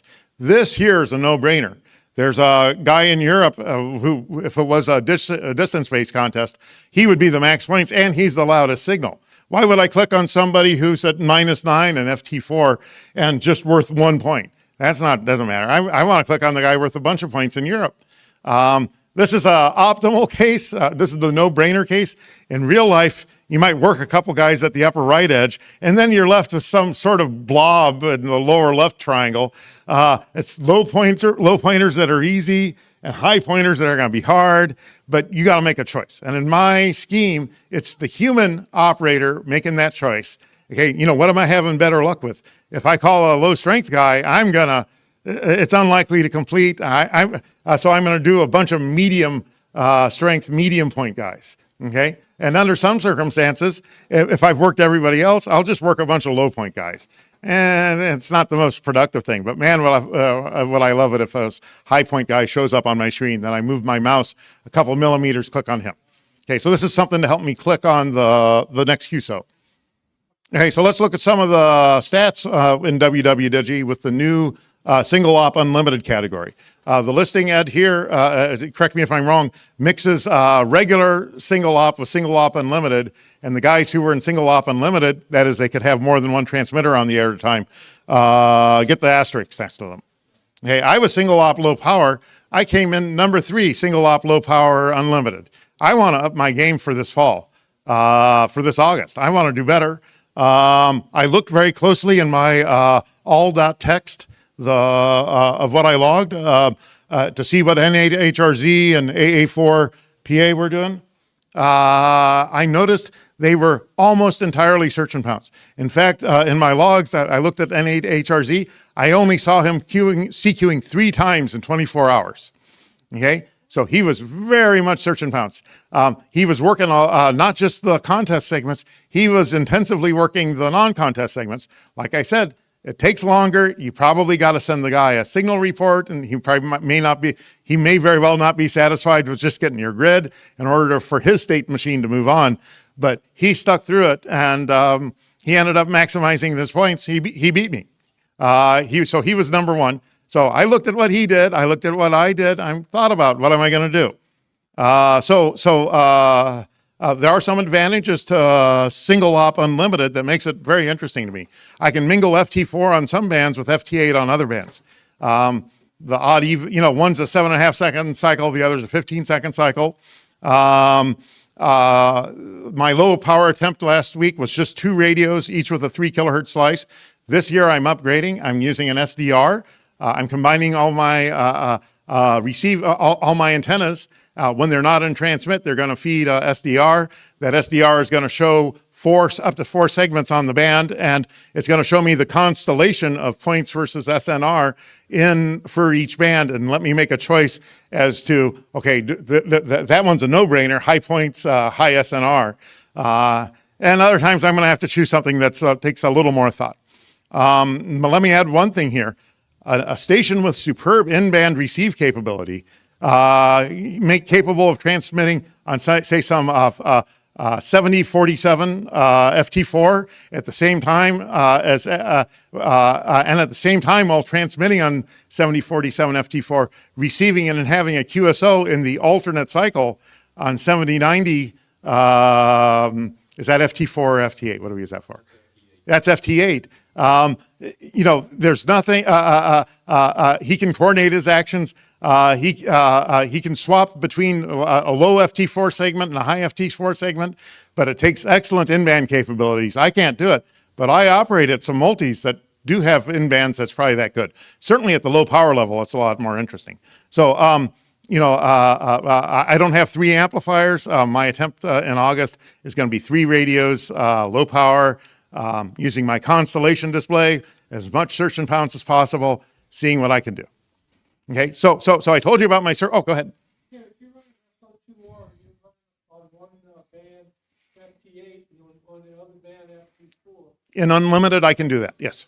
Won't you have 2 transmitters transmitting at the same time? They're different bands. And unlimited, you can have 1 transmitter per band. Per band. In normal single op, it's 1 transmitter signal at a time. Of all the bands, yeah. Yeah, so this gave me a lot of flexibility. I was mostly SO1R until I saw this, and I've been doing some multi-twos at home, low power, NAQPs with my buddies. That station is almost there. What I have to do is do the SDR listening to 4 slices and presenting all of them in the constellation chart I showed you. That's still to be done. I got till August. Okay, so I started off talking about man versus machine. This piece of art, this was actually commissioned by Rockefeller to be painted in Rockefeller Center. It ends up showing a bunch of communists in the audience. somebody who knows 1930s, socialist movements, knows all those guys. But there's a guy at the center of a machine. He's working the machine. He's working for a capitalist. He's sneaking some socialist art into the lobby. This is genius. This is the guy I want to be. I want to be there. If you're a robot, that's fine. I'll work you. I'll take your points. If you're a person, I'm going to sit with you until you get the QSO done. I'm going to be sitting there working this machine, and I'm going to be on three bands at once, like Ed is when he's at P4. Okay, so I want to jump into a little bit of UT4LW automation. This is SDC. Do I have the acronym right? So for several years, I get on for RIDI contests, and I like to get on for every RIDI contest. If it's a European RIDI contest, I'll fire up. I'll call some CQs. I'm not full time, but I want to have some fun. I want to work all my RIDI buddies. So if I get on and I call CQ on 20 or 15 meters, almost inevitably the first response I get to that CQ is UT4L himself calling me. He has a very efficient search and pounce method. This is his SDC contest software, and I'm a new guy. I'm points. He's going to work me. This is a picture from, if you go to YouTube and type in UT4LW SDC, you can see he uses this with a flex. He's got two slices on two different bands. He's doing SO2R and heavy search and pounce emphasis. Not too different than what I want to do. Let's look at some of the numbers that happened here. ED8W, ED8M.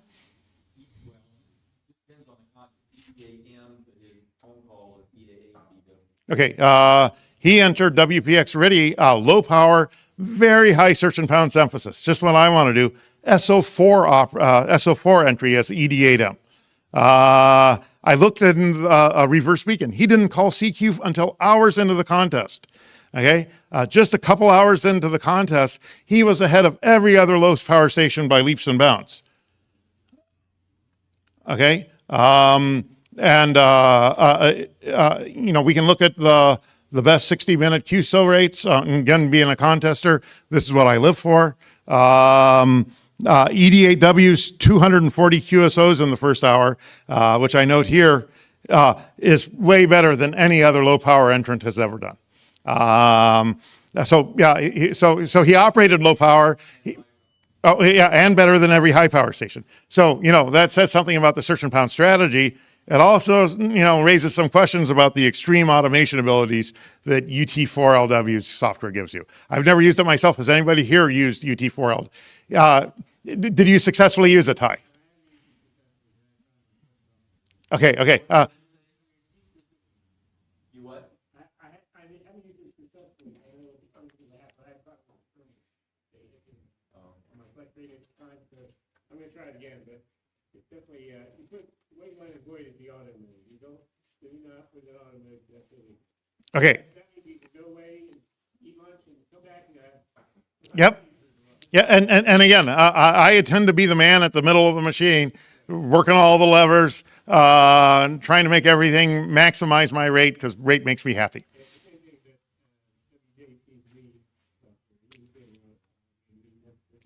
you walk away,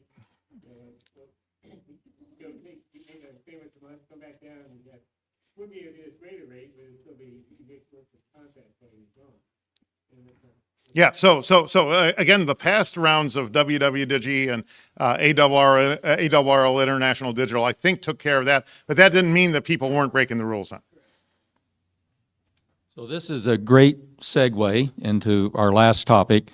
I'm going to kind of back off and look at the forest for the trees. So you can see what that one category implementation, the single op unlimited, that is unlimited bands, we launched a monster here. And he just illustrated a large handful of the automation points that are in a contest that could either be done by a robot or by a human. And the question is, where's the red line in the middle of all this?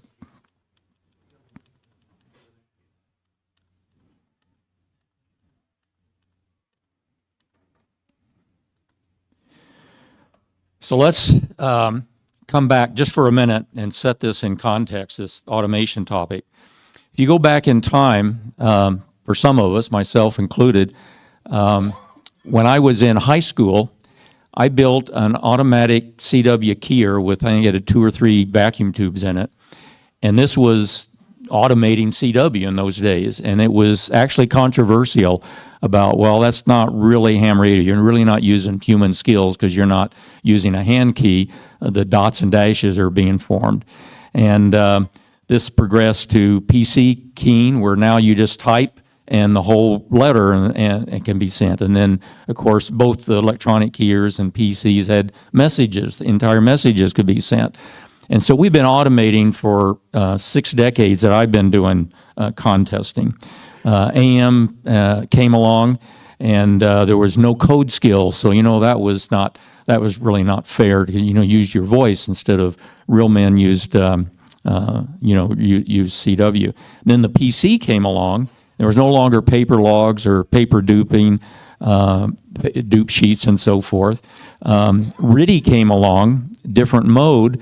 We started contesting in that, and now there's automatic decoding. Your brain's not decoding CW. It's not even thinking about the sideband, the words, the voice that's coming by. It's just printing out directly on the screen, which in theory could go directly into the log. In fact, the first RTTY contest I did was in 2003, I think, and our club wanted to win the club gavel, and they got all the operators. I was a CW contester, and I made a wise-ass remark from the audience. I said, well, it looks to me like this RTTY stuff could be totally automated, and the operator could just go in the next room and drink beer.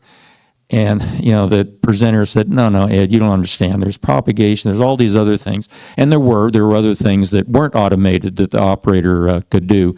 But because I had opened my big mouth, I then felt compelled to help the club.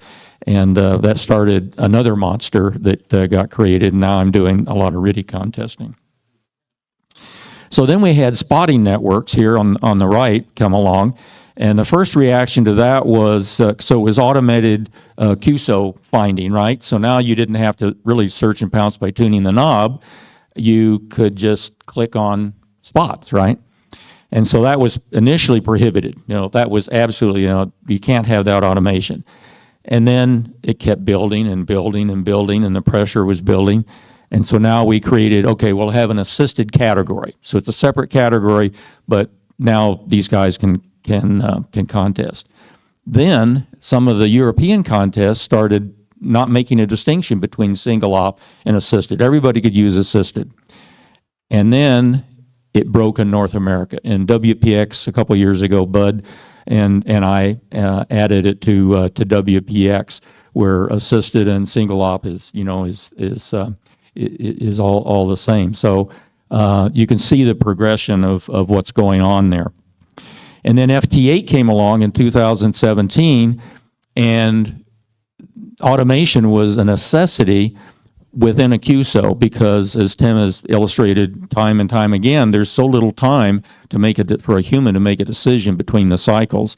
And so we accepted that for that mode. It was a new mode, so we said, okay, for that mode, that the QSO can be automated. Depending on what message you get, the state machine just goes to the to the response. But we prohibited robotic QSOs, that is, where you could leave the room and the state machine could find new QSOs, new QSO partners, and work the QSOs. And then AI came along, and in recent years, as Tim well knows, and we all know Tina, came up with the AI applied to sideband for reducing voice fatigue and upping the efficiency and rate there. And basically, we've said that robotic QSO, so now sideband could be automated even anymore. We've come up and said, okay, right now robotic QSOs are prohibited in all these modes and everything. But you can see from all the previous progressions, we're looking to the future. I mean, when we're all gone, if contesting still exists in some form, what's it going to be like? Are we just going to take the next step, which is add a category for robots? That's what Tim would like to have, because then they would be in the contest. He could work them, but he wouldn't be competing against them, but he can compare his scores on the results. And then what's the next thing? That we just absorb it into the contest, and now everybody's doing robots. And so the operators, the human part of our contesting is in building robots. And is my robot better than your robot, right? And that's where maybe the human skill progresses. So this is kind of the spectrum of what could happen. So as contest managers and organizers, how do we manage this over time? I think it's pretty clear there's going to be a progression. The question is, what is the progression and how fast is it going to be? And so this is just kind of an illustration of 5 different points along that spectrum. And the question is, where is the red line? Where is between humans and robots now, and where might it be in 5 years? And how is it going to move along? Just as an anecdote, EA8BW, when he was working me in both the Worldwide and WPX this year, the first from Papa 49 X-ray from Aruba, the very first CQ I put on the band, a new band, he was the first person that called me on all 5 bands in both contests. I say his SDC and his computer and software and so forth. So I'm currently, as a contest manager, trying to figure out, did he cross the line, and where is the line and we're frantically trying to get the rules updated in contests as we go along to kind of regulate this, so we don't just have utter chaos in our contesting area.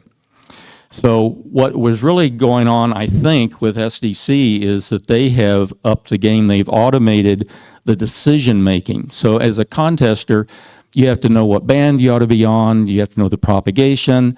Tim illustrated a lot of these sorts of decisions you have to make as a human, and more of that is getting automated. If you automate it all of the decisions that you could think of, and the computer just keyed up a list of, in priority order, these are like your little graph, your little 2-dimensional graph, keyed up which are the ones it would be easy for a human to say, oh, it's obvious out of this group of things that you've narrowed down, I'm going to click the top one. And our rules say, well, you've got to start the QSO with a human operation. So I'm saying, oh, shit, that's not exactly what we had in mind for trying to draw a red line. So that's just illustrative of what this great new technology, which is hams, that's part of our heritage. That's our culture, is to, build new technology and move forward into the future. And the contesting is a way to improve our, to test and improve our ability to do that as part of our culture. And so these things are kind of on a collision course that we need to manage as we go forward. So you can see my what if here is what the conundrum is for today. So this, you could argue that it's not fully robotic, but it's getting awfully darn close to the point where the only thing the operator is doing is just clicking on something that's been teed up, that's been already optimized to be the best decision, and there's probably no human that could improve on that. That's going to be really tough to deal with. So these are the questions I've already talked about, and as I said, in the future, the competition that we're doing now in operating as human operators are going to be as human programmers or human, robot designers. And I can't even, my brain's not big enough to think about what the next, decade might be beyond that. But I see a progression of these data points. If I look back 60 years in my career in contesting and draw a line through it, and it's pretty clear to me that it's, unless the hobby goes away completely, it's just going to keep going. And if you think about what's happening with FT8 and FT4, that was introduced in July of 2017. And if you've seen my graph on club log submissions, in literally 6 weeks, FT8 went almost vertical in terms of the number of submissions on club log, and all the other modes went straight down to zero. I mean, it is the most dramatic illustration of change and behavior on anything, let alone the amateur bands that you can imagine. And so I think that things are moving fast, and we need to stay on top of it. So I know that a lot of you, and myself included, would like to get over to the antenna forum. I'd like to cut it off at this time a little bit early. If you have questions, Tim and I are happy to answer them if you can catch us around here this weekend, or email us or whatever. But I'm going to take the liberty of cutting off questions so that people can move on to the next forum. Okay, thank you very much. So the question is, are these slides be available? Yes, I will.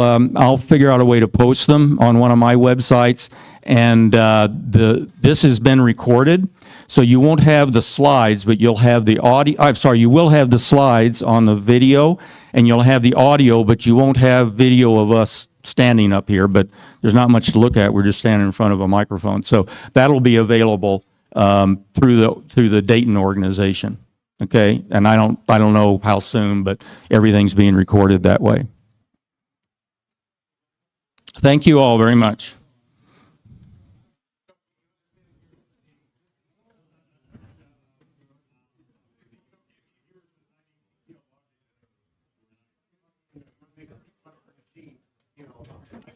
You send me a call sign, I come back to you saying something about like the automatic pistol.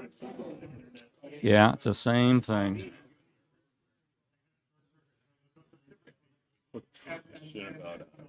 MT4 is not a consistent mode. I love it. I understand it. I'm not actually arguing that. I'm more ignorant. What does it mean? Yeah. So I'll be happy to tell you. Just stick around. Let me get this out of the machine. For some reason, it won't.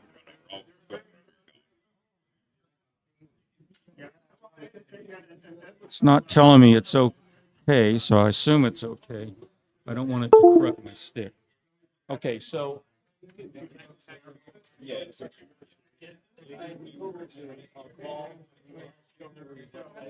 oh, yeah, it's just, well, I have several websites, but you're going to give me an email. It's just ed@wzerowhitebay.com. ed@wzerowhitebay.com. Thank you so much. Thank you. So, the way I like to find it is,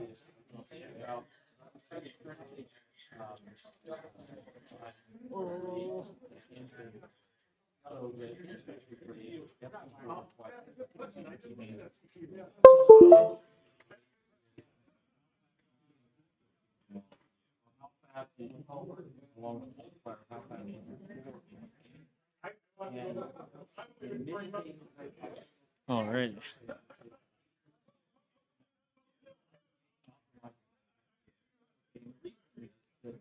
Oh wait, how do I? Oh wait, first.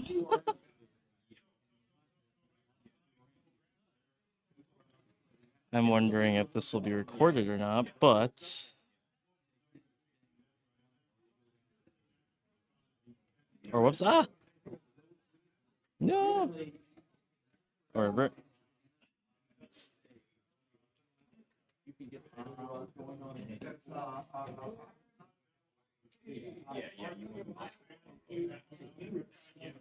Yes, hello. Yes, let's see. There's my crew. Okay. I was wondering whether we were gonna enter the building. Let's see. Oh, you're the forums. Okay, cool. Yeah. I'm the moderator for this next one, but yeah. Oh, thank you. I'll be here for the first 10 minutes or so in case you have Okay. room issues. I got Cool. Yeah, and then let's see. No.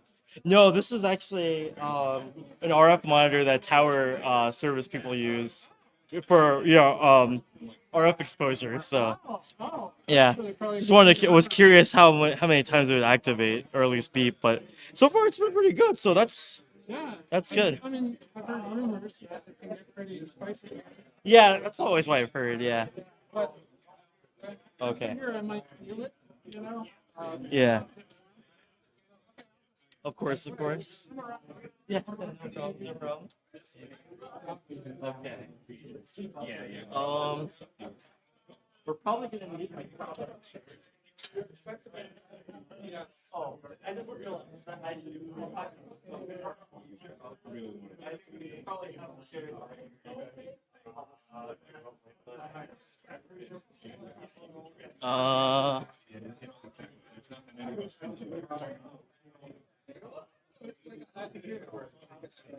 You know, I'm just, I automation. Yeah, excited about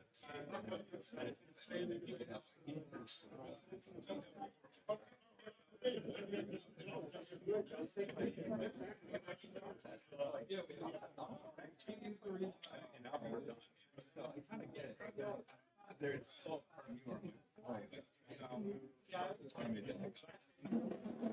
Come over on this side. Yeah.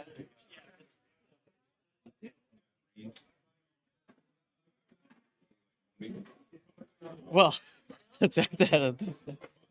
You have enough chairs? Yeah, we're good. We're good.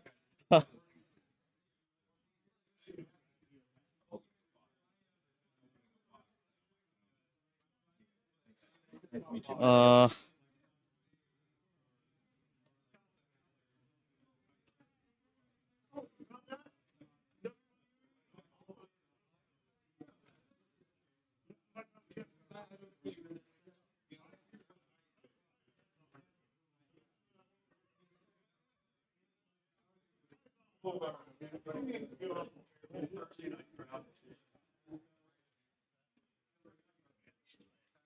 Let's see. Okay.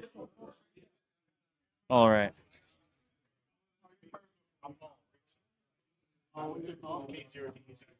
Oh, okay. Yeah. So you're more aware. Yeah. Okay. Cool. Cool. You guys. Sure. Okay.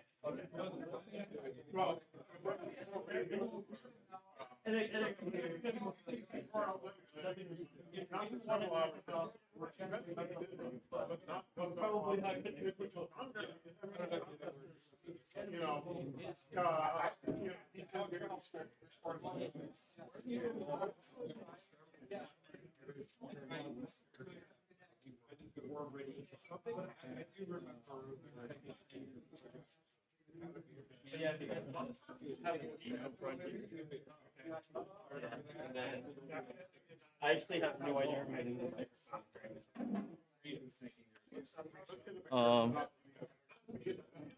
I guess that's gonna be interesting. Can we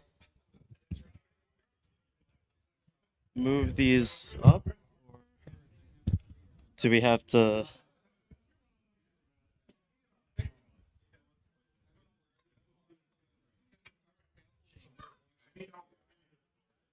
Let's see, where's the feedback zone? Okay, that's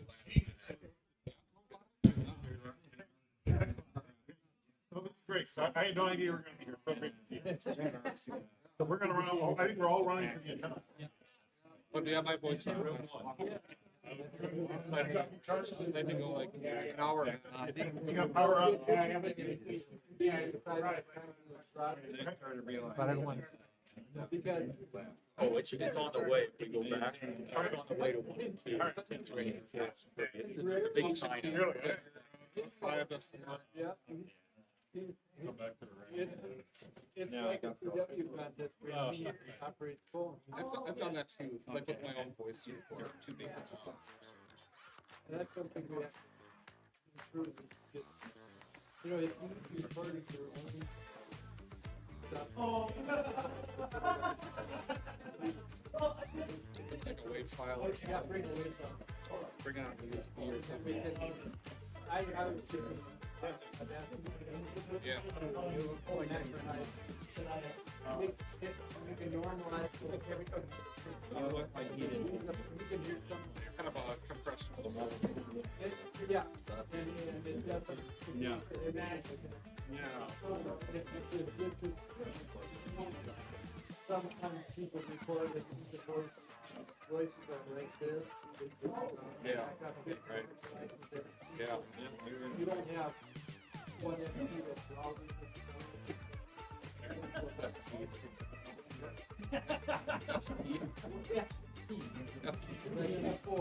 Gotcha. You don't want that. No. You can see the Minnesota section. Oh, yeah.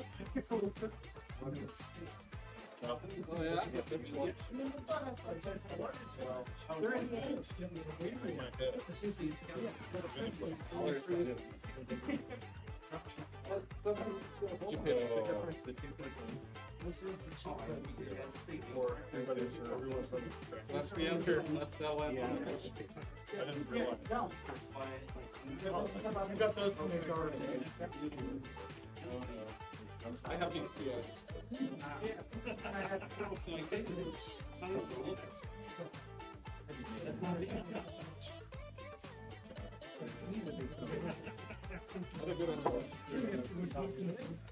And if you need support, call President will talk you through it.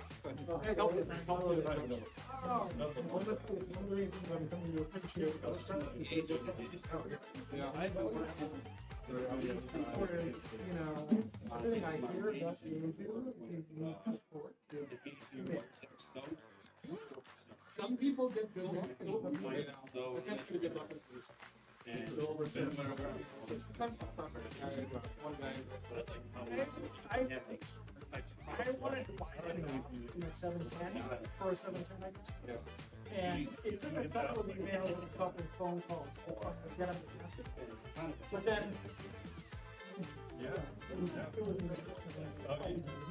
Well, they have Gene can't get over.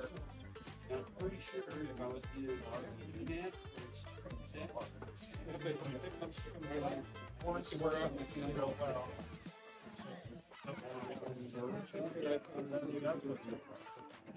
Ah, the poopsies are right. Were they okay? That was pretty good for all the ones you set up for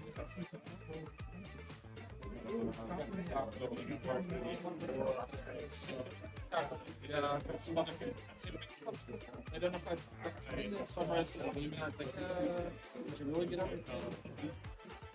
Apparently they did. $200 for it. 7,100 keyboard files were good. Don't ask how we started.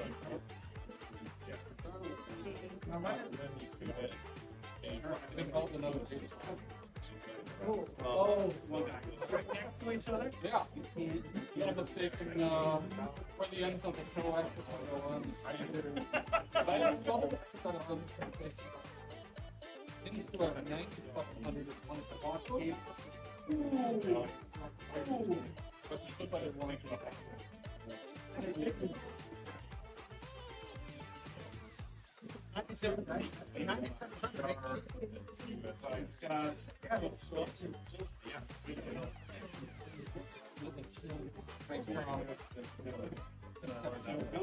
No, we have to skip it.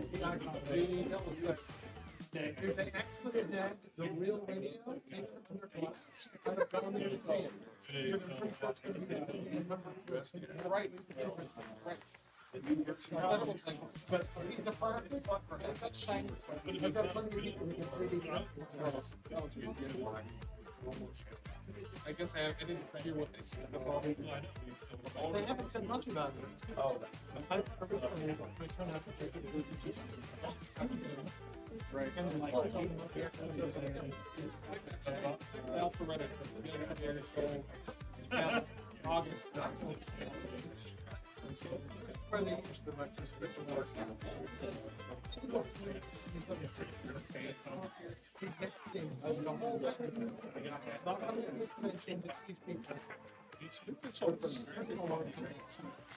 Yeah, that's true. It could actually kind of look. Yep. And then there'll be a working something or other. Even if it's all your business.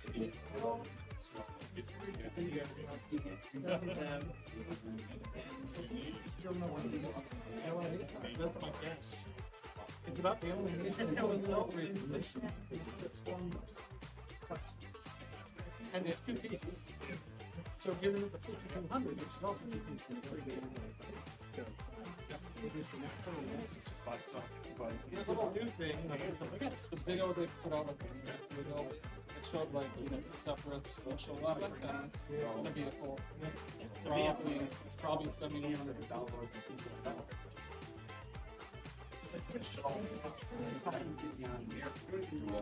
Yeah, you want to.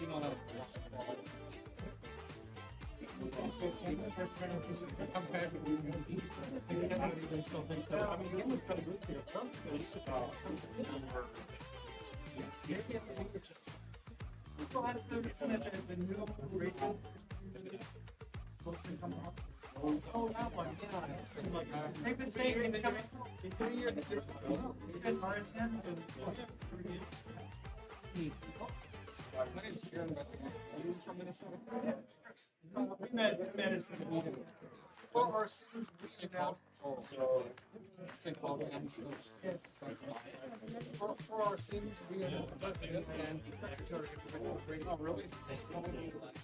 We didn't run fast enough. I'm the one. Well, they said any volunteers and everybody stepped back.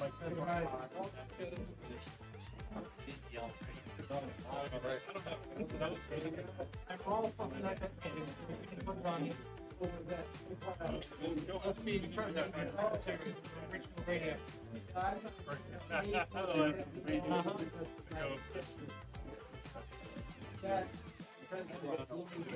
Yeah, probably better to president of both at the same time. Which team I yeah. We've already figured for next week. We're just going to talk about Hamvention. We've got enough stuff to go off of. We can certainly show on time. A lot of shared photos. 29, 26, oh, I better. By the way, did I see correctly that we are on a panel together? Yeah. What's convergence? I don't think so. No, then it's a different area. That might be you. Guess what? See that as the whole thing.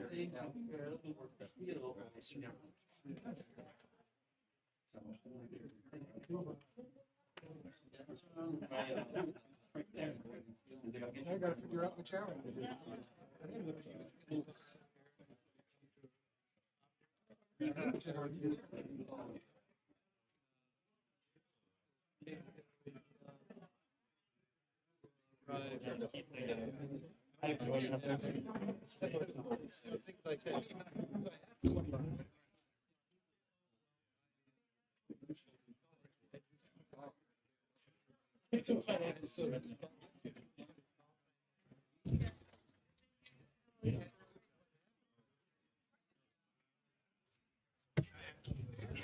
Are you ready, Jeremy? Well, here my bird meter. Thank you. Yeah. Do you want to sit on the end? It doesn't really matter. Also, this is gonna be fun. Okay, can you use this mic and really make sure there's no feedback? What? Test. No feedback. Good. I like that. That's good. Test. Okay, and then I think I pointed that a little bit. Hello. And Minnesota represent. oh my, yeah. Okay. Wait, where happened to our the guy, right? The guy. Oh, wait, okay. Oh, I must have miscounted. Okay. There's a lot going on, right? I've been up really early this morning, but so yeah, welcome to Hackers and Ham Radio, which is kind of my formal introduction of hackers to the ham radio community at Hamvention, because that's apparently never happened before. To kind of preface this, so I've been going to like hacker conferences, all over the country, or like hardware hacking conferences and such. And there's always like at least like at any given one of these conferences, there's always at least like a ham radio talk or some like special like ham radio like area that you can talk with people about it or even take tests. So the fact that no one has ever done this talk here is kind of I don't know, kind of amazing to me, but I'm glad I'm the first one to do it. I kind of pitched this idea to the upper management here for at DARA and at Hamvention. So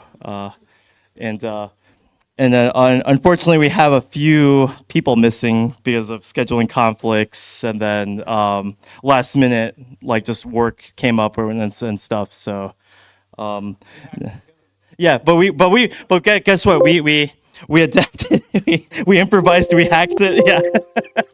So we're here. That's actually what matters. So kind of an overview. We'll do introductions because especially since this was very not planned, and then I'm gonna kind of do the more formal segment here of like just kind of the key facts about like hackers, the like DEF CON hacking conference and many of the satellite conferences of that, and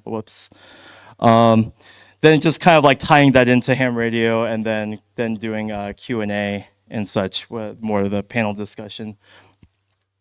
So, and let's start with that on the table here. How much just? I'm Greg, N8HR.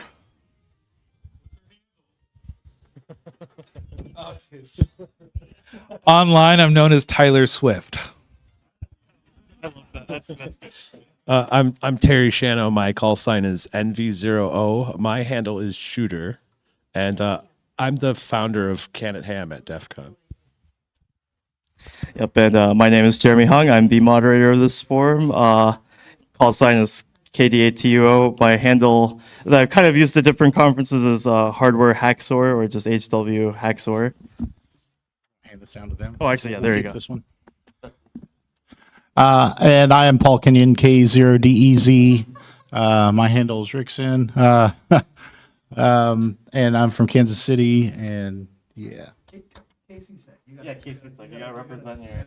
Yeah, SecKC. That's so that we have a local InfoSec information security community called SecKC. Our little hacker group, but also security professionals and that kind of stuff.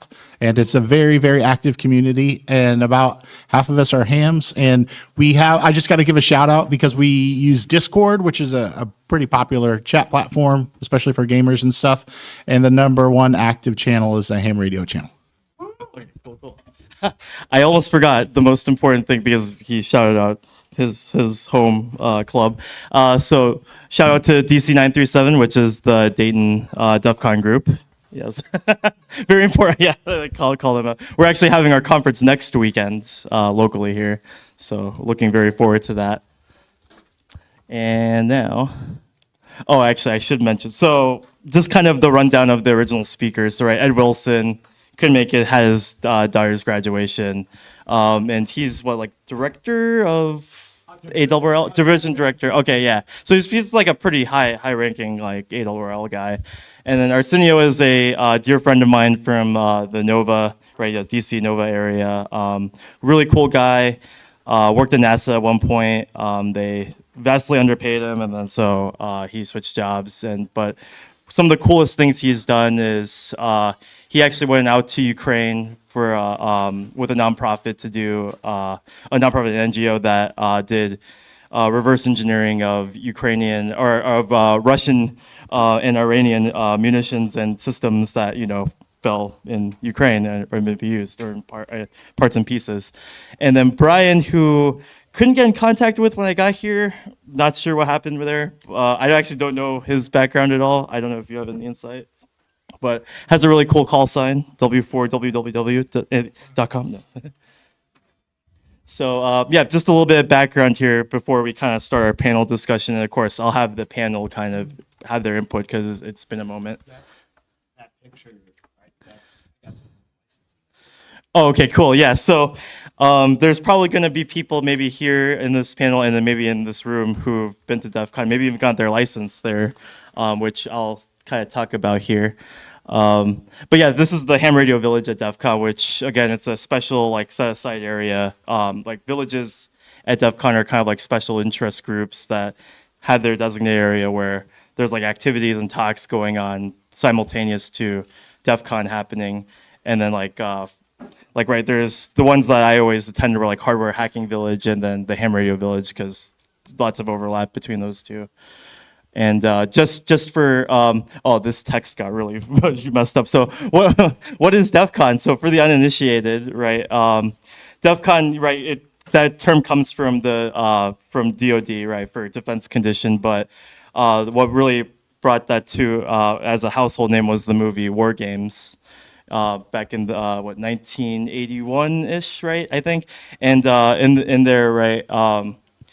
In the movie, right? One of the first targets that they pick when he's playing global thermonuclear war, right? When he hacks into a DoD system is Las Vegas, and that's actually why I think Jeff Moss, when he saw this movie, then ended up picking that as the location when he started DEF CON. So that's just kind of some important backstory, and then. Yep, again, going to mention, right, the DEF CON Ham Radio Hacking Village, which some of these guys are a part of. And let's see, at least in 2025 when I did this, or no, 2023 when I did this, oh, well, I have no idea what this glance. Oh, that doesn't sound good. But at least when I wrote this slide in 2023, the record was 205 new licenses and upgrades in a single day at DEF CON, apparently. Or I need some input from this panel for the weekend. Okay. This is an interesting thing to talk about, right? We've discussed whether it's possible to set a Guinness Book of World Records for licensing the most hams in a day. We have a number; it's less than 205. That has apparently the current record's like 180 something, and it was here in the 80s at Hamvention. We run a single session for the whole weekend. We don't close it out. Because we want people to be able to register once and come back and try as many times as they want to upgrade as far as they can if they'd like, we don't close the session out because then people would have stuff split up, the paperwork gets more complicated. So I think that 205 might be for the whole weekend. Oh, okay. I'm trying to remember if I quoted this off of the closing slides when closing ceremonies, because they do all the statistics for the event. It's always really a fun time. And yeah, so kind of going forward here. And so, right, the perception dilemma of hacking, right? Because I know this is definitely something with like especially the older folks in ham radio, always want to see ham radio in a positive light, like, right?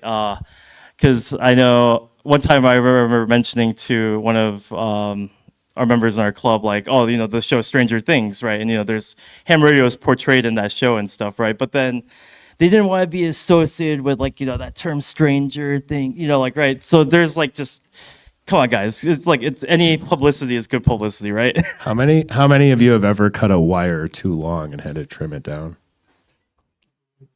You're all hacking. Yeah, there you go. Right there. Okay. I'm getting to that. Yeah. But that's good. That's good. That's a good intro. Yeah. But yeah, again. Oh, actually, yeah, and of course, right. Yeah. So, I'm gonna quote this later. But right, again, you know, hackers, makers are kind of like a subset, as some people will say, of the definition of hacker. Right, that you're hacking, adapting, designing, creating. Much like this panel right now, where, you know, we're hacking, adapting. we're taking an existing idea of a panel and then kind of adapting it here on the fly. And of course, right, nowadays, right, like cybersecurity, infosec, and, you know, all the subfields are very legitimate fields, right, that, you know, people go to school for in traditional colleges or other education systems, and you know, those jobs pay exceptionally well. So again, like, it's a great field, and right, and I think that's a good thing that to associate with the ham radio community, of course, in my opinion. So and yeah, so and then we're gonna kind of define, like, right. So in hacking, right, we kind of refer to the hats of hacking, right. So, like, you know, there's the white hat hacker, which is like the truly good, you know, for the forces of good, you know, helping everybody, you know, maintain secure networks and such. And then gray hats are kind of like in the middle of a black hat, which I'll talk about here, which is that black hat hacker is kind of like your idea of like the Hollywood hacker of like, oh, you know, they're hacking in and then, you know, they're planting viruses and, you know, breaking stuff, right? And then, right, gray hat's kind of in the middle, where it's kind of like that morally gray area of like, well, I want this to get fixed, but I also want to get paid pretty well for, or something, right? Like there's some other motives, right? And then from here, right, like big thing that like, right, we have lots of like pen testers, right? So those are people who, that's like their job to test all sorts of different systems, whether digital or physical, right? So physical meaning that, like, can you enter a building, right? Like, despite all the security measures in place, can somebody still get in, right? And that's like a really cool job that I have a few friends, and probably these folks might do that. And then, yeah, I think I talk about at a certain level, because right, some of those terms here can be relative to what country you're part of. So right, like, so advanced persistent threat, we kind of refer those as like nation state kinds of hackers. So like, let's say Russia, Iran, China, and North Korea, right? Like, you know, those are kind of those groups that we refer to as APTs. And then, right, this is just kind of a recap of that. And then, of course, right, ARRL in the past, I think they still give out this literature or this handout that, right, hams were the original makers and hackers. And to his point, right, you know, trying to modify an antenna to work a little differently, right? That's hacking, man. And then, yep, kind of recapping back to this point again, that, again, like, right, you could go all the way back to DEF CON 16, which I'm trying to remember is like late 2000s. That is at least the first talk I found immediately on the internet that, right, people talking about ham radio. And then not too long after that, I think, is when the ham radio village started. I don't know the exact history. Help me with those details. Yeah. The ham radio village is kind of interesting. I think there might be better equipped people in the room than I, because I wasn't around for it. But my understanding is that it actually happened organically. It didn't start out as a village. It actually started out as other guys and gals who were there at the conference, just 3 Vs in a room and 5 hackers who wanted to take the test. Yeah. So they started giving tests. In order to do that, it's really efficient to be a nonprofit and have an organization and everything. So a structure got set up, officially formed in 2019. We're a Colorado 501c3. DEF CON's where we started, but we're doing about a dozen shows this year. We're going to be at a bunch of different conferences. HoboCon. Going from Kansas City to Chicago on an Amtrak train with a hacker conference in the back of the car. We're going to be at SecretCon in St. Paul the first week of June. Wild West Hackin' Fest in October. We're going to be at Hope in New York City in August. DEF CON. We've done a couple already. Yeah. Anyway, it started out with the tests, then the village.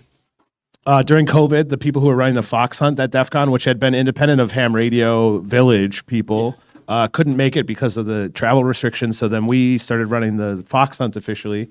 And then last year, the CAN thing started. So we'll get to that later, I guess. I wanted to just kind of share my experience with DEF CON and ham radio, like just kind of as far as I can go back. So I first started going around the year 2000, and after like my 5th year of going, one day I came out there and there's a guy standing on the roof holding this antenna with, it was an arrow antenna. I think most of you know what an arrow is, but it's a dual band Yagi, and he was just kind of holding it at the sky and like talking. I'm like, what's going on? I had to go up there to check it out and talk to the guy. And he's working like AO7, one of the old FM sats, and I was just hooked. I was already a ham then, but I wasn't very active or anything. I'm like, what is this? So he told me about it. I wrote the info down. I came home and had to order stuff right away. It was just so amazing. But there's this huge overlap between DEF CON, the hacker scene, and radios and stuff. So I just wanted to share that. Yeah, that's good. Yep, and kind of referring to this slide. So right, the key thing about this particular talk that I was able to find that at least appears to be the first instance of ham radio being talked about is the fact that they literally do talk about part 97 in there, right? Which is very, very critical to our hobby, right? Because, right, our hobby and service is codified in the Code of Federal Regulations. And again, right, that's the thing is his take, John M's take in this talk is, right, look, hacking is once again another example of a continuation and extension of the amateur's proven ability to contribute to the advancement of the radio art. And I strongly believe that, right? Like it's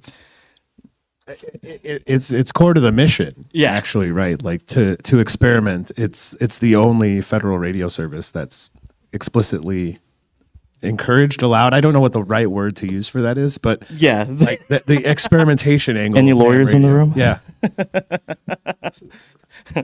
Aren't you wearing an EFF shirt? Doesn't that make you a lawyer? Aren't you wearing an EFF shirt? Doesn't that make you a lawyer? What about the EFF?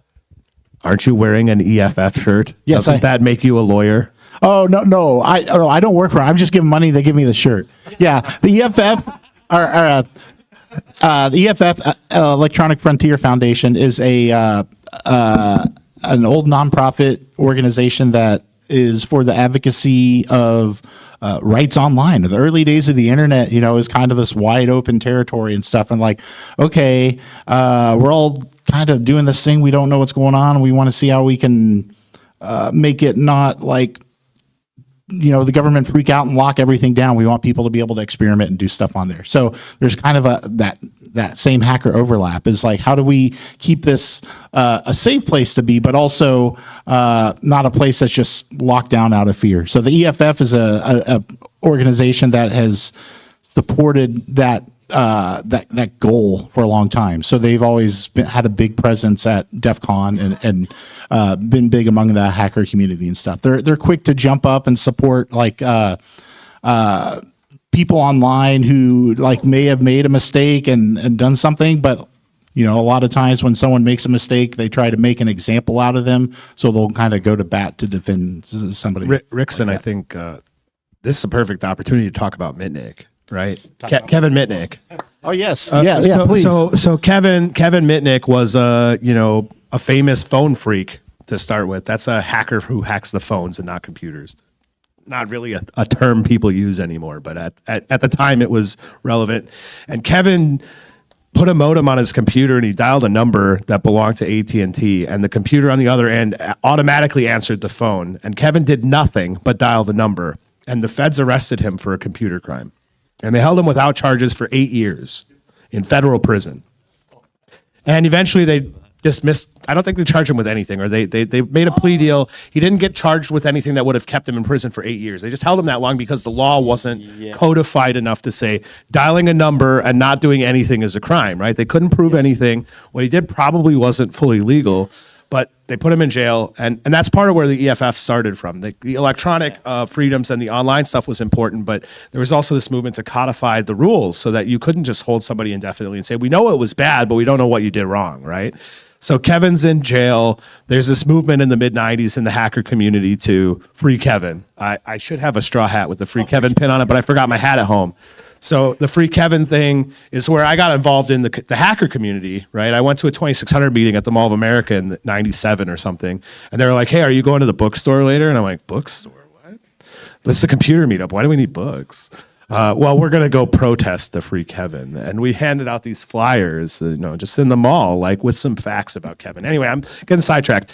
Kevin got released with a federal felony on his record as a result of the plea deal. And Kevin was a licensed general operator before he was arrested. Somebody should look up his call. I can't remember what it was. God, I don't know. Somebody call Lucky 225 and ask him because it's his call now. Anyway, so Kevin gets out, and the FCC is like, your license is canceled and you can't have radio privileges. And Kevin was pissed, right? Because this was one of his favorite things to do. So he advocated in Congress, and got the FCC. I don't know if this was a legislative change or if it was just a policy change, but now there's an exception. It used to be if you had a felony, you're done. You can't be licensed, and you're not going to be operating anymore. And Kevin was able to change that and eventually rehabilitate himself, and he founded a company called Know Before. If you guys have ever taken an email training telling you not to click on something, you can blame Kevin Mitnick for that. I accidentally clicked on one of those links recently. I clicked on one too, but I was testing. That's so funny you brought that up. So there's a couple of side notes to that, right? Like, so everybody, I assume in this room knows Dr. Theodore Rappaport in our community, right? Antenna guy. He usually runs like the antenna forum and stuff. So amusingly, I learned this a few years ago when he ran the antenna forum that I think he was involved in the original catching of Kevin Mitnick in intercepting where his location was, which is kind of crazy, kind of a crossover. I mean, in our community again. with the guy who made Takedown, right? Yeah. So Takedown is this movie about Kevin Mitnick, and people in the community, I think, would probably consider it to be a dumpster fire. Let's keep it polite. A hit piece might be a little more accurate, right? Like, it was not friendly to Kevin, and it wasn't really fair either. Kevin didn't have as much control over this. The government really created the situation. But anyway, But yeah, side note to that, right? So, also, right? So Ed, who isn't here, I think would have talked about the fact that, so if anybody knows the name Chris Bowden, who recently got his license this year, I think was also a federal felon, right? But was able to get his license, or I'm not. I don't know exactly how that process Yeah, I works. don't I know think how- it's all by exception, right? Like, you Yeah, have to apply and explain your case, and they make a decision. But that bridge that he walked over, that was paved by Mitnick, being Yeah. the first one to do it. So 10, and 15 and years ago. that guy is great, like, as very good positive attitude, and he's recently been talking about ham radio a lot. Yes. Yeah, he's like, want to see something cool? yeah. Everyone's probably at least gotten a YouTube short, at least recommended. I assume in this room the algorithm is optimized for people like us, right? So. Yeah. Oh God! Now all your phones are. It's oh no! I'm so sorry. How many of you have been to DEF CON before? Let's see. That's more than Oh, I yes, expected. yes. How many of you want to go to DEF CON? Oh, of All course, yeah. And how many of you are bringing tin cans with you to DEF CON? Oh, jeez. Oh. Even your cans. No, it's important. That's It's good. important. It's an Supplies are innovation that important. I wasn't even aware of because I haven't been in like 2 years. So a couple years ago, DEF CON 30, 31, 32? No. The first one at the convention center. Yeah. Convention center. Anybody hasn't been there? Beautiful patio on the third floor. Great view of, I don't know, the dirt in the desert. Whatever you look at in Vegas when you're not doing slot machines. Anyway, we're out there having drinks because that's more fun. And one of the people has got a KX1, and he's got 13 feet of wire hanging over the patio, and he's calling CQ. And I said, "Hey, how do you like that radio?"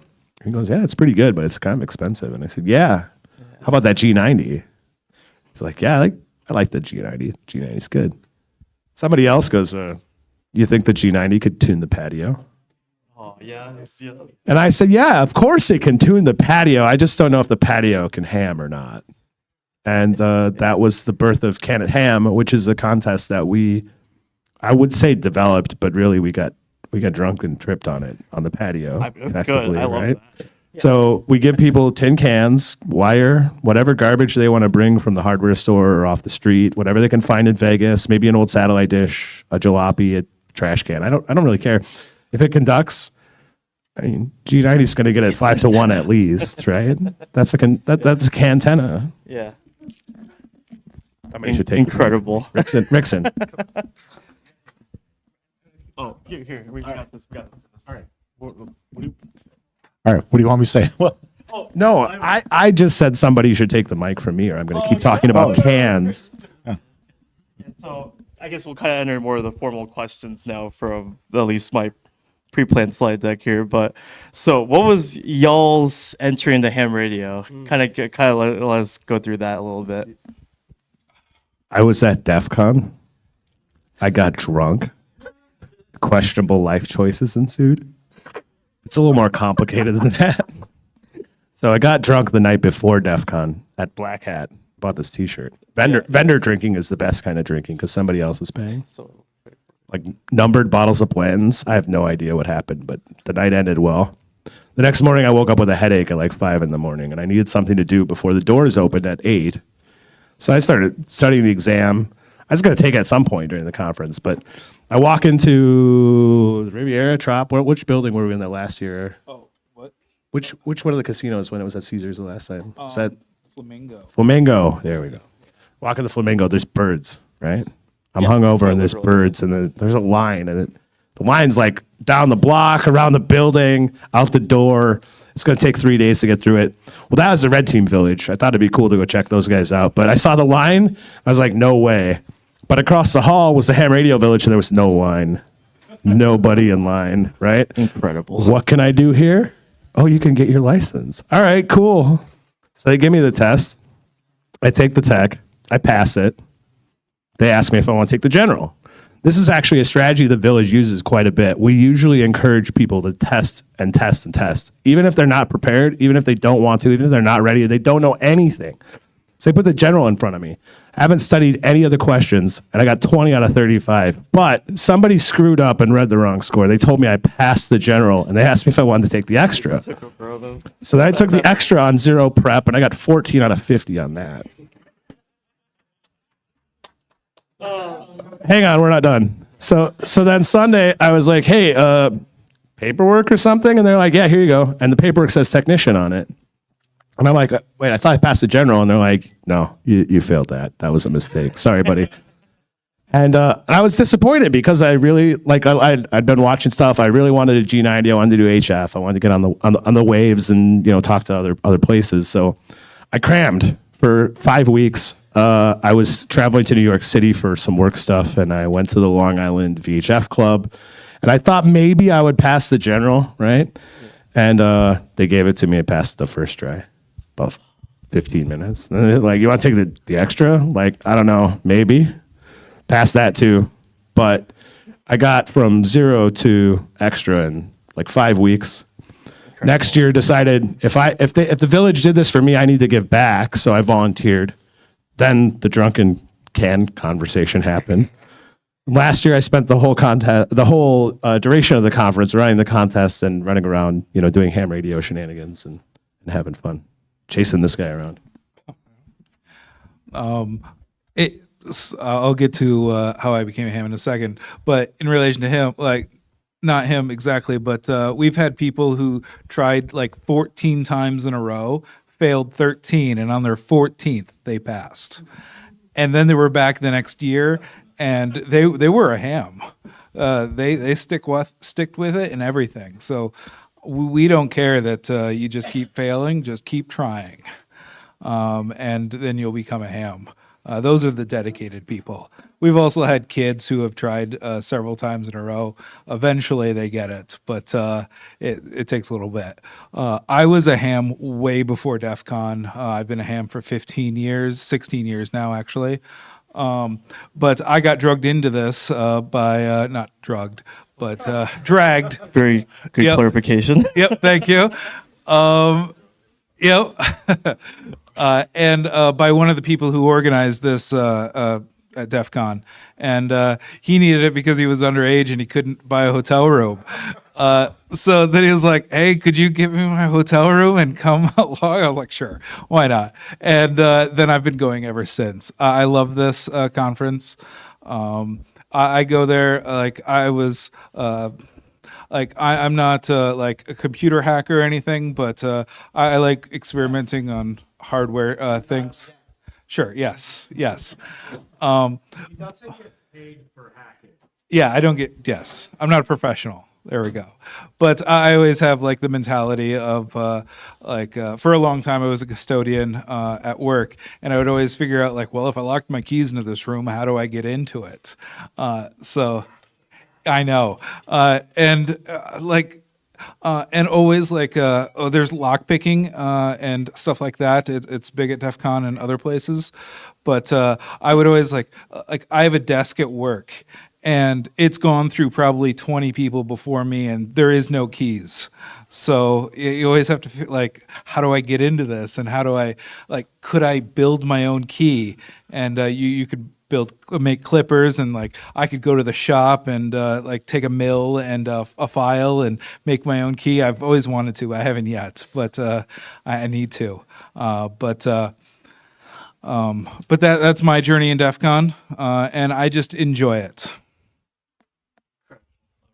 What about you? I'll go. Okay. All right. So, I was licensed in I think 97 or something like that. I was a young adult, and before that I was, when I was a teenager, I got into CB a little bit, but just to talk to my buddy, who lived in my neighborhood, and we talked to each other and stuff. And then we were both computer dorks. So like, we would call each other up directly on the modem. We wanted to like, hey, maybe we can hook up the modem to the CB, which is a really, really bad idea. Luckily, we weren't able to get it to work, but I mean, I was like compelled at that point. I was like, we got to figure out a way to hook up our computers over the radio and do this kind of stuff. And so I've always had this interest in radio, the computer stuff. It's all kind of tied together. I'm extremely fortunate that most of my adult professional career has been in the computer field, the computer industry and stuff. And as I got old enough, I started going to DEF CON and, because I was always kind of early stages of being online in the early days of the internet. And there was still like always this interest in like, how do we tie the radio stuff in? There was like early cellular communications days and that was interesting. There was, the early days of amateur radio and digital communications were actually bleeding edge. They were well ahead of any commercial stuff. And that's kind of flipped now, unfortunately. But yeah, for like the first like 20 years of digital radio is like hams were always the forefront of that. So I've always had an interest in this stuff. And I actually became involved with DEF CON with volunteering with the team there. And I helped them run the radio communications there as well. And it's just kind of another nice way to kind of merge all this stuff together. So, and then, the Ham Radio Village, I'm not super involved there. I'm usually too busy with other parts of DEF CON, but I have helped out in testing sessions there and learned a lot from those guys. And I always stop in every year. And, but yeah, there's this huge overlap between the radio, amateur radio, especially in the hacker community. I mean, ultimately, pretty much all hams are hackers. It's just a hacker is just somebody who thinks about stuff, comes up with creative solutions, that kind of thing. And it's so, there's definitely that huge overlap. All right, I have to answer this question now. So mine's a little bit more simpler. The fact that I got into ham radio just because I had a friend while I was in high school that just wouldn't stop talking about ham radio. It was a fellow robotics teammate, and I finally did it. And like, I actually got my license before he did, which is the funnier part. But so I passed tech in general one fell sweep. I basically read Gordon West's books on both tech in general within 4 days, and then just studied really hard with the apps during winter break that year. And then following year, I got my extra class and stuff. And then now, interestingly enough, how I got into hacking, right, or specifically cybersecurity adjacent kind of work. I've at the time, like it was like my sophomore or junior year of college, and I was going to DARA meetings, right, for the Thursday night group, which is the DIYers group here in Dayton. And of course, a couple of those folks in there worked in IT and some cyber stuff. And then one of them knew that I was kind of like, I don't know, like maybe, I don't know what I mentioned at one point, but like someone thought I was interested in that stuff. So they directed me to a local club, the Ohio InfoSec Forum, and which they do they do monthly meetings and then kind of like this big anniversary, like a mini convention during July. I don't know if they still do that anymore, but that's what introduced me into hardware hacking specifically. So like I would have this meme up here, but it's like y'all getting paid to take hardware apart, right? Like, y'all getting paid. Hang on. Yeah. So a Raspberry Pi owner, a ham radio operator, a vegan, and a bicyclist walk into the bar. Oh God, no. It's Jeremy. Oh my God, he won't stop talking. Yeah, that's right. Yeah, that's. But anyways, that's the fun intro. Is like mine is kind of like an opposite path of like that's like some of you, right, like here in this panel, hacking, ham radio, right, in that order. But for you, it's ham radio and then hacking. I ended up making a career out of that, doing hardware hacking quite literally. And so now, this is the open-ended question, or if if this would please stop. Okay. Okay. How can hackers continue and extend the amateur's proven ability to contribute to the advancement of the radio art? It's a very open-ended question. Cans. Yeah, that's true. Yeah. No, but let's talk about it for a second because he doesn't. But I think you get it a little bit more, right? This isn't. No, yeah, it's fun. It's fun. This isn't about teaching people to build an antenna or teaching them antenna theory. Even though they're going to learn all of that along the way, it's really about giving them an opportunity to be exposed to this and see what they could do. They don't have any idea. You know, they're looking at this can of wire and string and tin cans, and they're like, how are we going to make an antenna out of this, right? Some of the stuff that people came up with last year was really creative. Somebody had a hard hat with a bunch of pipe cleaners tied into a coax feed somehow, and I don't know if it worked or not, but it looked cool. What we're doing at the Ham Radio Village right now when we go out to these contests is we're doing, you know, QSOs for people who are either unlicensed or they're newly licensed, right? You just passed the test. You want to have your first QSO on 20 meters. We'll have an HF station set up, set somebody down in front of a script, let them basically read off of it, have a QSO, and hand them a sticker. We're talking about maybe doing guided fox hunts. Have somebody walk around with the equipment, show people who aren't even licensed how to hunt for the fox. I got a great fox hunting badge from last year's DEF CON, and I left it in my car. So if you see me tomorrow walking around, stop by. It's really cool. It's a little 70-centimeter fox. Last year at DEF CON, stand in a circle with like 2 other villagers and some random goon, and someone walks up and they pick me for some reason. They're like, "You're the fox, aren't you?" I'm the only one in the circle not wearing a fox badge, and they picked me. But that kind of engagement, right? That person running around the conference chasing the fox for half the weekend. It wasn't just engaging them with the amateur radio community. It was the whole thing, right? The hacker community, the convention, you know, the guys in the fursuits down the hall doing shenanigans. I mean, like, it gets you all through the whole community, right? And it integrates things going both ways. It brings hackers into the amateur community, and we've seen it right here, right? You have amateurs who are becoming hackers or being more involved in the hacking community because they're friends with an amateur who says, "Hey, did you know you can do this?" And then, you know, the FCC is, "Hey, did you know you're accidentally cross-band repeating the police radio with your Quangsheng, sir? Please don't do that." Probably not good engagement, but it's a great news story, right? And yeah, to that point, right? Like, you know, we can do these things because we can, right? Like, right, you know, it's like, why not do it, right? Yeah. Why not listen to ATC on your Quangsheng? Yeah, there we go. Yeah, exactly. Yeah, you could do it. For me, for me, the mentality of being like a hacker has extended into my work. Like, I'm an industrial maintenance worker, so I like figuring things out. And I have coworkers who, like, if they don't have a procedure, they don't even touch it. But for me, I'm just like, oh, I'll start taking this thing apart and figuring out how it works. I love doing that. So that is my mentality, and that's how I think moving that to other people. To just go in recklessly and figure things out. You know, if I break it, then we'll just pay a bunch of money to fix it. Well, so when I think about this is a complicated question, by the way. Just reading it, it's a lot to it. But how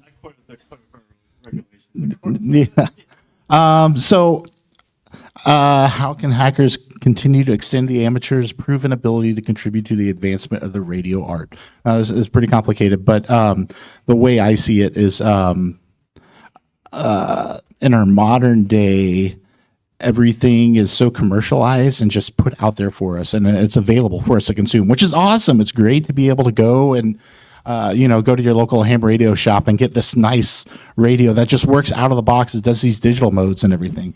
Everything is like, it's becoming so close. Like, you remember in the olden days, a radio would come with your schematics. It was in the back of the manual. You could look exactly how all these parts are. Now, no, you got to like call to get a service manual. You got to pay big bucks for it, and good luck figuring out what all this. Just some big monolithic chip that does everything. But there's so much of this has become kind of closed. So a lot of hackers have taken to a couple of aspects of it. One of them, people like doing some reverse engineering of some of these major radio products and like looking at what that is. There's a guy, Hash. He has a YouTube channel, and he's been working on finding a way to take this radio and pull the code out of it to see what exactly the microcontroller is doing, with the goal of being able to write our own firmware to do other things, that features that weren't built in. This should be something we should be able to do. Like, in the old days, hams could modify radios. It's a lot harder to do that when it's just code that we don't have access to. And then another well-known hacker, Travis Goodspeed, is doing a lot of really just amazing stuff. So this guy took a Casio watch. Remember the old Casio watch from the 80s with all those buttons on them that you could store data in them? He actually kept the LCD in there, but replaced the board with a different board, and it has a TI CC1100 series chip in there. And this chip is just a general purpose radio IO chip for things like weather stations outside or your garage door opener and that kind of thing.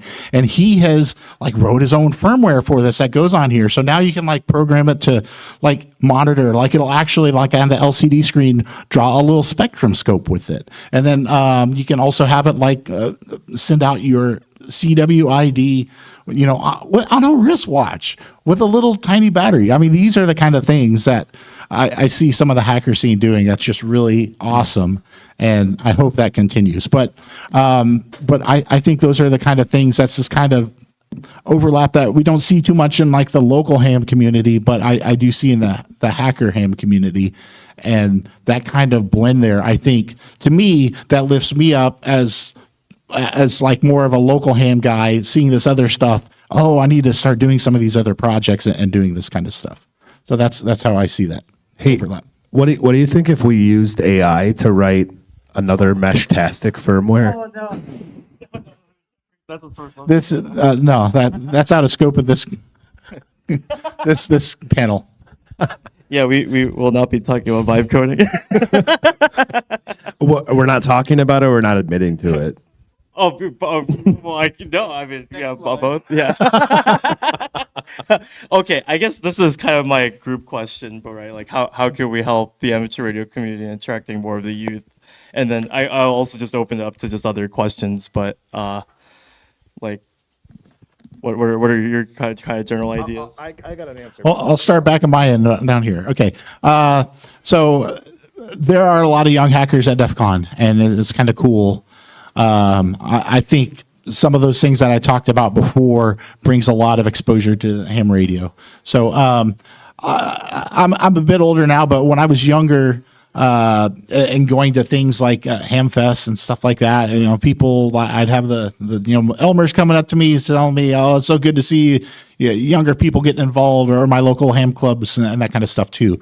And I think if by doing interesting things, more than just getting on the air, I think is kind of what brings that to them. There was a small commercial, a little commercial device for kids called the IMMe. It was a little pink. It looks like a pager with keyboards, and it was made for girls, and so that they could chat with each other. And then somebody had taken this and reverse engineering it to modify. Oh yeah, it's on an upcoming slide. I'm spoiling it, but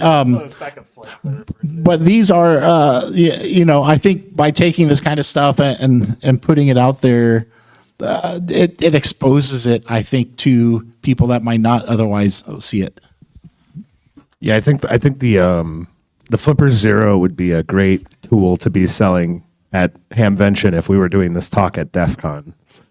When it comes to, getting young folks involved, I think something that's really important to hear and maybe less important to say, but I'm going to say it anyway, is gatekeep less. There can't be any gatekeeping. Literally open the gates. Yeah, we can't do this. This new generation does it even less than mine does, and I get annoyed pretty regularly.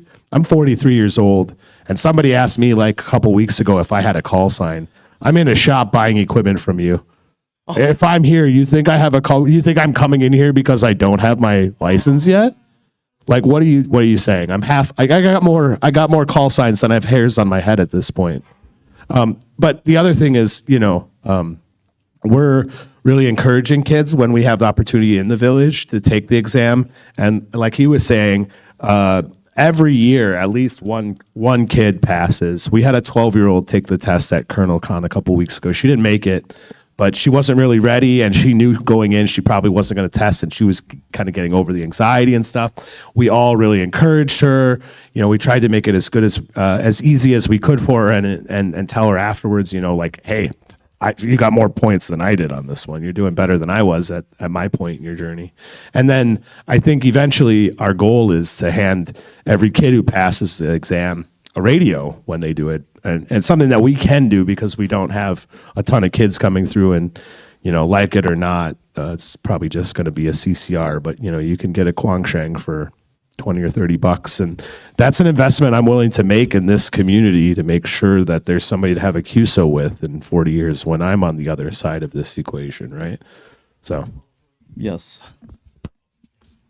Yeah, crowd interaction. Yeah. Yeah. Okay, good. For me in my club, what we mostly do is just, if anyone is interested that's young, just do whatever it takes to do it. Our club, we have a local college who started a ham radio club, and we bought them coax. There's a radio that we haven't been able to sell at like 3 ham fests, and it wasn't that great, and we're just like, here, take it. And just run it as many digital contacts as you can until it dies, and stuff like that. And we've all been very encouraging and allowing them to explore and do whatever they want, and go with that. And that club has blossomed because not necessarily because of me, but the club itself. I heard you won an Emmy or something. Oh yeah. Oh, jeez. Yes. But yeah, but that's what we do. We just encourage and enable.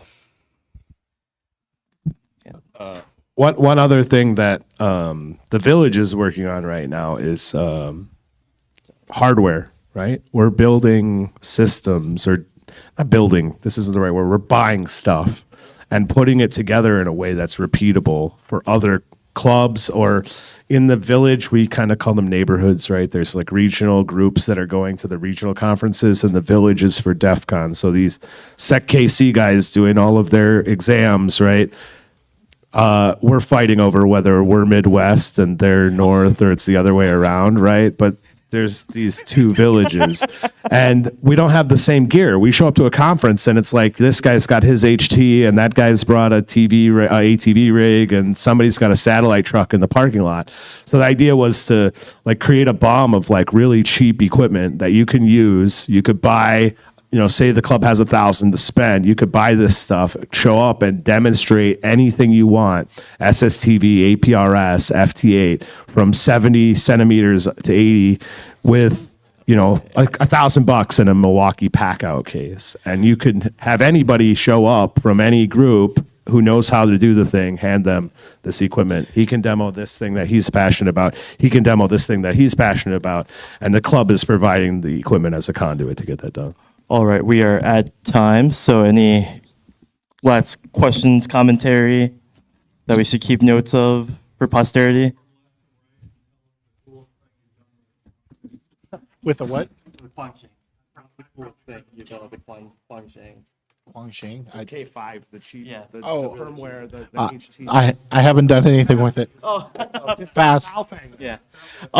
I mean, again, like the reason why I bought one was because of the firmware hack. So I immediately put the spectrograph on there and stuff. So have I added anything new or novel to it? Not really, but that's I've definitely benefited from it. The coolest thing I've done with the Guangsheng is I used the all-in-one cable from, can't remember the call sign, but there's a place, AIOC, all-in-one cable, ham radio, Google that, you'll find it. There's a kit, or you can buy them assembled, they're like $7, something like that. So I put that together with a Raspberry Pi and I made a packet BBS, not even $50. Plugged another one into my laptop, then I talk to myself from opposite sides of the room to prove that it worked. But big things may be coming to DEF CON with that concept. So keep your ear to the ground. Stay tuned. Also, I have stickers if anybody wants them. I'll leave a few on the table. Last question. Yeah. So. Oh no. Okay, pass. Okay. Okay. Any last minute stuff? Also, on top of the stickers, if anybody isn't a ham and wants to be, or is a ham and would like to volunteer with the Ham Radio Village, I have business cards that have study resources and contact information for volunteering, and be happy to have a conversation with anybody too. Thank you, everybody.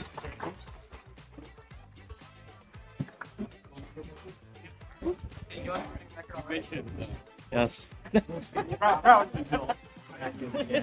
Thanks, guys. Yeah, that's fine. Oh my god, that was chaotic, but that's good. Okay. Oh no, yeah. I made sure to cut off there. Yeah, that's true. Okay, so yeah,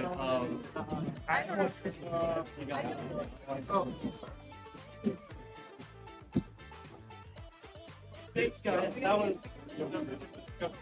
No problem. Oh, yeah. I think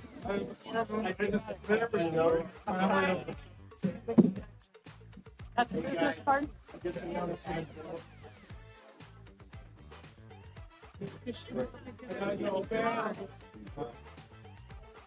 doesn't have a business card? Do you have a business card? I've got some. Okay. Somebody threatened me with the Lord. Okay, thank you.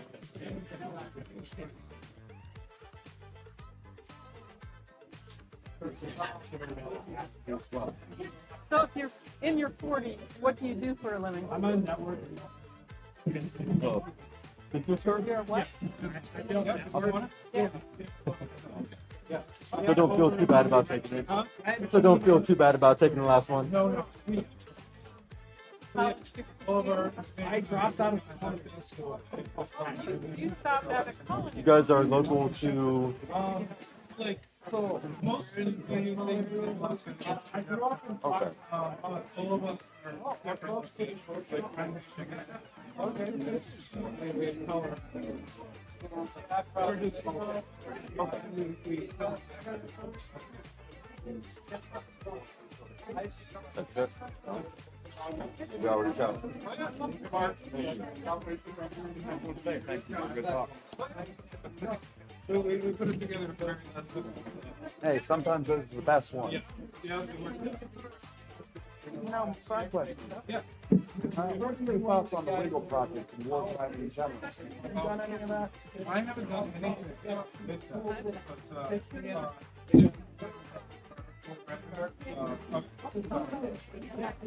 The legal project, they make Android. And they have their own census database, you can send out APIs. This is just collecting That's the type of demand, but to the extent that we can send out. Oh, yeah, because we have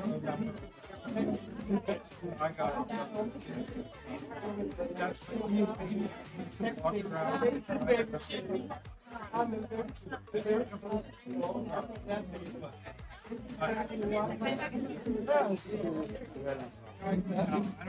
really have any thoughts on it. No. It's actually serves pretty good for detecting flock cameras. Oh, nice. It's meant, is meant, you can see the clients, all lights on it, OUI. All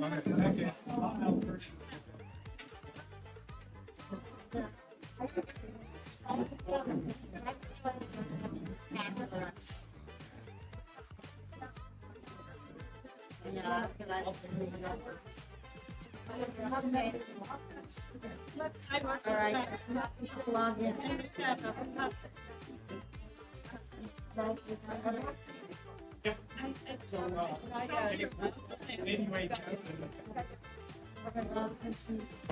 Yeah. They got thrown out.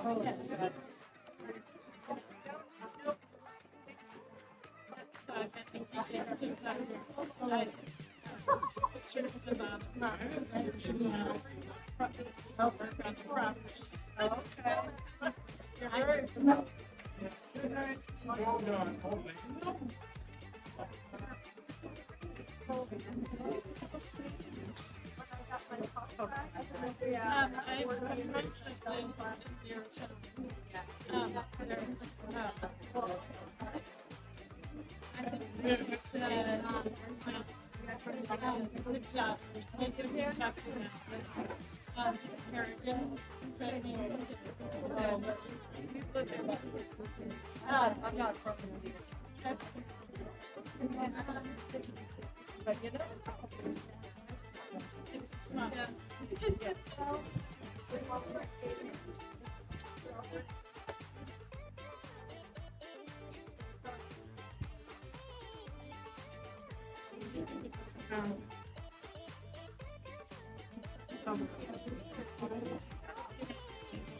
Driving over here today.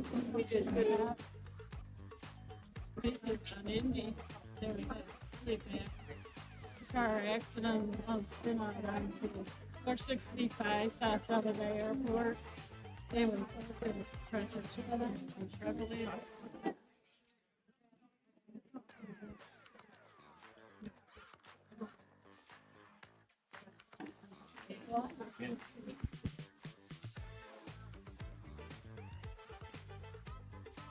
Wait for a minute. Gotta get people in. Is this, oh, it's live. Okay, as you come in, if you already are a member of Young Ladies Radio League, please grab a blue ticket. If you are not yet a member, please grab a yellow ticket, and our yellow ticket person is near the back of the room, and she'll be around.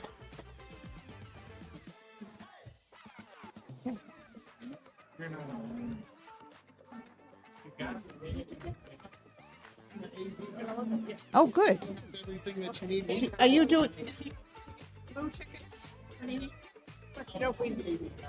We don't need you. We don't. Yeah, we'll take a break. We're not using any AVs. Yeah, we're not doing anything on screen. We're just using the mic. So. Do you know how to turn on the wireless? We won't need it. Okay. Yes. Yes, so we the will hand that around. The preference is not to take the mic off the stand, but to use the wireless if you're going to be moving around. Okay. And that's just for bringing it back. Do you need more than one mic? No, we can take turns. Yes. So you just hold down the button until you see green, and then you're good. Okay, it's on, and then that turns it off. Very good. So, We're green. hey, there we go. Okay, oh, good. So many gals here. As you gals come in the door, if you are already a member of Young Ladies Radio League, get a blue ticket. If you are not a member, we have yellow tickets. Thank you, Ian. He's got a yellow ticket. Yellow tickets. Blue tickets for people who have already joined YLRO.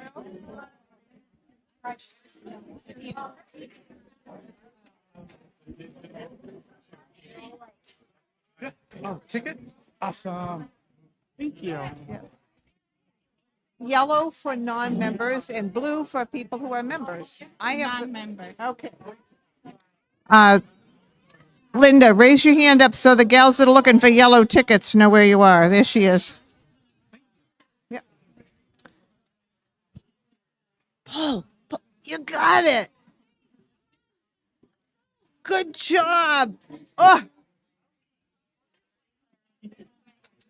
Are you a member of YLRL?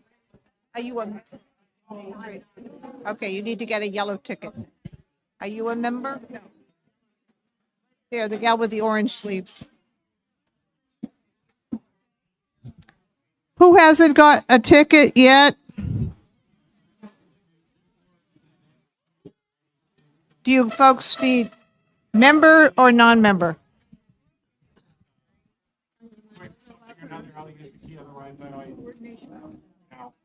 Thank you, dear. Thank you. Do you have a yellow ticket for my friend? Yellows are here. Yellow ticket.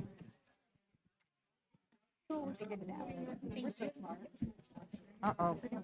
Did I accidentally give some people blue ones that say ticket instead of say keep this coupon? If I did. I goofed. I need to trade with you. And her.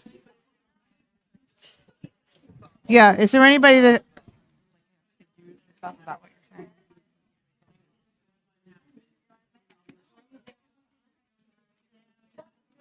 What? yes, I do.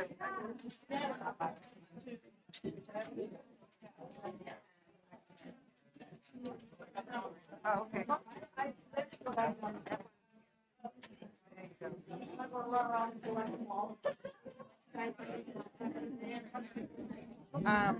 We need the.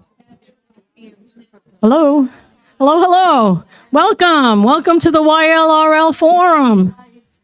The YL Forum, and we are members of YLRL. What I'm going to do right now, I just want to give you a little warning. I'm going to hand you a little index card.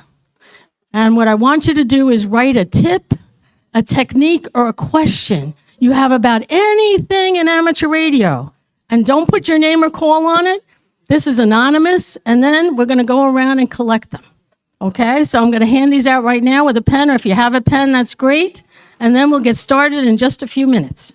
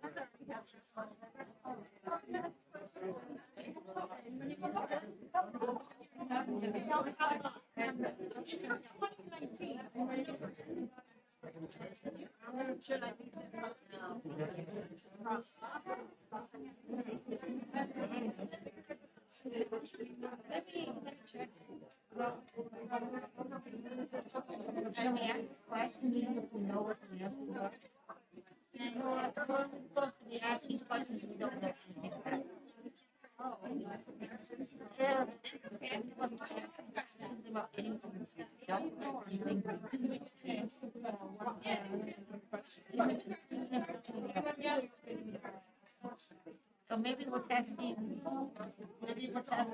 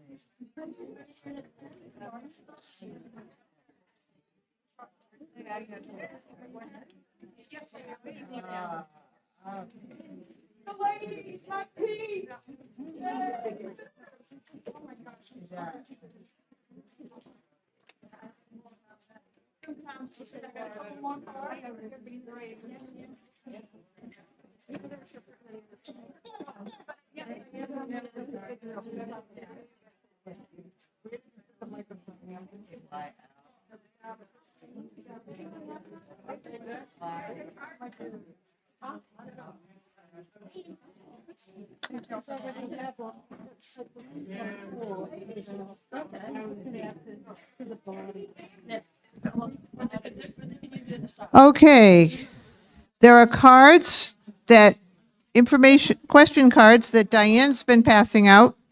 Just one last check. If you're a YL here in the room and you are not a member of Young Ladies Radio League, you should be holding a yellow ticket. It probably says ticket on it. That's okay. If you have a blue ticket, you're a member already of Young Ladies Radio League, and your ticket should say, keep this coupon. If it says ticket, raise your hand, I'll trade off with you. I messed up. here? Anybody else still need a car? Welcome. My name is Ann Manna, WB1ARU. I'm from Massachusetts, and I'm one of the officers of the Young Ladies Radio League, but I also am the forum moderator for today, and our guest speaker is Diane Ortiz, who is the president of Young Ladies Radio League.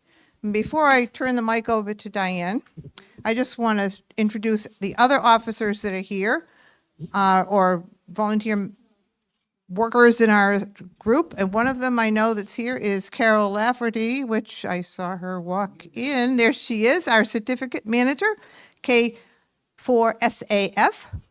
Also doing tickets and holding a camera over there is Linda, KC8PKY. She is the district chair for District 9. Okay. Indiana, I got licensed in Michigan. That's the confusion. Okay, and I'm not sure whether there's any others here that are current officers. The next thing I want to do is just quick find out where we're all from.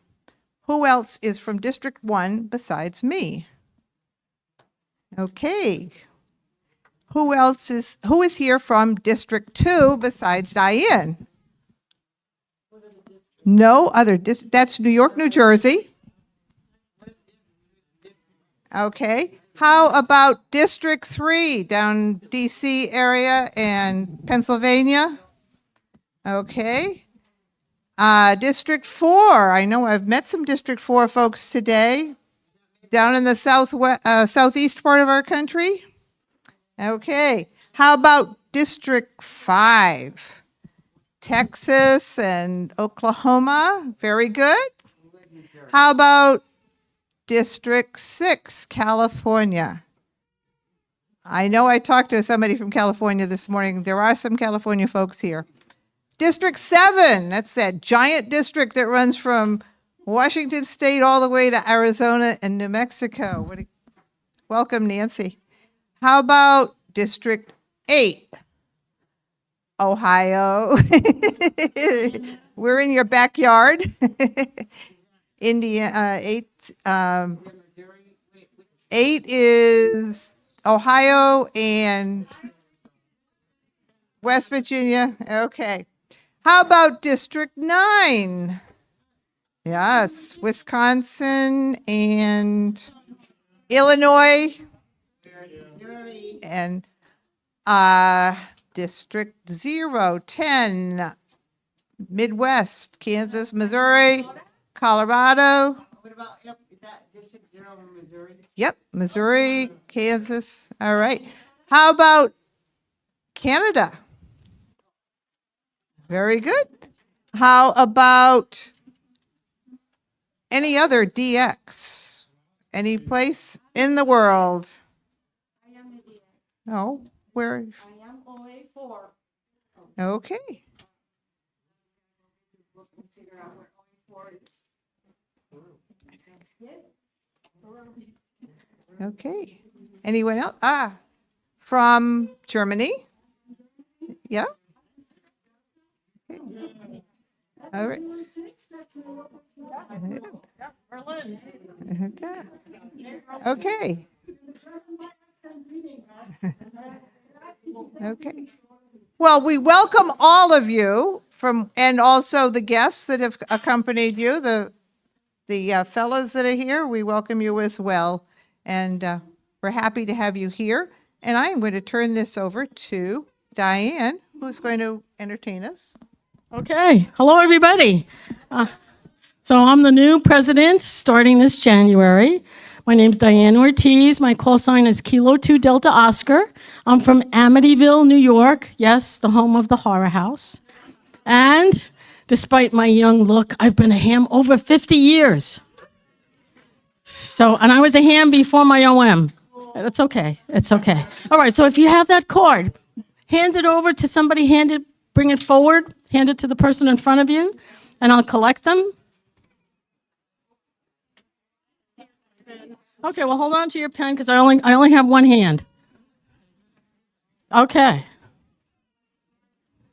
All right, so just bring them forward. If you have a volunteer who could carry them forward for me, I appreciate it. There's some more, okay. So I asked you to put a tip, a technique, or a question about amateur radio. So we're going to go through some of these and see what you've written, right? It's anonymous. Nobody's going to know. And I don't know everything, so I'm going to be asking some of you to help me out. So everybody bring up their card. Any cards left? Okay, I won't see who you are. Just put it on the table. Okay. All right, so the first question. What is the percentage of women in amateur radio who are ham radio operators? I don't know. Does anybody have an idea? 10%? Maybe. Anybody else? Well, let's say we're most of the women hams who are here at Hamvention. How many people you think are at Hamvention? How many men you think are here at Hamvention? Okay, so maybe 5%? Right? Yes. Yes, indeed. So I have a question for you. Do you think that's the case in foreign countries? Okay, so we have two people here we could ask, right? How is it in Peru? It's smaller, way smaller. Smaller percentage? Okay, in Germany.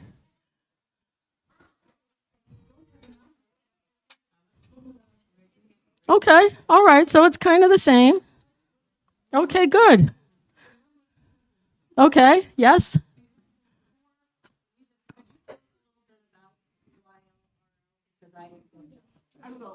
Okay. Okay, she will do that. Okay. Yes. Okay, all right. So, as usual, we go to ChatGPT to see the answer, right? But whatever it is, do we think it's increasing? Yes, yes. 20 years ago, I came to the Dayton Hamvention, and you could count really on one hand how many women hams there were. No line in the ladies' room. And most of the women that were here with their OM or out at the flea market. Now, I see so many women hams. It's wonderful. It's very encouraging. So, another one. Have you heard of International Women's Day YL POTA Party? Has anybody heard of that? Okay, you have. So what is it? Can you tell us? I'm the founder of International Women's Day Wild POTA Party. So if you're a lady ham, if you like POTA, I highly recommend that you get out there on March 8th every year and bring a friend and activate a POTA park. It's a great way to build community and camaraderie, which is what this forum is all about, between women in amateur radio, women helping each other, mentoring each other, and also making ham radio more visible, which is one of the main goals of Parks on the Air, but also letting other people see that, women in amateur radio do actually exist. Okay, and just give us your name and call. Yep, my name is Shannon. My call signs are KC1OET here in the U.S. or 2 Echo Zero Oscar Hotel Tango in the U.K. Okay. Okay, we love stickers. We love stickers. Thank you, Shannon. Okay. Yes. I looked it up as far as percentage of women. 15% of licensed amateur radio operators are women. With over 750 total licensed hams in the U.S., this percentage suggests there are roughly 110,000 to 115,000. Okay. So I think that's pretty good. Very good. I think it is increasing. Okay, another question. Does anyone like morning nets? Yes. My friend, Bart and I, be so happy that I'm flying our net. we have a net with Indian hams in India that is evening their time, but it's morning in US time. So we have a good group going. It starts at 8:30 a.m. Eastern time, which is like 6 o'clock India time. So come and join us. Echolink Alarm. Okay, that's wonderful because a lot of us don't have stations at home, so you can always get on Echolink to check into a net. I'm not an early morning person. How many people here check into nets? Anybody? Okay, quite a few. Quite a few. That's great. You know, 8:30 a.m. Eastern, and of course it changes in time because it doesn't change time zones. And, you know, we should be happy to have more people coming in. Okay, terrific. Monday through Friday, it's wild.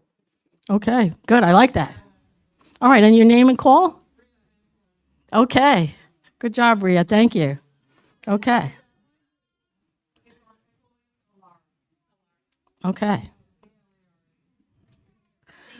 All right. So this question is, how many YL groups are there worldwide?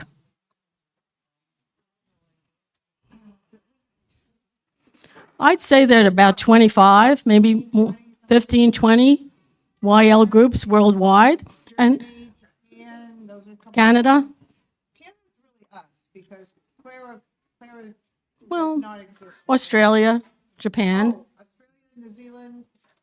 Portugal has a YL group. So are there any special rules to forming a local YL group? So that kind of depends. All right, does anybody have an answer? Anybody here has formed a YL group? You need a radio? Well, do you? You don't, right? You don't need a radio to form a YL group.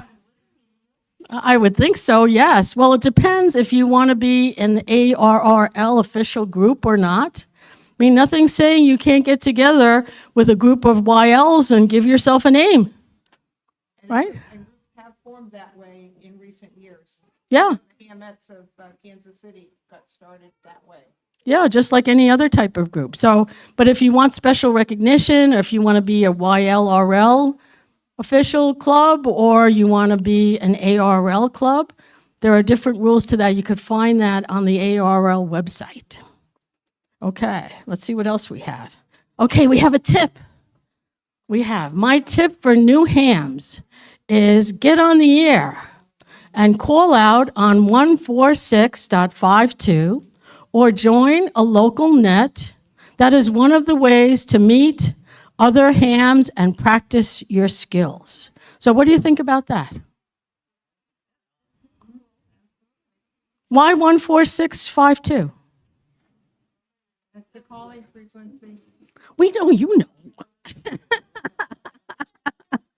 But does everybody else know that?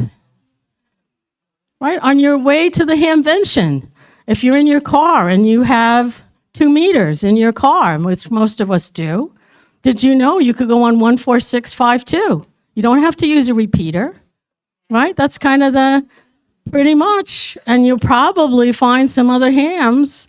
Maybe you do that on the way home, but 14652 has always been the regular simplex calling frequency on 2 meters. No, it doesn't.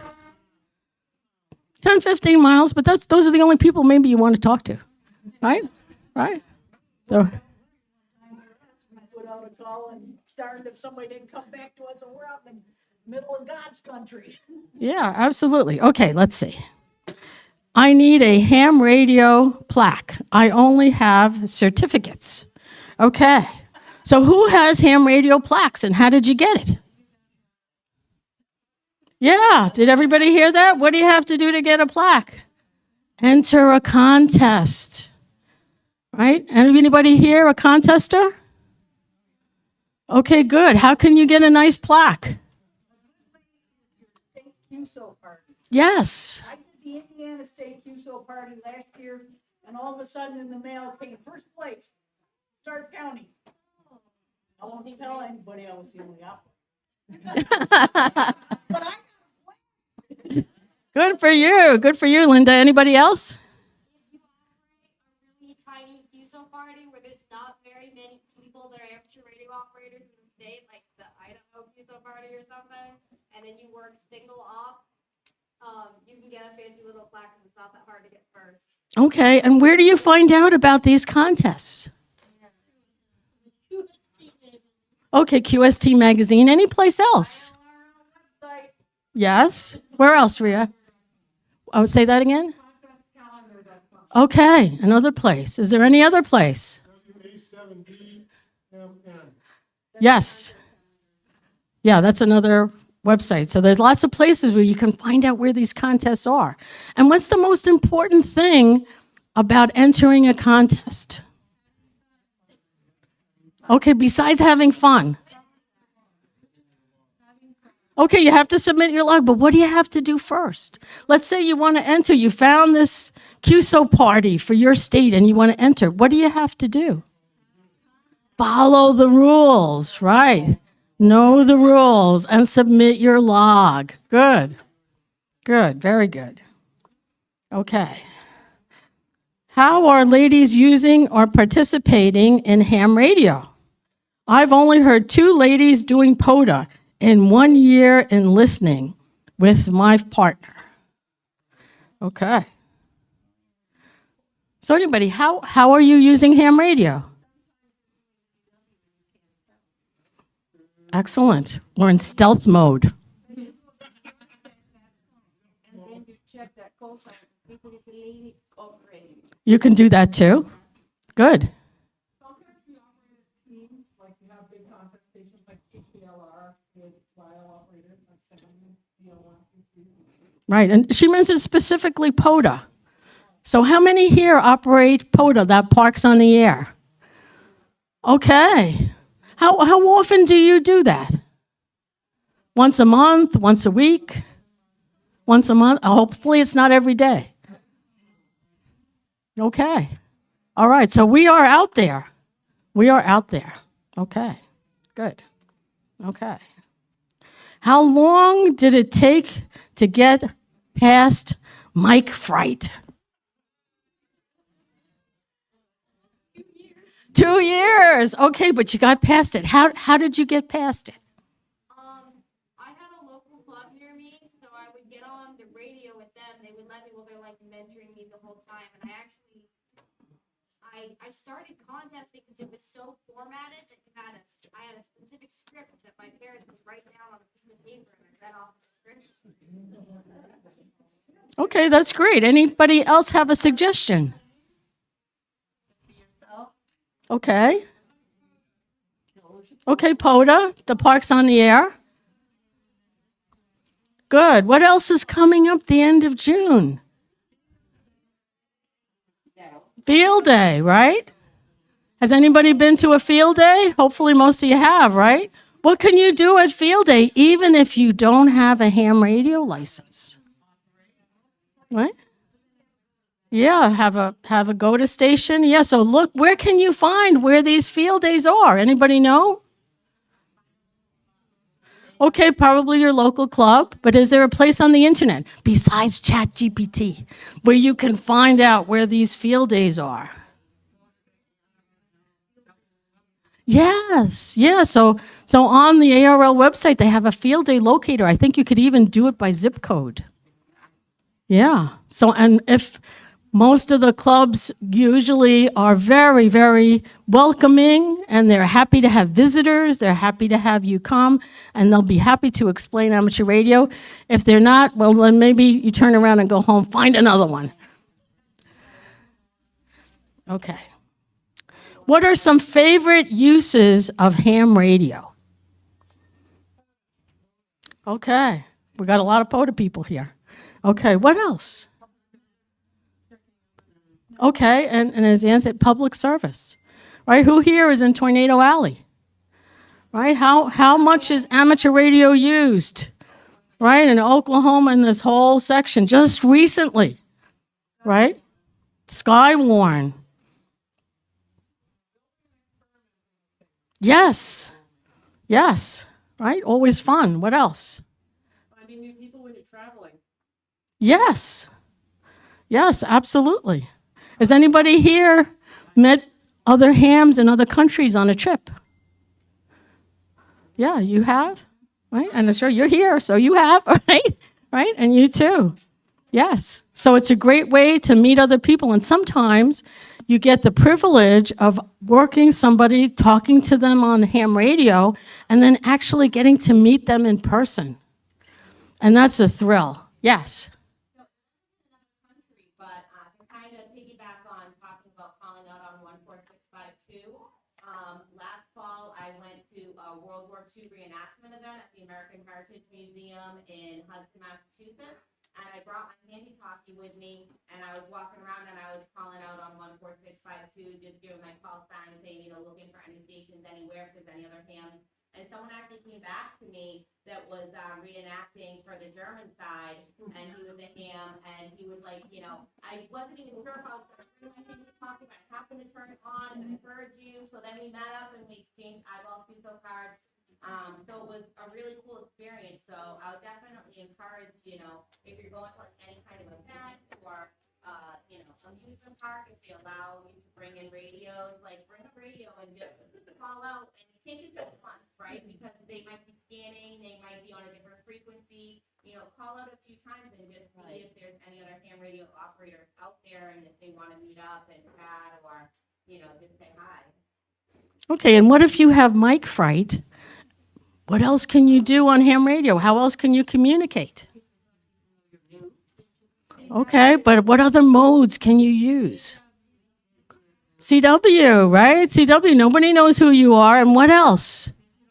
Digital modes, right? FT8? So I use PSK and I love it. And, Oh. and I don't have problems with speaking to Uzbekistan anymore. Okay, good, good. Yes, yes, people still do. Yeah, yeah, yes. CW, but one other way I interact with ham radio, I serve as a VE. I love administering radio exams and volunteering. It's a really satisfying way to give back. Excellent. Okay, great suggestion to be a VE. Okay. All right, what is a good set of headphones?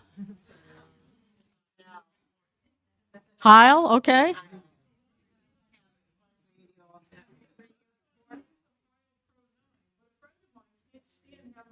Mm.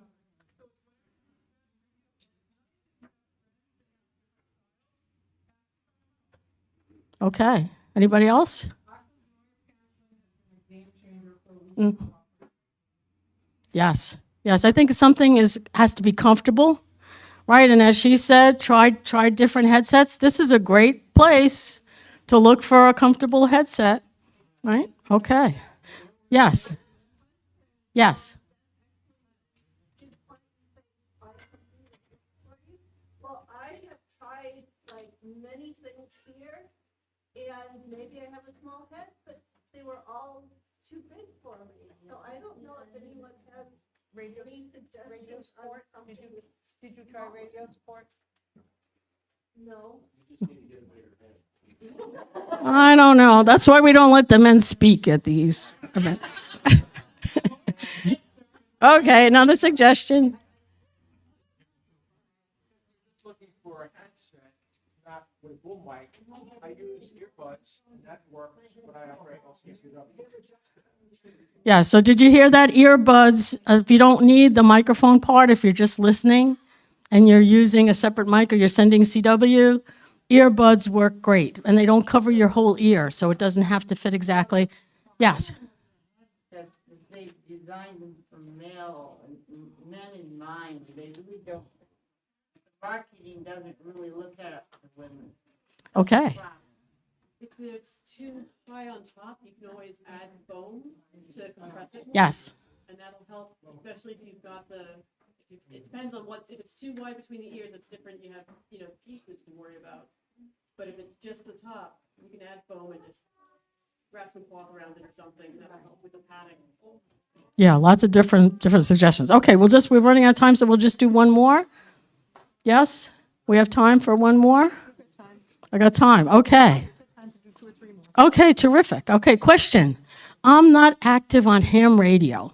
So where and how am I going to meet other YLs to become more active?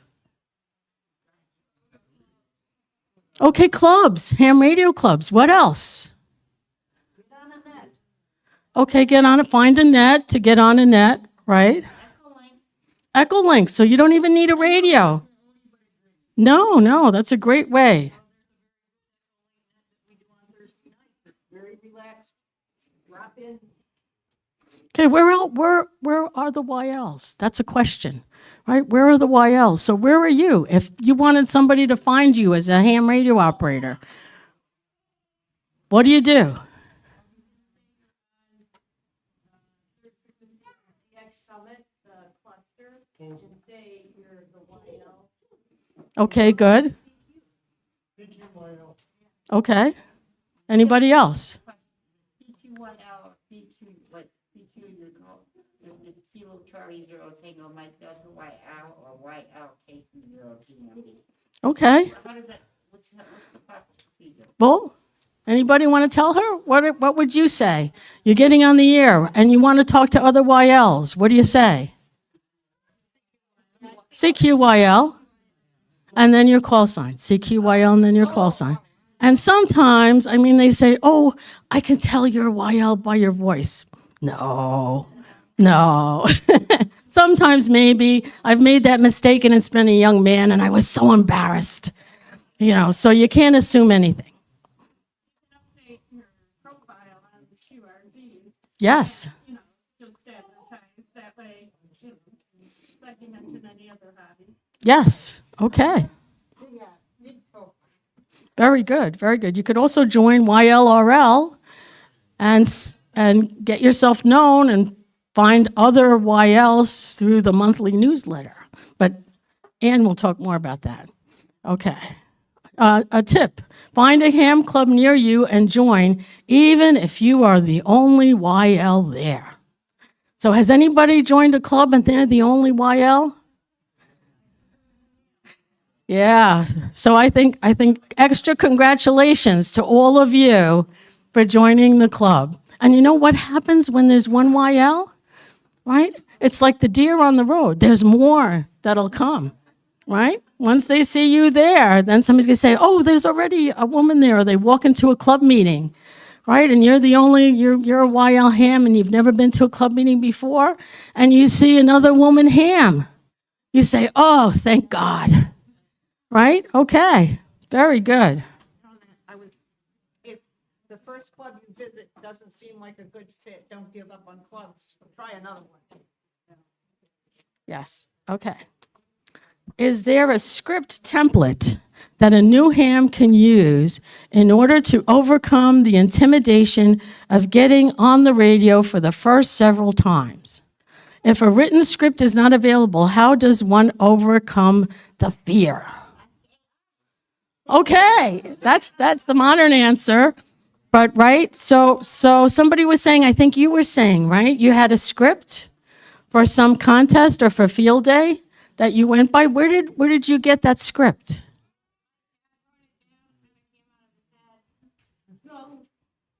Okay, so if you don't have a dad who's a ham, how else can you get a script?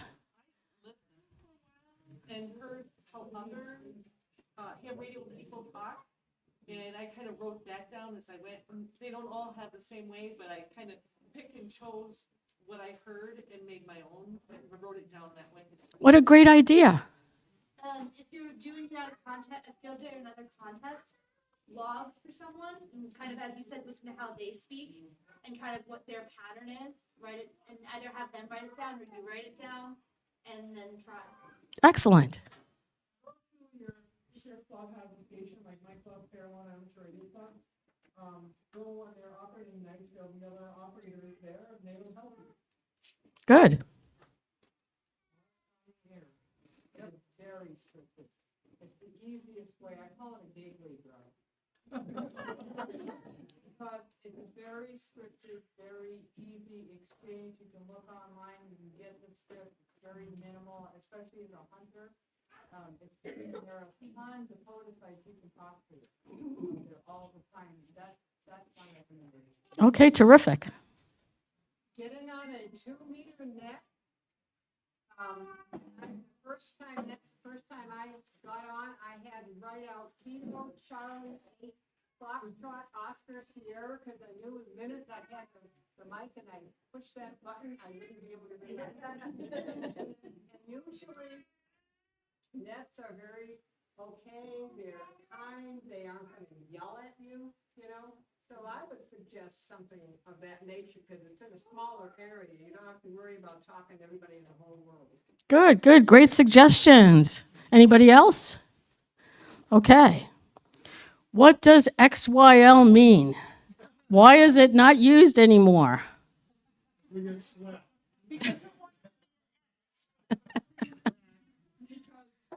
Why would anybody want to be a former, young lady?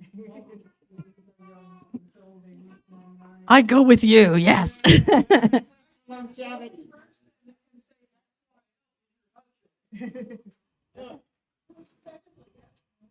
Well, it was originally, I was told that people on the air, but I am a YL to you because you are not my husband. And I just said, oh, I'm sorry, I'm a YL because I'm not your wife. And she took it. Good, good for you. if the woman was unmarried, if she was unmarried, she was a YL. Once she got married, then she became an XYL. No. No. Yes. Okay, so I go back over 50 years, and I agree with you. It used to mean an unlicensed spouse of a ham radio operator, right? And now, because most of us are hams, we don't need the X. So we're just YLs. Yeah, we're just perpetually young. Okay. What is the difference between DX and DXCC? DX is a contact with a very strange, long path country that you don't hear at all. Okay, so for you in Peru, it would be DX. We would be DX, right, if you were talking to us, right? And vice versa. If somebody here is talking to somebody outside of the U.S., usually we don't consider Canada DX. I mean, it's kind of closer. Mexico, it's kind of close by, the Caribbean. But what is DXCC? Shannon?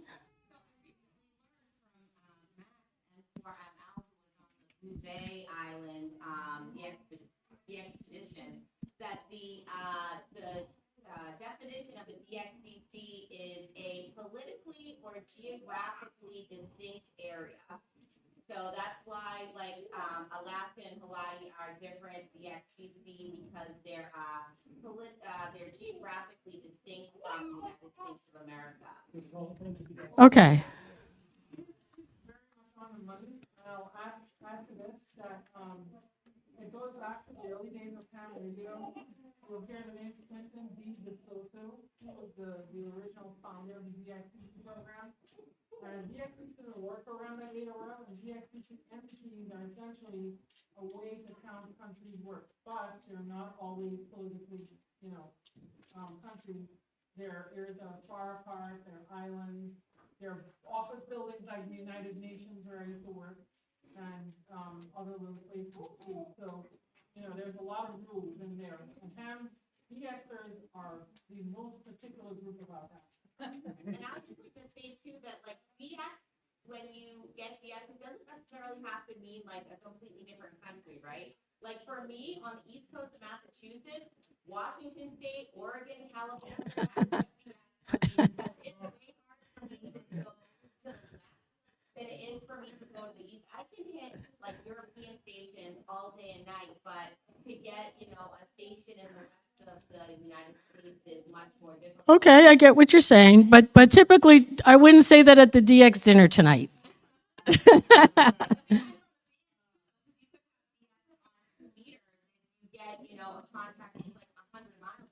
That's true, but let's say you get on the air and you go CQDX, Kilo 2 Delta Oscar, CQDX. Who do you expect is going to come back to you? Well, it depends. From here, maybe the Italians, the Germans, right? The people in South America, right? Not somebody on the other side of the country. But that's to be debated at the DX dinner. One more. Okay. All right, so this is an interesting one, right? I'm surprised to see this. How many members are there in the Young Ladies Relay League, the YLRL, right? And our membership chair. Well, Young Ladies Radio League has over 500 stateside members and a number of DX members.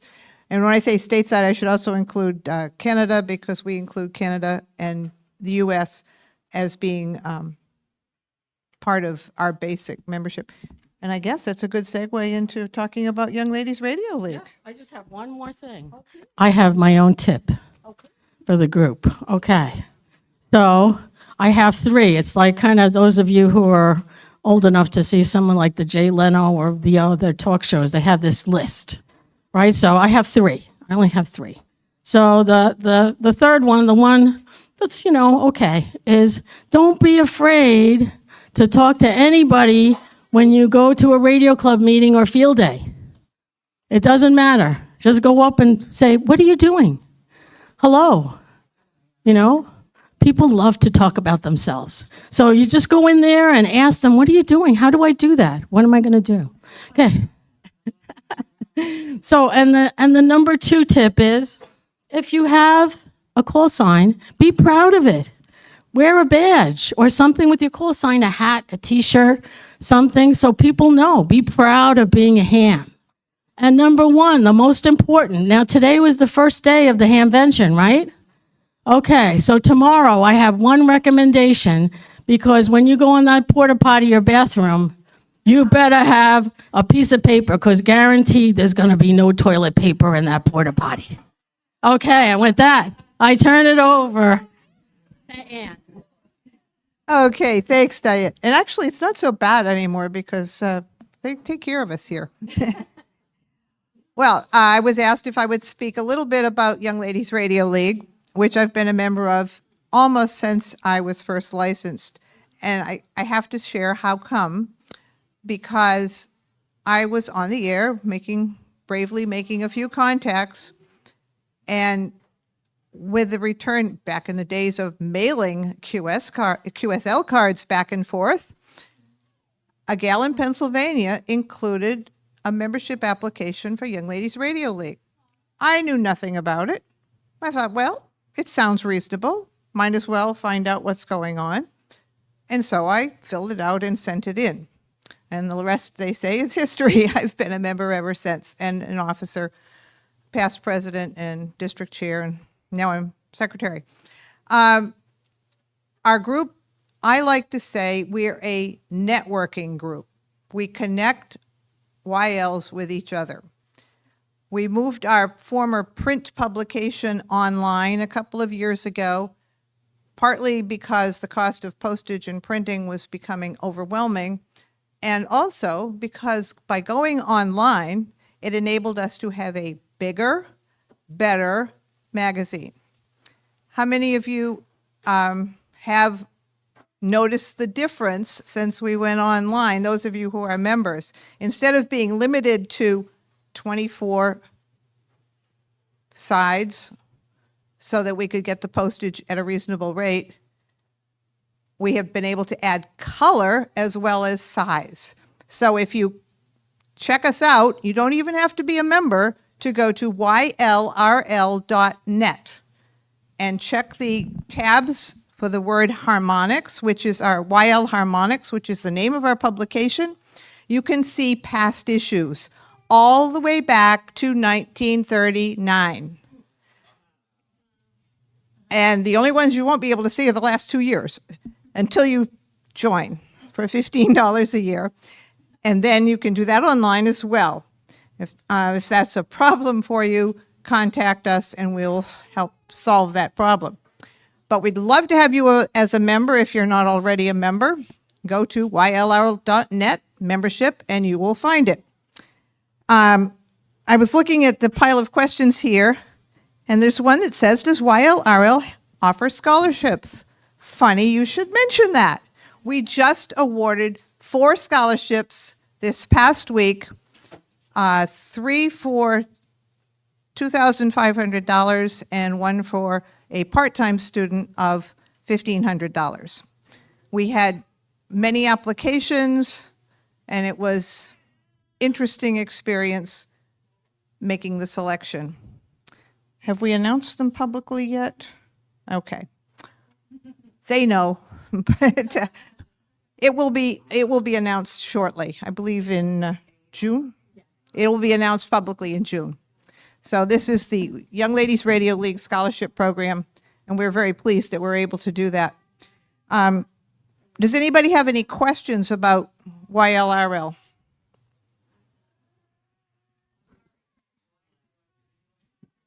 So you can network with all the other YLs, because people have been asking about where they find YLs.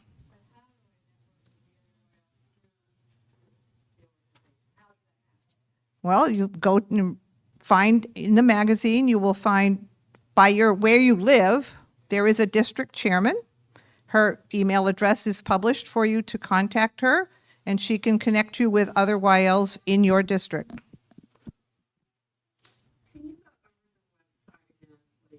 YLRL.net.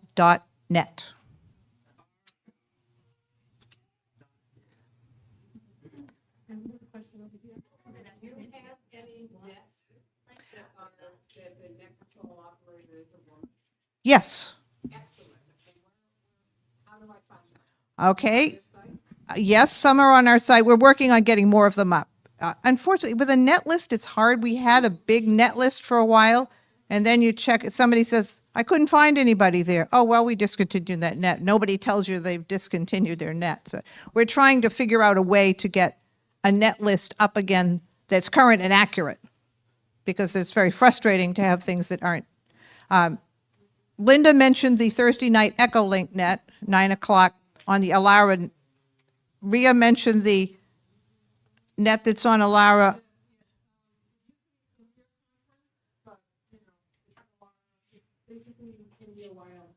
Okay, it's on the Alara node.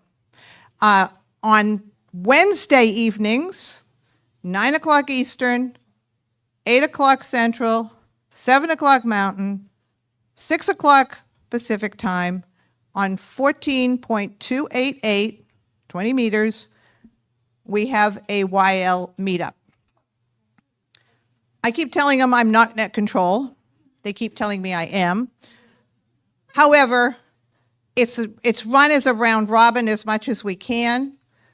Not everyone hears everyone. That's a fact of life when you're trying to be on 20 meters. It can depend on how many sunspots there were this past week or all sorts of things. We managed to pull it off every week almost.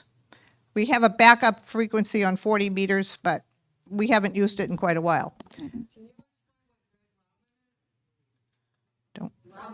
Round robin, that's when you just pass it from one to another. So I pass it on to Linda, and Linda passes it on to Mary Sue, and Mary Sue passes it on to Jane, and it goes around. Yeah, a directed net. The net control says, okay, Jane, it's your turn. Okay, Linda, it's your turn. Okay, Mary Sue, it's your turn. We try to keep it just going round robin. It's more friendly. I know that YLRL has a conference every couple of years. You were in Utah a couple of years back. Have you selected the next site for the next conference? Yes. We will be in Massachusetts in August of 2027.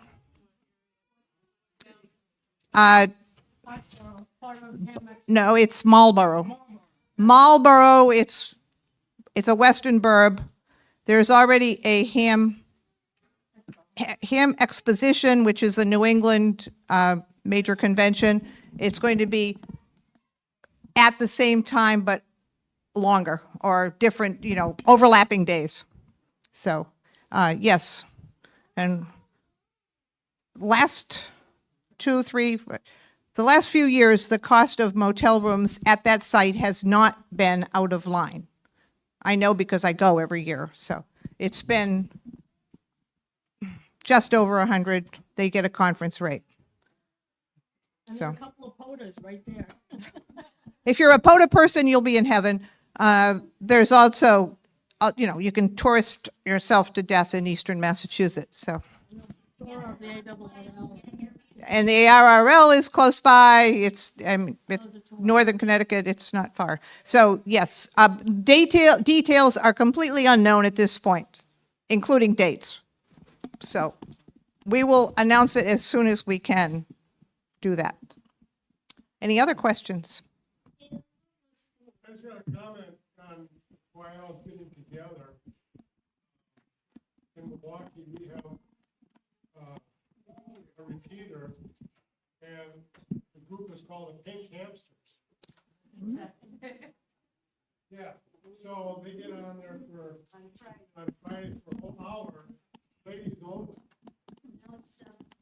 7 o'clock. Okay. The Pink Hamsters in Milwaukee. There's the Hamettes in Kansas City. There used to be a group in New Jersey, but I don't remember their name. There are YL nets happening on repeaters in various places. What I'm suggesting is, if any of these young ladies may want to ask their repeater group to start something up like this, and have it a directed net, where inviting YLs to come in, and then you can gradually get introduced and get your foot in the door. You can talk about anything, you know. Oh, I was going to say, great suggestion. It really is. I recommend the young ladies to try their local repeater Yeah. groups and ask them, we would like a YL net, Pink Hamster, whatever name you want, only for us for an hour a week.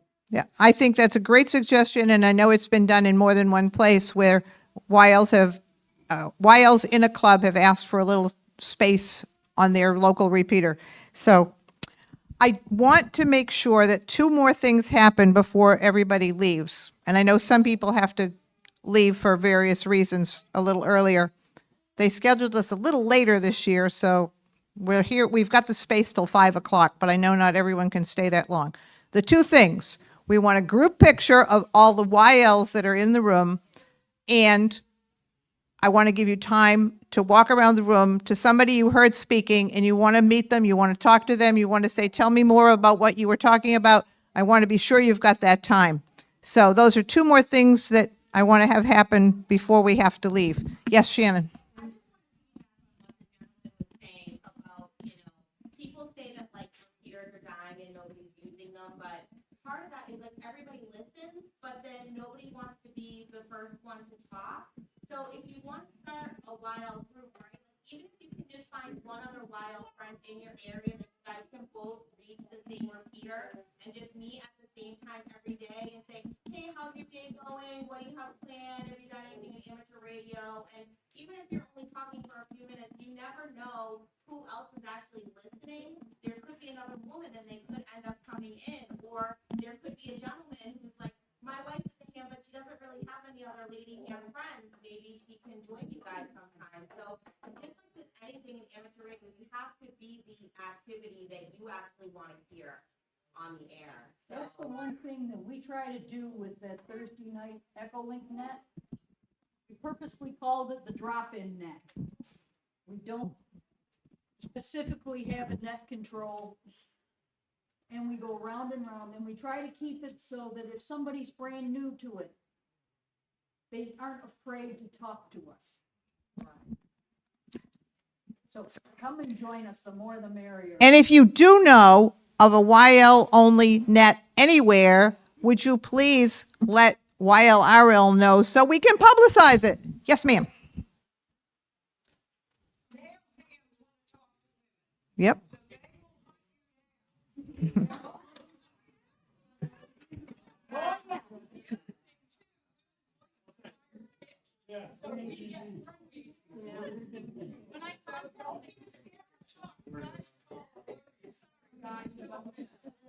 My husband keeps telling me I'm worth 20 dB on the phone dancing.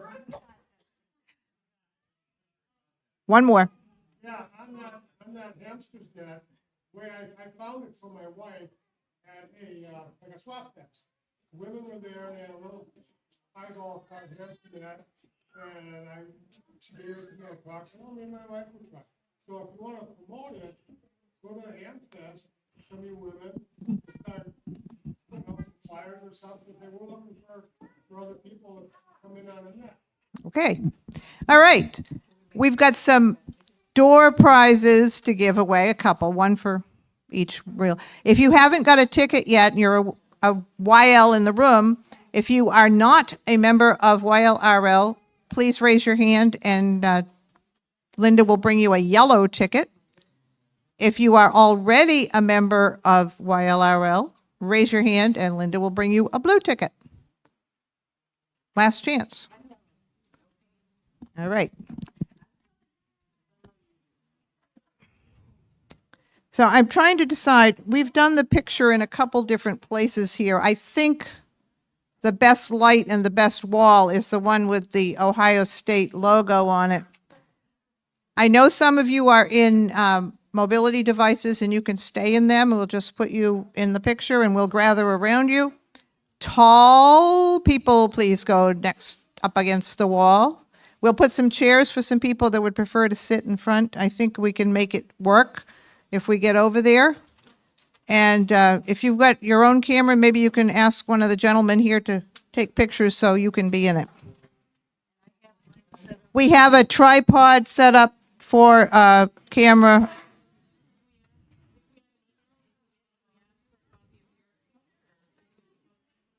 I will post it on the website. You can download it.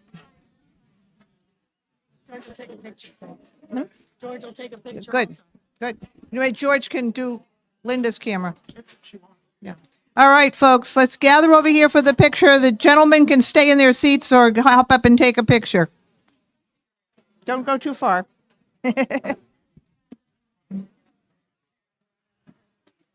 Thank you. This is the video cam. We don't need to worry about that. Okay. Ladies over here, please. Everybody's in the picture. Everybody's in the picture, and we'll draw the door prizes right after the picture. I think this got a long enough cord that we can move it out of the window picture. I'm trying to get this out of the picture. I think so.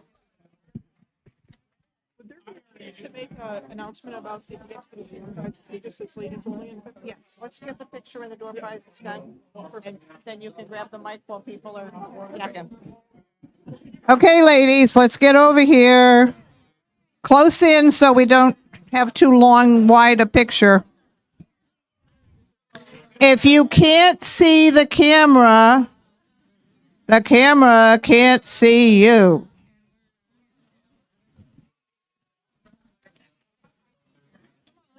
Up in here. I'm sorry. Have a seat, Carol. No ladies behind the camera.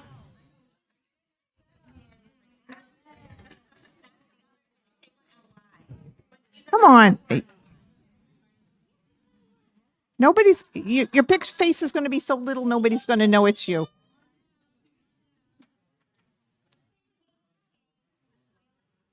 You don't have to be a ham to come be in our picture. You just have to be a YL. And you don't have to be over 10 either.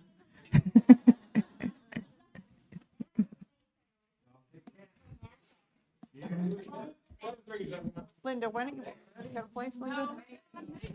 Let me get down here because I don't want to get in front of somebody. Well, sit I'm down coming, here on I'm the coming. floor.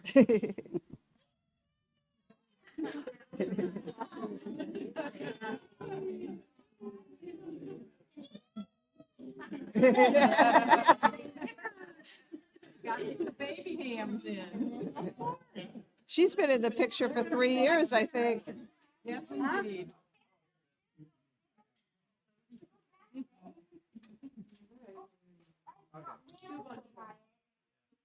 Smile.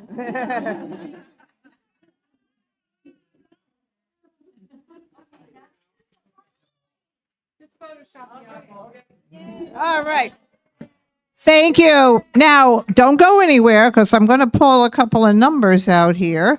And I know that there's a couple people that want to make an announcement, so now's your chance to meet all the gals around you, and don't tell me you couldn't meet a YL here, because here we are.